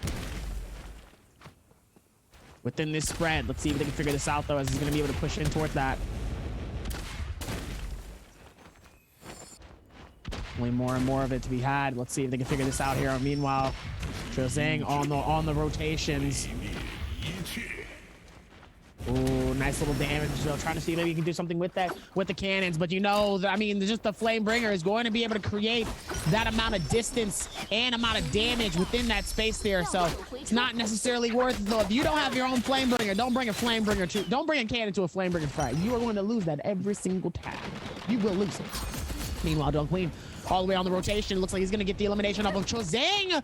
Oh, man. Pang trying to hold on for as long as possible and sadly was not able to clutch that up. Ended up getting caught by 3 different people at the same time here, including the Flamebringer, of course, which, like I said, that's the player you definitely don't want to get pushed onto, as Don Queen is going to be chilling inside of the bush here. Yeah, I mean, Don Queen played it smart over here, comes over, crouches in the bush to pick that body. Gets his loot, is like, all right, cool, I'm out. More than happy with what I got. See ya. We're going to see GBL Zin come in, try to force him off of Ace's Jin as well, but not quite able to make it happen. Don Quing on the receiving end of a huge bow shot, though, takes a ton of damage, and now Don Quing needs to find a place to reset here. We're going to see OC Zhang Yu pick up an elimination off About Us Wong Fly with the pistol from downtown here. GG Shaw up top, very low, though. Got his ultimate, though, is able to get a pot off for the reset as well. Looking to get that 3 charge up top here with the greatsword and catch somebody out, but not quite able to make that happen, as we're going to see that repeating crossbow threaten the space, force him down from up top to down below. Ace's Jin with the Flame Breath still trying to catch somebody out. GG Shaw back top side again, looking to get that 3 charge and walk down and catch somebody. Looking for GBL Zin, but Zin sees him coming, knows he can't throw that. It's going to be way too parryable. Ace's Jin moving up top here with that Flame Breath, trying to get away from the likes of GG Shaw. They're going to move through the middle here with that legendary Flame Breath, continuing just to threaten the space. GG Shaw continues to hold on to this greatsword. Is going to find another spot to take a reset as eyes move over to GBL Zin and Ace's Jin. Both of these players duking it out, going very low. GG Shaw going to use their F2 to just go and get a reset here. Gonna use a shield pot. Well, I was gonna say for almost no gain whatsoever, but then he takes a huge uppercut from GBL Jin and the dagger and doesn't get to use the pot. So he's gonna need to find a place to get that pot off now so he can have a full reset onto that gold armor coming into the zone. 8 players left alive. GD's Don Quing able to catch GBL Zin just off the edge of a dagger uppercut. The same thing with the likes of Jin with a J. GG Shaw over here, still trying to make that greatsword work, still trying to look for that opportunity to catch somebody out and do some big damage with a 3 charge on the greatsword. Sees Chul here, tries to go in and does not connect, and Chul gets a hit on to Shaw. Shaw really struggling here. Every time he tries to go in, somebody else slides in and counters him out here and pumps out the damage. Shaw's not going to have an infinite number of pots here to continue to make that happen. Finally finds somebody with a greatsword, and his Ventus is Reki. He sends flying into the zone, and GG Shaw picks up the elimination off the back of it. The zone tick doing enough damage to let him clutch that out. YZG picks up JJHRD's Chul as well. GG Shaw's got to be super happy about finally finding a connection with that greatsword and picking up an elimination off of it. But he needs to find a little bit more, as GG Shaw only has 2 eliminations currently. We are down to our top 6 players. Zone 7 will be collapsed all the way down in the next 5 seconds. That's all they have, 5 seconds before this zone goes completely away. Who's going to be able to walk out on top? OC Zhang Yu down below finds a place to get a pot off. Ace's Jin is going to go down to GD's Dong Qing, who moves up to 2 eliminations. It's a very tight game here in game number 5. GBL's in topside, able to find a reset as well before GG Shaw comes topside. Shaw still trying to find an opportunity to get that greatsword off and in. YZG's YKC very low. The flame breath coming out. YKC gonna go down to GD's Dong Qing. GD's Dong Qing gonna move to 3 eliminations here. Now it's gonna be Dong Qing versus GG Shaw versus who else is topside up here? I can't quite see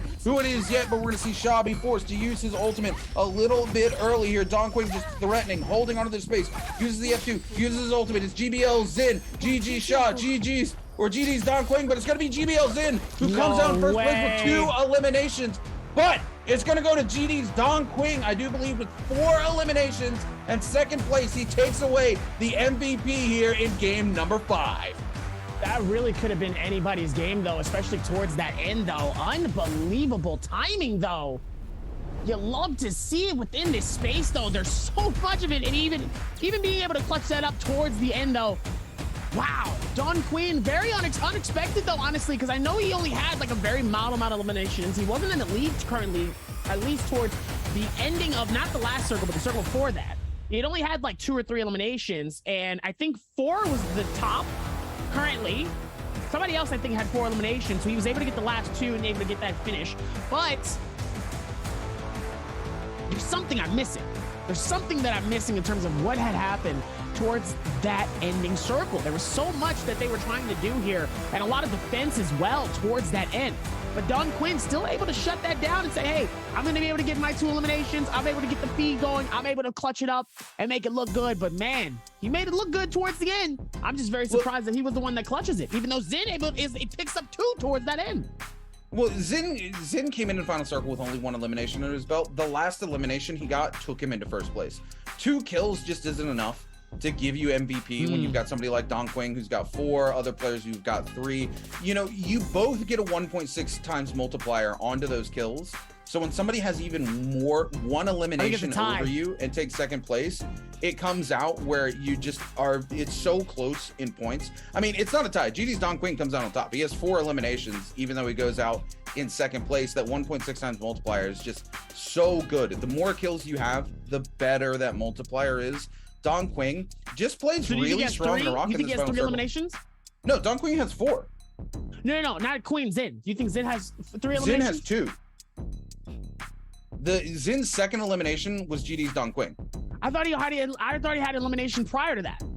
He had a single elimination prior to that, which was his first elimination of the game. Zin off the rip was being chased most of the lobby. He never was able to really put kills together, but that's not what Zin's known for. That consistency he was talking about, though.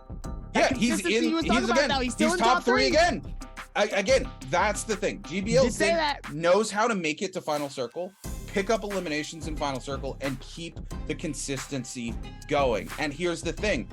Both the 2 players that had an opportunity besides GG Shaw really the only other person, because he's actually moved up past WBG Spider off the back of this. Shaw was the only person able to really threaten Zin's space, and he makes it towards the end, right? Shaw picks up 5 points, but because Zin keeps the consistency, he maintains that lead. Dong Qing, with his 4 eliminations, walks away with a 9.4 game score. Zin, with his 2, takes first place, walks away with a 7.2. Not bad at all. Zhang Yu, gonna be in third place with 6 points off of the back of 3 eliminations, but the 2 players really able to threaten that space besides GG Shaw are WBG's Spider and JDG's Chu Shang. And if you look where they are right now, WBG Spider, a fat 0 on the board, not a single point under his belt. JDG's Chu Shang only with a 3.6, so still half the game score of GBL Zin. This is why consistency is so important. Even with that still, I mean, it's still impressive being able to see that amount of eliminations coming in, with 2 eliminations coming in from Zin, Don Quinn with 4. I actually thought Zin had 3. I really did. So to see a 7.2 is still massive. Don Quinn hasn't seen top 3 at all these last 4 games. So to finally see him within the top spot, let alone at number 1 with 4 eliminations and a 9.4, it's good for him on the leaderboard. But I mean, it's at this point, I feel like I'm not going to say it's too late, but he's definitely going to need a little bit more if he's going to want to see him at least in top 5. Because I don't think he's top 5 with this one score. I do believe with this game, he's in top 6, actually, Dobby. I think this bumps him up where he's going to be in that top 6 space. Because if you think about it, GBL Zin, even off the back of this game, is only at like 30 points for the day, right? So a 9.4 is quite a substantial jump for the likes of GD's Don Quinn. And Don Quinn here, taking a look at the stats, 21,000 damage, 4 eliminations, coming through 6K of that damage from melee weapons. This is his 5th MVP of the season as well, Dobby. Don Quinn doing very, very well here in season 2. Some very strong soul J's. He's got detonating rounds with the pistol and repair roll. He was able to just pop a lot of kills with that pistol. We saw him time and time again land multiple shots with that pistol and do some big damage. But the repeating crossbow is where most of his damage comes in, believe it or not. That Venom Tip's such a strong soul Jade, allowing him to do almost 8,000 damage with the repeating crossbow alone, Dobby. I mean, even with that one, though, 21K damage, 13,000, though. I mean, he's able to make something happen, though, and Don Quinn did exactly what he needed to.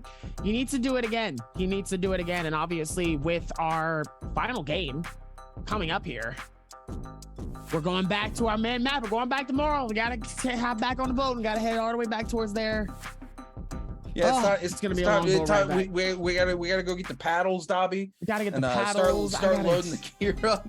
Head back on over to the likes of Morris Isle. You know, I gotta like it. You know, we get to see the world, Dobby, on our job. We're not just stuck in one place. We're going out there and we're putting in the work. We love to see all these players, and you know, the players got a little bit easier. They, you know, a little plane comes by, picks them up, takes them over. We gotta paddle our way on over there, but it's a labor of love, right, Dobby? I don't think there's any place we would rather be than right here in the NBPL. Of course, hanging out not with only all these teams and lovely players, but all you guys hanging out over in chat as well. This is why we love to be here. You guys come out, you support us every day. You support us here, you support us on Twitter, you support us on our streams, and you just support the Naraka community in general. And we really appreciate the heck out of each and every single one of you coming out day in, day out. I mean, especially at the hours that we hold these shows at. Some of you have got absolute dedication. There are names I see every single show that I come in to the NBPL, Dobby, and I think you see the same names every single week when we come see back, some of the time and similar time names again. in chat on a consistent basis, and to be able to see the amount of people that's been showing so much love has been just so well. Just it feels very, very appreciative coming in from each and every person that comes through and shows love. Even Teddy, who in reality he's only here for Jaeger. He's not even here for us. He's only here for Jaeger in reality. Jaeger, you know what I'm saying? Teddy's here for the game. He's here for Jaeger. He ain't here for us. Teddy, we love you. We love you. We love you, Teddy. Oh my goodness, yeah, Teddy. She loves some Jaeger. She loves some Leah. And man, they really, man, each and every one of you are fantastic. I love you guys. I can't wait for us to go back to the 6th game though, because it's close. These top 6 is getting pretty tight, Dobby. GG Shaw has put themselves in range to potentially be able to take over first place from GBL Zin here off the back of a good game. And we have seen GG Shaw have very good games. Shaw don't sleep. Shaw's always in that final circle trying to pop off, make something happen. And we're heading back to Morris Isle where GG Shaw really shines. That's where Shaw was able to get their MVP earlier today.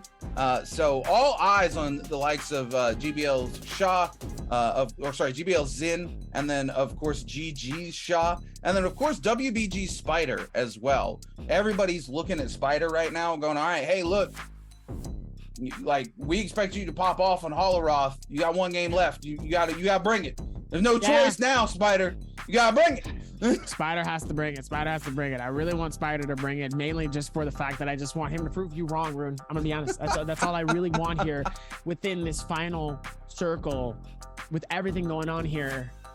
But still, I mean, there's still so much to be had though, and there's still more that we have to do even after this. But I'm excited though, really though. We're back to the main map. Now this is going to be different because, like I said, each time we've done this, it usually ends on Holoroth. So now that Holoroth isn't the final map decider, to go back to the same map here, I think that's going to be kind of fun to see how we go forth towards that next phase though. I think that's where things are going to get a little more interesting. And that's where I think we're going to see a little bit of a difference in playmaking styles, obviously, because now everybody's going back to the same format that probably everybody's used to. It might be an absolute bloodbath, to be honest with you. That's kind of what I'm hoping for, at least. Oh yeah, I mean, look, I'm hoping to see that WK action. WBG Spider has to bring that intensity if he wants to walk away the winner here. Come on, Spider, I need you to do this. I need you to. He's got to WK the lobby, man. I want to see it. I want him to prove me wrong. I love when Spider goes in and goes absolutely crazy. Just Thanos snaps half the lobby out of existence. The thing is, he's got to get out of his head to do it. He talked about it earlier in his little mini interview where it was his coach who's been able to get him out of that kind of bad mental when he has a couple of bad games. He's had 2 bad games. His coach needs to be over his shoulders right now, rubbing his shoulders, being like, look, you got this, baby. Don't worry about it. It's 2 bad games. That's nothing. You're WBG Spider. We've seen you dumpster the whole lobby. Even though it's the Pro League, just get in there and do that again. This is where you excel in that final game. But you know what, Dobby? We're going to find out if he's able to do it in game 6. But you and me, we got to go get on a boat. We got to send it to a break because we got a lot of paddling to do because we heading back to Morris Isle, baby. We'll see y'all guys after the break.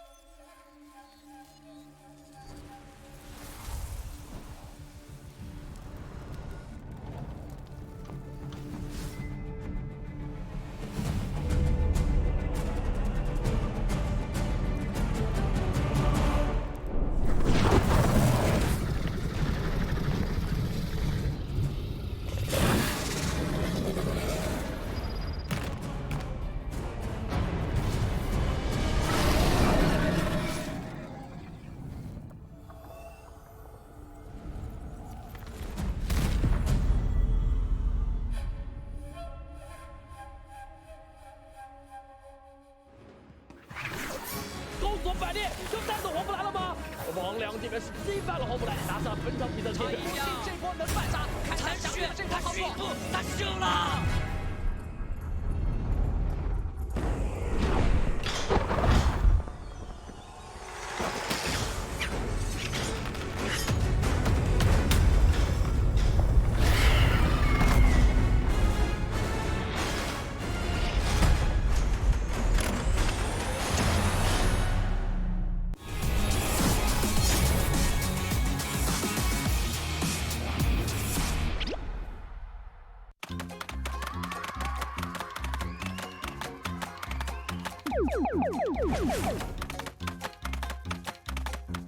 2,000 years later. The Nbpl Professional League is held in the Ice Cube venue in Winterstar, located in Lingang's special area of China's pilot-free trade zone in Shanghai. The Ice Cube covers an area of more than 4,000 square meters with a peaceful white exterior wall and translucent blue glass, which makes it elegant and luxurious. It's located next to Shanghai Haichong Ocean Park and only a 10-minute drive from Dishui Lake, the largest artificial lake in Shanghai. There's also Shanghai Pudong International Airport and to the north, the famous Shanghai Disney Resort. Everyone entering the Ice Cube must have a PCR test and their body temperature checked to ensure that all players are safe for the games. After entering the venue, players proceed to their locker rooms. There are 16 bright and comfortable individual rooms on site, which provides players a space to relax while ensuring the privacy to discuss tactics. After being all rested up, the players then proceed to the stage. The stage competition area is divided into 3 levels from low to high, while the center of the stage is divided into left and right sides with one group on the same side. There's space for a total of 48 players from 16 different teams that can participate in the competition here at the same time. Well, all the Nbpl players have their fists bumping and are ready for some intense games. And although we're not with them, we can also cheer them on at home through the internet. The second season of the 2022 Nbpl is guaranteed to be exciting.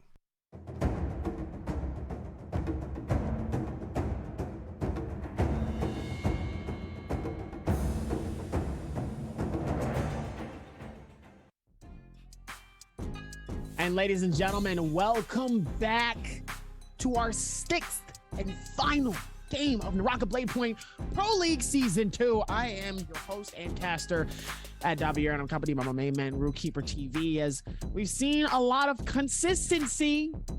It's a very big word.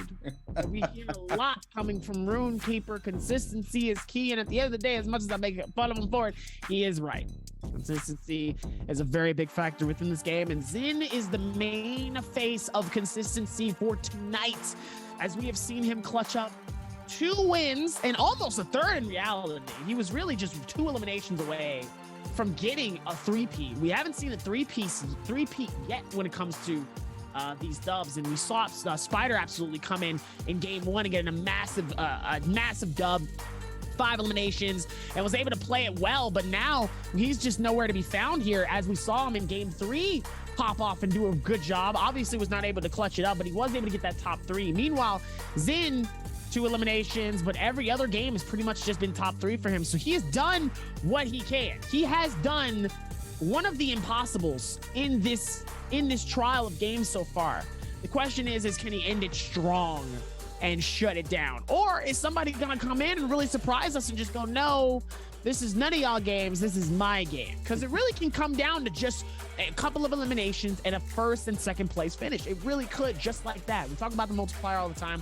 We talk about what other steps would it take, and it's just gonna be interesting to see where that goes. Look, I've got my eyes on somebody, Donnie, and I'm not afraid to say it. You know how it is. I'm gonna call it out right now. I think it's gonna be GG Shaw. GG Shaw has put himself in range to be able to take 1st place. His first 2 weeks here in season 2 have not been the GG Shaw we're used to seeing, right? We saw a little bit more of our regular Shaw coming out today. He was in the top 3 again in this game. He's got an MVP under his belt. He has put himself in the range right? He's in 3rd place right now. It's not out of the question that he could have a really good game, come out on top and take 1st place. If not 1st place, bare minimum 2nd place, I think, GG Shaw, right? GG Shaw is a solid player. He's more than a solid player. In season 1, he was one of the best players. All we could talk about season 1 was GG Shaw, Wang Liang, and AOW's Mind, right? He is one of those players who is in the upper echelon here in the Naraka Blade Point Pro League. Super surprising we didn't see him in the bi-weekly final last bi-weekly, like absolutely shocked by that fact. So I think he has something to prove today. We're coming into the last game. We've paddled our way back over to Morris Isle. This is where GG Shaw is comfortable. This is where GG Shaw typically shines. He was able to keep himself in that top 3 range going into this 5th game, right? So he's kept himself very close to GBL Zin. All he needs is to have a good game, and GG Shaw could make this happen, and he is very capable of doing that, Dobby. So much happening though. Meanwhile, Zin, he's got to be able to fill it out. I think he has a really big lead ahead of him. And I think as long as he keeps that consistency, even if it's a top 3 and you know, just a couple of eliminations, I don't even think necessarily he has to win. I think he just needs to stay in top 3, couple of eliminations, and he really will solidify himself as long as somebody like Spider doesn't necessarily pop off, or I would say maybe GG Shaw, because I feel like GG Shaw has played a little bit more, has played some of that consistency game today, but it just hasn't been within the top 3 like Zin has been doing, because I think Zin has made top 3 almost every single game. I think GG's has been close. I think he's done like 4th and 5th, gotten a couple eliminations, still trying to keep up with the rest of the block, and so far he's been doing that pretty consistently, but don't necessarily know if I think he would need a pretty big pop-off game and a 1st place in order for him to take the lead. Oh, I mean, absolutely. For Shaw to walk away the winner here, he's got a big hill to climb. The thing is, Shaw is capable of doing it. We know he's capable of doing it. We've seen him do it time and time again in the 1st season. He struggled this season, but clearly something is different today, right? We're kind of seeing that GG Shaw we're used to seeing. So I think if he continues the momentum, because he carried that momentum into game 2, almost walked away the winner of game 2 as well. It was a very tight finish between those top 3 in game number 2. I think he can carry that momentum. He's going to come in. There's going to be far less Zeeping because we're not over there on Holoroth, right? So he's opening himself up to that opportunity to climb that hill. I think he's capable of doing it. Only time is going to tell, though, right? Today's been a very interesting day because the MVP's been different almost every single game, right? It's kind of been across the board. The only person who's really been consistently at the top is GBL Zin, and GG Shaw kind of floating in that mid-top, that 4th to 5th range most games. And then, of course, he gets his MVP, and then he gets top 3. So that's bought him the space where he could potentially climb to 1st place. But the game's going to tell, and we're getting ready to drop into game number 6 here, Dobby. We're going to see what these hero selects look like. I'm assuming lots of Yodohime and Justina. I'm assuming at least 1 Tarka G as well, coming out from either Fun Plus Phoenix's Moo or KZ's Panda Man. If not 2 Tarka Gs. We're on Morris Isle, you never know. And I mean, if I'm Fun Plus Phoenix's Moo, and I know there's not going to be a lot of Z-pings in this final game, he landed an infinite earlier on Tarka G. Yeah, I'd definitely be bringing that confidence back here with Tarka into this final game as well. That nice comfort pick, trying to round the day out with some big points on his favorite hero. That's a good way to end the day. But we'll take a look as we lock in. We got 2 Justinas, 1 Z-Ping coming out from JDG's Chu Zhang, and AOW Zhang gonna be rocking the Yodohime pick here for Team AOW. Taking a look across the board. Moo gonna be bringing in that Target G. KZ's Panda Man with Target as well. GG Shop gonna try to lock the final game down with Yodohime. And we're gonna see another Yodohime pick coming out as well. Locking in here 4 Justinas across the board for Don Quing, Ego, Reki, and YKC. Now for the final 4 heroes locked into our last game of the day, we're gonna see Justina to WBG Spider. Chu's gonna take our Yodohime. We're gonna see is that, if I'm not mistaken, that was a Valda pick coming out, and a second Z-Ping as well. That is absolutely a Valda Kui coming out here in game number 6. Not a bad choice considering how many Yodos are in this lobby, and he's capable of picking them up and canceling their ults out. They just have to survive to the final zone to make it happen, which is very, very hard to do when you're the only Justina, or sorry, not Justina, when you're the only Valda in the lobby. But time will tell if they're able to make it to that final zone and pop off. Dobby, tell me about this map. Map is absolutely spread out in a pretty decent way here. So much happening though within these spaces. Meanwhile, it's going to be rotating all the way around the very center of Celestia. This is a very known space though. We've seen it twice so far. So this is the third time, and obviously the last time that we'll be seeing this. All the way down the surrounding areas: Artesian Grove, Servants Grounds, Wayne Shrine, Crow's Nest, Zest Winery. I mean, we're seeing a lot of these many little areas here, as we're actually seeing a different little interesting camera angle here as Zhang Yu, it looks like, is going to be able to get the elimination off of Ego here. Very, very close though. It doesn't look like he has any weapons at all to his name at all though. Ends up getting caught up, and it looks like Ego, sadly, is going to be the one that gets caught in a bad elimination, and Zhang Yu is able to capture the first blood of our game 6. Meanwhile, Spider, purple shield, fully decimated, but it's going to be able to push it on Chu. Chu, nowhere to go. Spider is able to get his first elimination. Very much needed though. He's going to be able to keep that same momentum. Let's see if he can keep that going.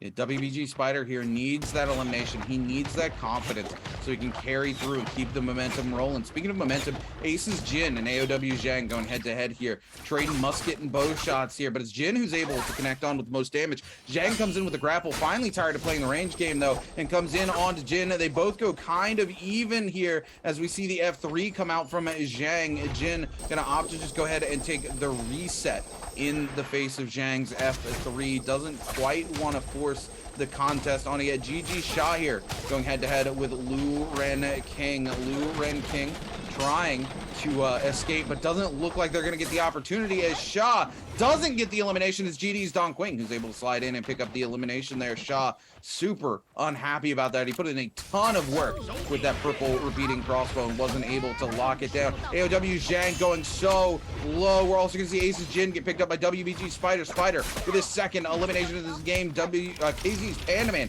able to pick up an elimination as well here. WBG Spider gonna frost score here in the face of Pandaman. Pandaman doesn't quite get the pot off, so WBG Spider now with the ult trying to lock Pandaman down. Pandaman with his ultimate, if he gets frozen here, no, we're gonna see GBL Zen coming in trying to freeze them both down. Spider catches the freeze onto Zen though, and it looks like Pandaman might get away. Pandaman with the ult on the run here, just trying to find some space to get a pot off. Does get one pot off. Spider though picks him up. This could be it for KZ's Pandaman. He does have a resurrection, but he does not want to use it this early.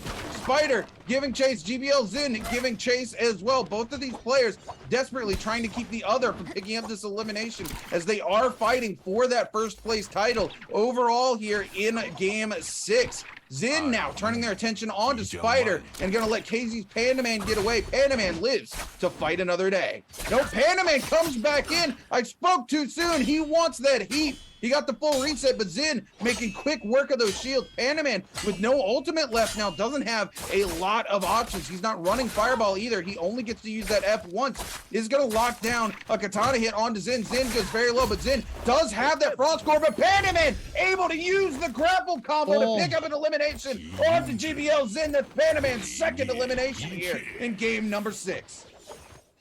Oh my goodness, Pandaman has been playing this out a little bit differently here. Meanwhile, Moo looks like Moo's in it, getting absolutely blitzed though by Rexy, or this could be really massive though coming in as Moo is able to use the defense stance though, coming in from Tarka though, and it looks like Rexy's gonna try to do it again. Oh no, he isn't getting blitzed by somewhere else. And Don Queen is able to snap the elimination and get it from Moo. Don Queen is able to go for the quick freeze. Rexy's able to go for the full shield here, but now back at it again. It was easy to see the other Tarka man, that Pandaman. Whoa, jumped up and we ain't seen him stay. There he is. There he goes over there. He's gonna be able to go for the rotation here. Let's see if he's able to figure that out. So much happening though, even within this rotation spread. Finding this as best as possible though. Blue shield. Gonna be able to go for that shield here. Let's see if he's able to go back and deplete it full shield though. And it looks like Zhang wants to be able to get that action going here. Right clicks hold, just waiting for the opportunity. It looks like he's able to hit Zhang with the first one. Massive daggers coming in from the back onto Pandaman. Oh man, Zhang is absolutely playing this one well with the dual blades. shots coming in. He's gonna have to be careful though as the F3 comes out. And Spider's gonna be able to push in with a repeating crossbow. Not looking good for Pandaman. Pandaman needs to be able to get out of there as fast as possible. He ends up getting hit, but it doesn't matter. Spider is able to get the elimination as Zhang is gonna be able to try to push in and finish what Pandaman started. He's just gonna be able to sit up and wait for it. Wait for the timing though. Beautiful timing to get the impact going immediately after the ice melts. Spider caught in a bad situation. He's gonna have to push out and pops over that Arctic. And it looks like Zhang is gonna be able to use their Yodohime. Is gonna be able to go for the push though. Doesn't freeze her. Looks like they will be able to go for it. And oh, it looks like he's able to find the frozenness onto Zhang. But it looks like it's not enough. Looks like Zhang is going to be able to go back towards the rotation here. And ladies and gentlemen, here we go. Back at it again with the dual blades. Dual blades going to be able to push out. Get nice hits coming in right onto Spider. Spider is going to have to be very, very careful here. Meanwhile, Zhang trying to see if he can do what he can, though. Those Nunchucks was able to do at least a little decent amount of damage, though. He does have no shield, so there could be the chance. Meanwhile, Pandaman decides to come back for the salty run back. Decides he wants that energy, and he's able to come back and get the elimination. And says, you got the elimination. Now it's time for me to get mine. Back to the Soul Altar. I'll see you in a couple minutes for round 2. You know what's really unfortunate, Dobby? All this action going down, we're enjoying the heck out of it. And unfortunately, off camera, GG Shah was eliminated with no kills this game. Unfortunately, that's it. You get sent back to the lobby in this game. There's no chance to put any more points up on the board. So now it's between WBG's Spider and the likes of GBL Zin, who's going to walk away in first place here. We're going to see up top here at the very top of the order, YZG's YKC. Trying to lock down some shots on this Ballista, but unfortunately not able to find anything onto Ego or Reki. Reki and Ego just looking to continue to hold on to the space away from this Ballista. YKZ does not want to give any ground to either of these players. Looks like he was able to set one of the players on fire, but he doesn't have the repair kits to just sit up here and keep making them happen. And it might have put himself in a bad situation. Is now Reki more than happy to come in and start blitzing him down here. Already popped the frost core off the back of this and is taking control of the fight. A huge parry comes out from Reki onto YKC. YKC goes very, very low, trying to come in with that dagger, but Reki locking it down. YKZ doesn't even have the opportunity to pop the ultimate. Vengeance Reki picks up his first elimination. Very, very impressive coming in, though. Reki has also been kind of one of those that's really been keeping that consistency, too. He's able to get, like, at least 1 or 2 eliminations. Sadly, just isn't able to at least clutch up at least within placements, but he's able to get at least something sometimes. And sometimes it's really all you need, really, to keep that momentum going, but obviously, when it comes to Red Sea, it's not enough here as Chul just caught in such a bad situation. He doesn't even have the time, the space, or the dependency as Chu ends up getting a laugh at the end of the game as he's just like, what is happening? You got 3 people hitting you with 3 different ranged weapons. You got bows, you got cannons coming in from all sides here, and Chu just can't help but laugh here as he ends up ending the game with 0 eliminations, sadly. But hey, sometimes you got to go out with a laugh. Yeah, look, as long as you're able to have a good time, I think that's really what matters, right? These pro players, yeah, they're here for the money, they're here to compete, but you gotta love what you do at the end of the day, right? So Chul gets a good laugh, goes out, you know, it takes what he's been able to do and says, you know what, I did as good as I could today. I had a good time. That's really what matters. We'll come back in, we'll talk with the coach after this, and we'll do better next time. And sometimes, man, that's the entire attitude you've got to have, right? You can't have a negative attitude coming out of this, because this is how, if you have a negative attitude coming out of a day like this, that's how you end up resenting your fellow players. It's how you end up, you know, just not enjoying yourself. And truly, if you stop enjoying yourself, you're going to stop playing as well as you really do at the end of the day. So I think Chul, you know, take it in on the chin, having a good time, and that's what really matters. You have to. Yeah, JDG's Don Quing up top on the move here. We got 3 players tied for first place right now. GG's Don Quing, WBG's Spider, Daisy's Pandaman, all with 3 eliminations. Spider here trying to keep that W key energy going that we talk about. He really wants to pick up this elimination. Doesn't get it though as he gets frozen out by the player who gets low. He's trying so hard to be one who gets that elimination. GBL's in topside, also looking for that elimination as well. 17 Jail's Ego goes so low. WBG Spider again trying to lock it down. He's coming in with the scale rush. He really wants this But we're gonna see Ego is able to be eliminated by Don Queen, and it's Don Queen who takes first place off the back of this fight, moving up to 4 eliminations. Fun plus Phoenix's Moo here, giving chase to Ventus's Rexy.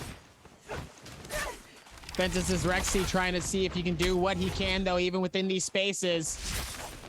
So much time for him to do what he needs to. His move looks like he's going to be able to push in, though. Rexy, dangerously low, could have a nice little bit of time for this elimination, though. Let's see if he can figure this out, though.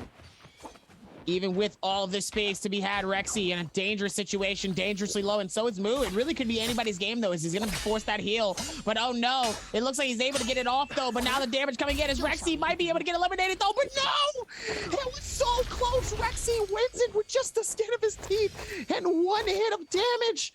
Oh my goodness, that really could have been anybody's game within that fight, and or somebody could have came in and swiped both of them and was able to get a 2-piece. It really could have been so many different layers. I mean, Don Queen way over there. If Don Queen would have came over 5 seconds earlier, he would have got a double elimination. That would have been massive for him. Meanwhile, that parry comes in and shuts down Zin.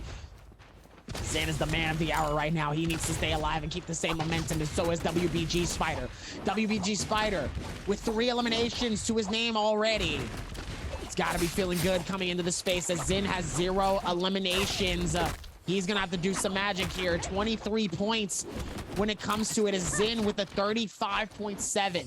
Spider needs at least a minimum of 6 eliminations and a top 2 in order for him to win. Bare minimum, if not even more than that, because even off the back of the 3 eliminations he has right now, Dobby, he's still more than 10 points behind GBL Zin. That's why I said that last game, so big for the likes of GBL Zin, because even though he didn't take the first place, WBG Spider goes out so early, Zin able to create a massive gap between him and WBG Spider, to the point even Don Quing right now is actually ahead of WBG Spider off of his 4 eliminations. He's not very far ahead, he's 0.3 points ahead, but Don Quing still able to kick WBG Spider out of that top 3 percentile off the back of the 2 bad games that we saw Spider have. And of course Don Quing picking up his first place finish last game as well, bringing him to the top 3 of the pack. We were talking about it would bring him into the top 6, but clearly was able to bring him top 3. Again, those huge games do count for so much when you do have them, and it count for even more if you've been consistent like GBL's Zin. So we're gonna see where things go this game. Don Quing and WBG Spider, realistically the only players in contention to be able to possibly take away that first place from GBL Zin.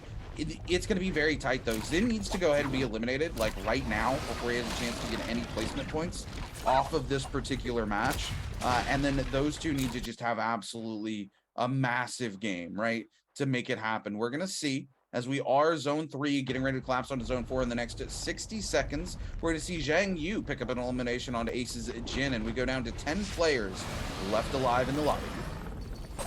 With all of that momentum and even with all of that space here, it still really can be any one of their games. Spider still looking good towards this ending space here. Could be very helpful for him. He just has to play it to the best of his ability here, even within this final circle here. So now it really is all up to Spider though, man. Spider really can do what he can in order to get an insane elimination. He just has to play it out to the best of his ability. Same with Panda Man, but Panda Man, he is so far down the line, I don't think he has the opportunity. There's no way for him to get a massive dub, for him to catch even sadly top 3 here. But Don Queen, 24 points to his name though. Don Queen himself could snatch it up if he really wanted to here. Yeah, Don Quing is set himself up to where he can snatch first place if he has a stunning game. I would love to see it come out of Don Quing, because Don Quing is a player I really appreciate watching, right? Again, one of those players, in Season 1, he was the only player who played every single trios game and every single solos game for his team. You talk about packing on experience, we talk about players who have grown drastically. Don Quing has been a player that has grown so much. He's literally playing double the games of everybody else in Season 1, gets double the amount of experience here in the Pro League, and it really shows. And it's why he's now the shot caller for his team, right? Because of so much experience he was able to pack on. by far one of the most experienced players in the league. We're going to see WBG Spider moving across here. We're going to see that last Morse Blessing getting ready to pop here as Zone 4 gets collapsed down onto just to the southern edge of Celestra. And all of these players really looking to come in and kind of contest this. KZ's Pandaman going head to with the OC's Zhang Yu. Not really in contention for it. And GG's Don Quink just kind of relaxing out by himself right now. He's off on a little vacation. He's got his 4 elims. He's like, look, baby, I'm going to go final circle. I got my elims. I just need to ride it out here.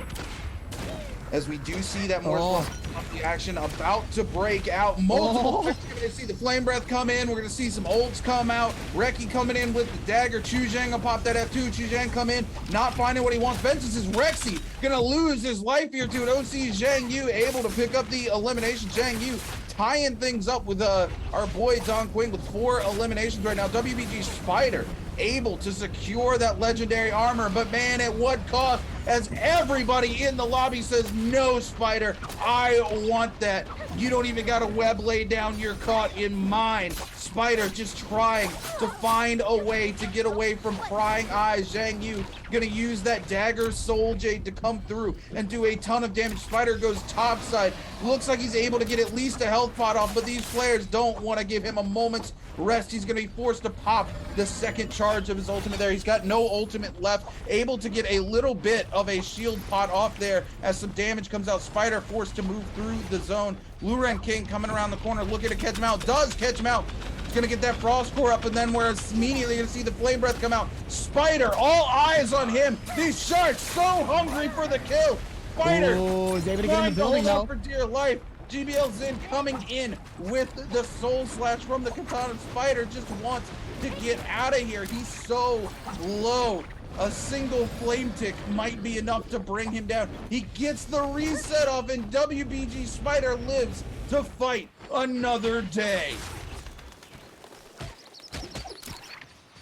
Even with that though, Spider still keeping it alive though as well here. I mean, I'm keeping a close eye on Spider here. Meanwhile, anything that Zin does at this point, even without the eliminations, is only just getting him farther and farther away from not losing in this reality. He doesn't really need to pick up any eliminations, to be honest. As long as he still stays within this top space here, every point is just another point added to what he already has here, as he has a 36.2 currently within this game. Meanwhile, Don Quinn, 24.5, 4 eliminations to his name though.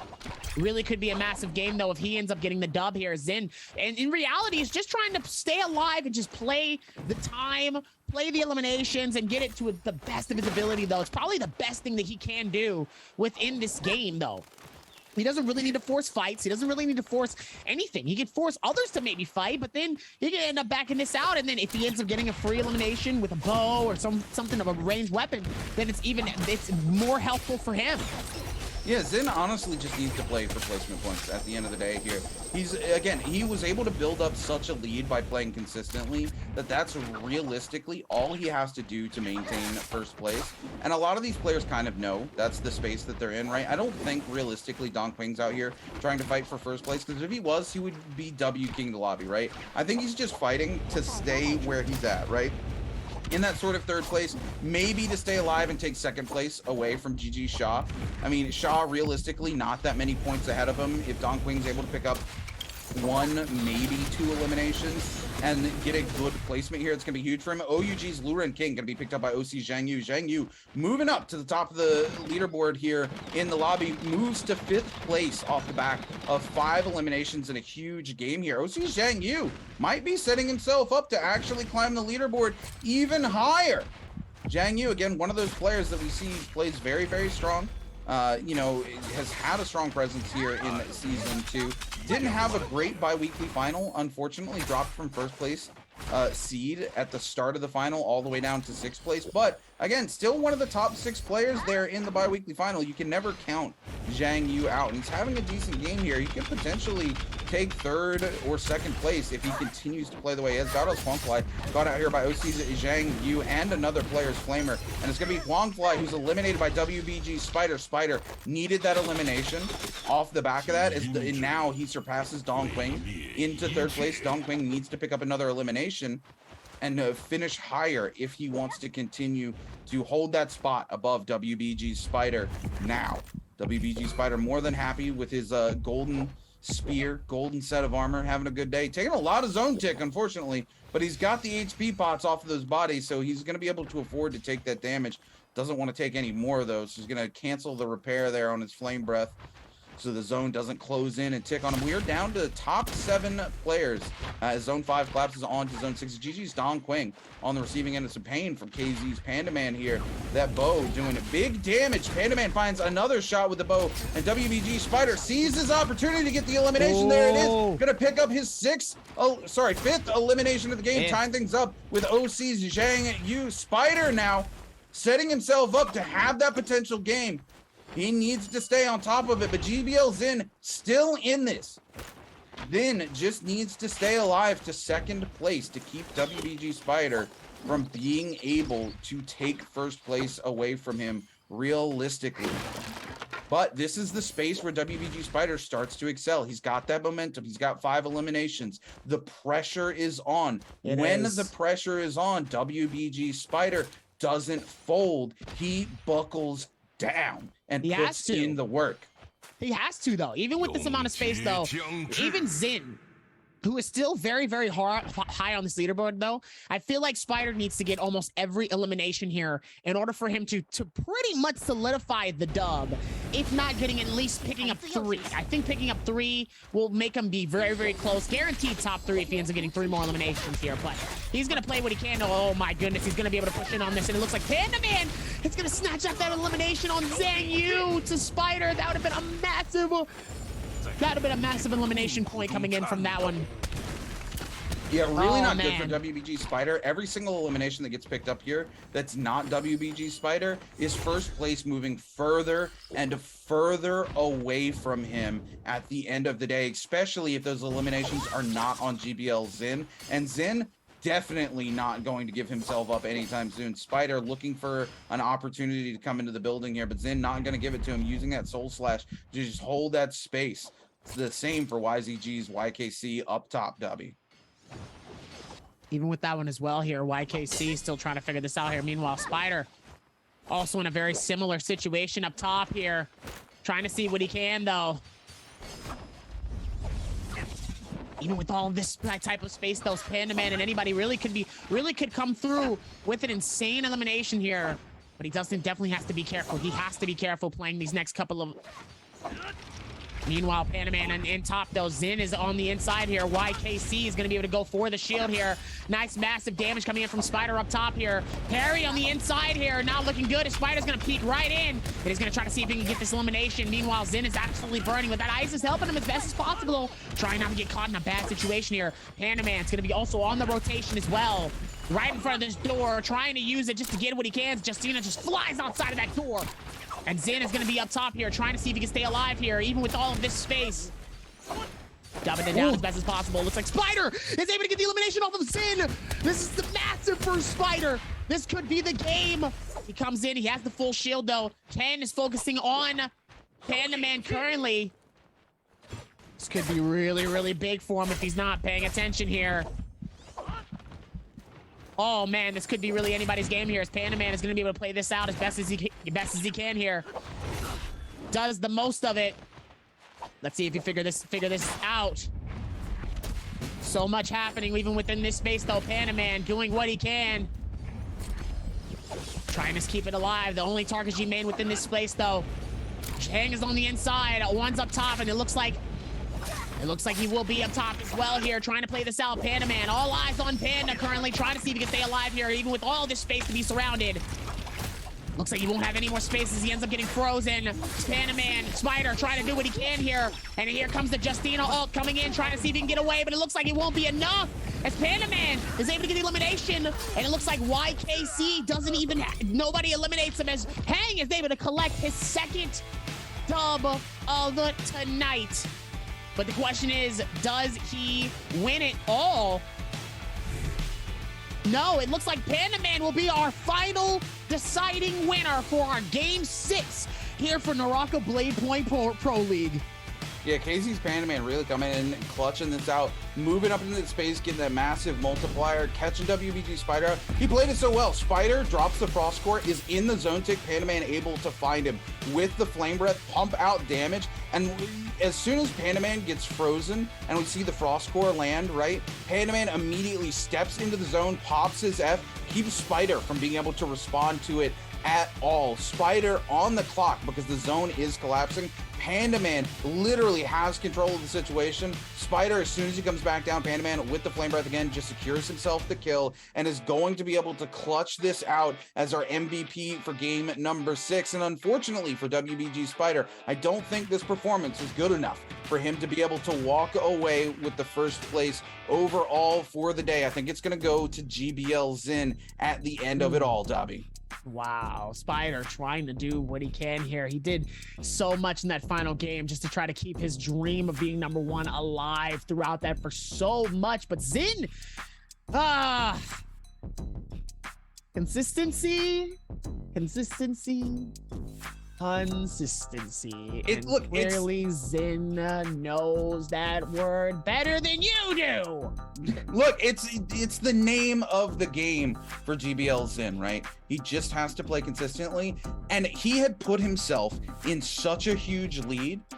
There was no point for him to take any fight in this game whatsoever, because every fight he just risks going out early and giving WBG Spider the opportunity to come back into the game, or GG Shaw the opportunity to come back into the game. And he just says, no, I'm just going to play good, clean Naraka. I'm going to make it to the final circle. And even though he goes out, I think he goes out in 4th place. He gets eliminated, right? Doesn't matter because he's already in the lead, so it doesn't matter. Yeah, Casey's Pandaman is there. Spider could have potentially picked up those 3 eliminations, taken 1st place, and maybe crawled past GBL Zin, but the odds of that happening, not very high. And Zin, every second that he stayed alive longer in that match was more likely that he continues to hold on to that 1st place. He continues to make the gap. The lead. Yep, and that's all he has to do at the end of the day, right? And GBL Zin knows that, and he plays based on that knowledge, right? GBL Zin is one of those players that pays attention to the scoreboard. He knows where every player is going into that. He's watching the kill feed. He might not have the direct numbers, but you know, if we're able to keep track of that, certainly the players in game are able to keep track of the kill feed and go, okay, hey, this is where Spider's chilling. This is where this player's chilling, right? And just are able to just off top. Here we go. Pandaman with 5 eliminations, 2nd place finish, is going to be walking away with an 11-point game score. WBG Spider, not shabby, a 10.5 game score. It's going to be his 3rd time in top 3. OC Zhang Yu coming in with 5 kills and I do believe 4th place finish. Going to be walking away with an 8 game score. Our 1st place finish is JDG's Chu Zhang, but only with 2 eliminations, leaves him at a 7.2. GD's Dong Quing with 4 eliminations. Going to be walking away with a 6.2, eliminated in 5th place. Ventus's Rexy picks up 2. Everybody else 0 to 1 eliminations, but GBL Zin able to walk away with 1.5 ranking points. And realistically, that's all he needed to do here in this game. Even with all that coming into it too, Pandaman still able to get that 5 eliminations though. Man, if we would have saw him pop off at least one other game, we might have been able to see him in the top 3 when it came to these scores. But Spider, 6 eliminations, Zhang Yu with 5. Hang, I gotta give it up to Shazang, man. He really was putting up that consistency points as well. He was able to get those top 3 a couple of times. We saw him with those few eliminations as well. He was even able to get a dub himself. I think he got 2 actually. He got 2, or no, he got 1. He almost got 2, but he got close though. As our main man Pandaman finally back at it again at the leaderboard. About time we see him get another MVP. 14k damage, 5 eliminations, 15 healing, 15k worth of healing, and almost 10k in damage to melee weapons. Katana with 6,500, bow with 1,700, 1,595 with the long sword with a prize ball, advanced heal, target lock, 2 target locks actually, spear stab, and blue moon. How does 2 target locks give you an advantage? I mean, again, you're just getting the stats off it, right? If you have two of the same Soul Jade, they don't stack. You're not getting like double the slow from hitting somebody with the target lock, right? Realistically, you're just getting the extra stats and the extra damage off of target lock. Very, very good. KZ's Panda Man lives for the amount of damage he can put out with a katana. So any Soul Jade that's giving him extra damage, he doesn't care if he's using a bow or not. He's going to pick those up, take the extra damage, and be more than happy with it. Because you have to remember that those Soul Jades don't just give the bonuses to the weapons, they also give you stat bonuses, right? And purple stat bonus is always going to be higher than the blue.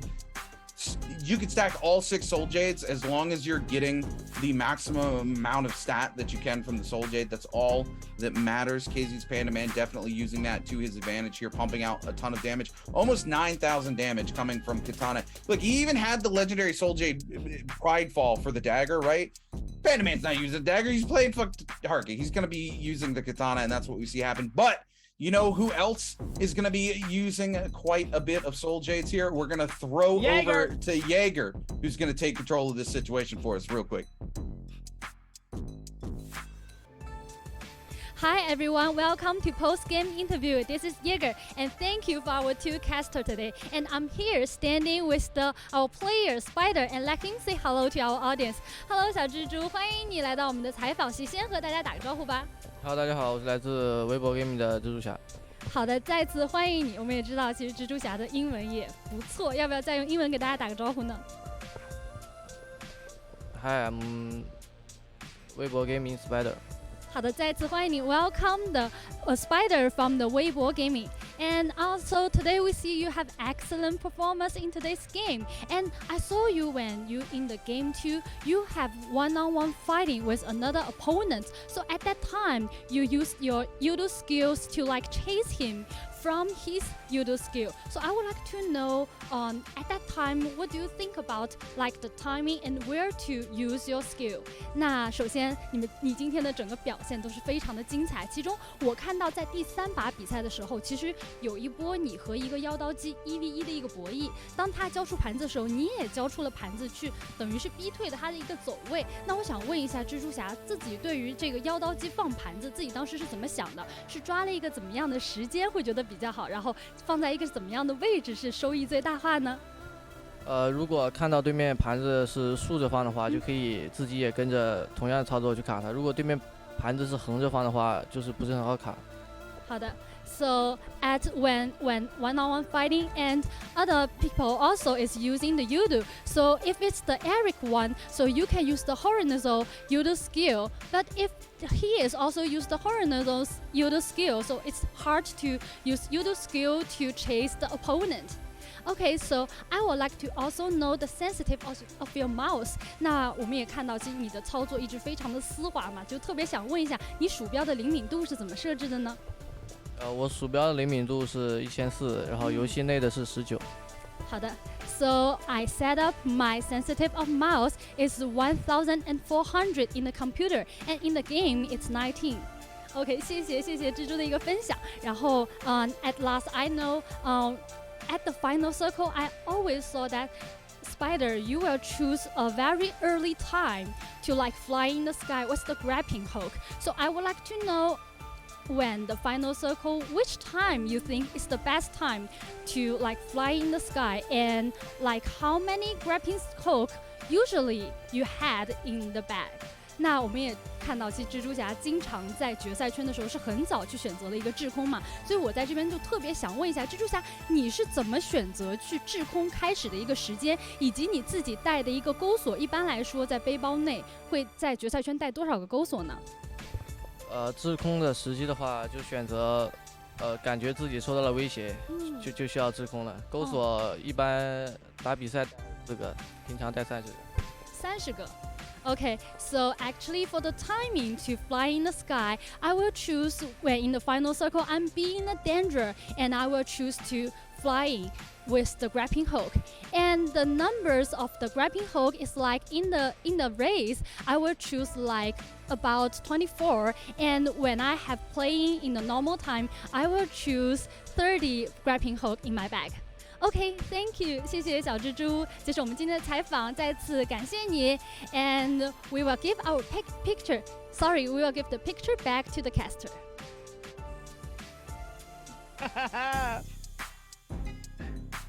Jaeger, thank you so much for a wonderful interview, of course, with our boy WBG's Spider coming through, talking about everything from his mouse sensitivity to Yodo's countering Yodo's. WBG Spider out here like me, he's a high sense gamer. He playing on that super high sensitivity. He be touching his mouse just a little bit, do a full 360. You know what I'm saying? I can't do it. I don't understand how they do it. I can't do it. I wish I could. I wish I had that type of momentum, but I need to slow down my movement when it comes to it. As we're gonna look at the leaderboards here for our top 16 here. Obviously, Moo sadly at the bottom tied it up with Shu with 5.9. Just very unfortunate though as we look at YZG. YKC 17 points. Honestly surprised seeing the new person from YZG really coming through here with some decent points here. Love to see it coming in. 17.9 though. It's not bad. Coming in from a player like this. Was able to do what he can here. He played it well. Super surprising to see AOW's Yang as low as he is on the leaderboard. Yang was one of those players who did very, very well in season 1 of the NBPL.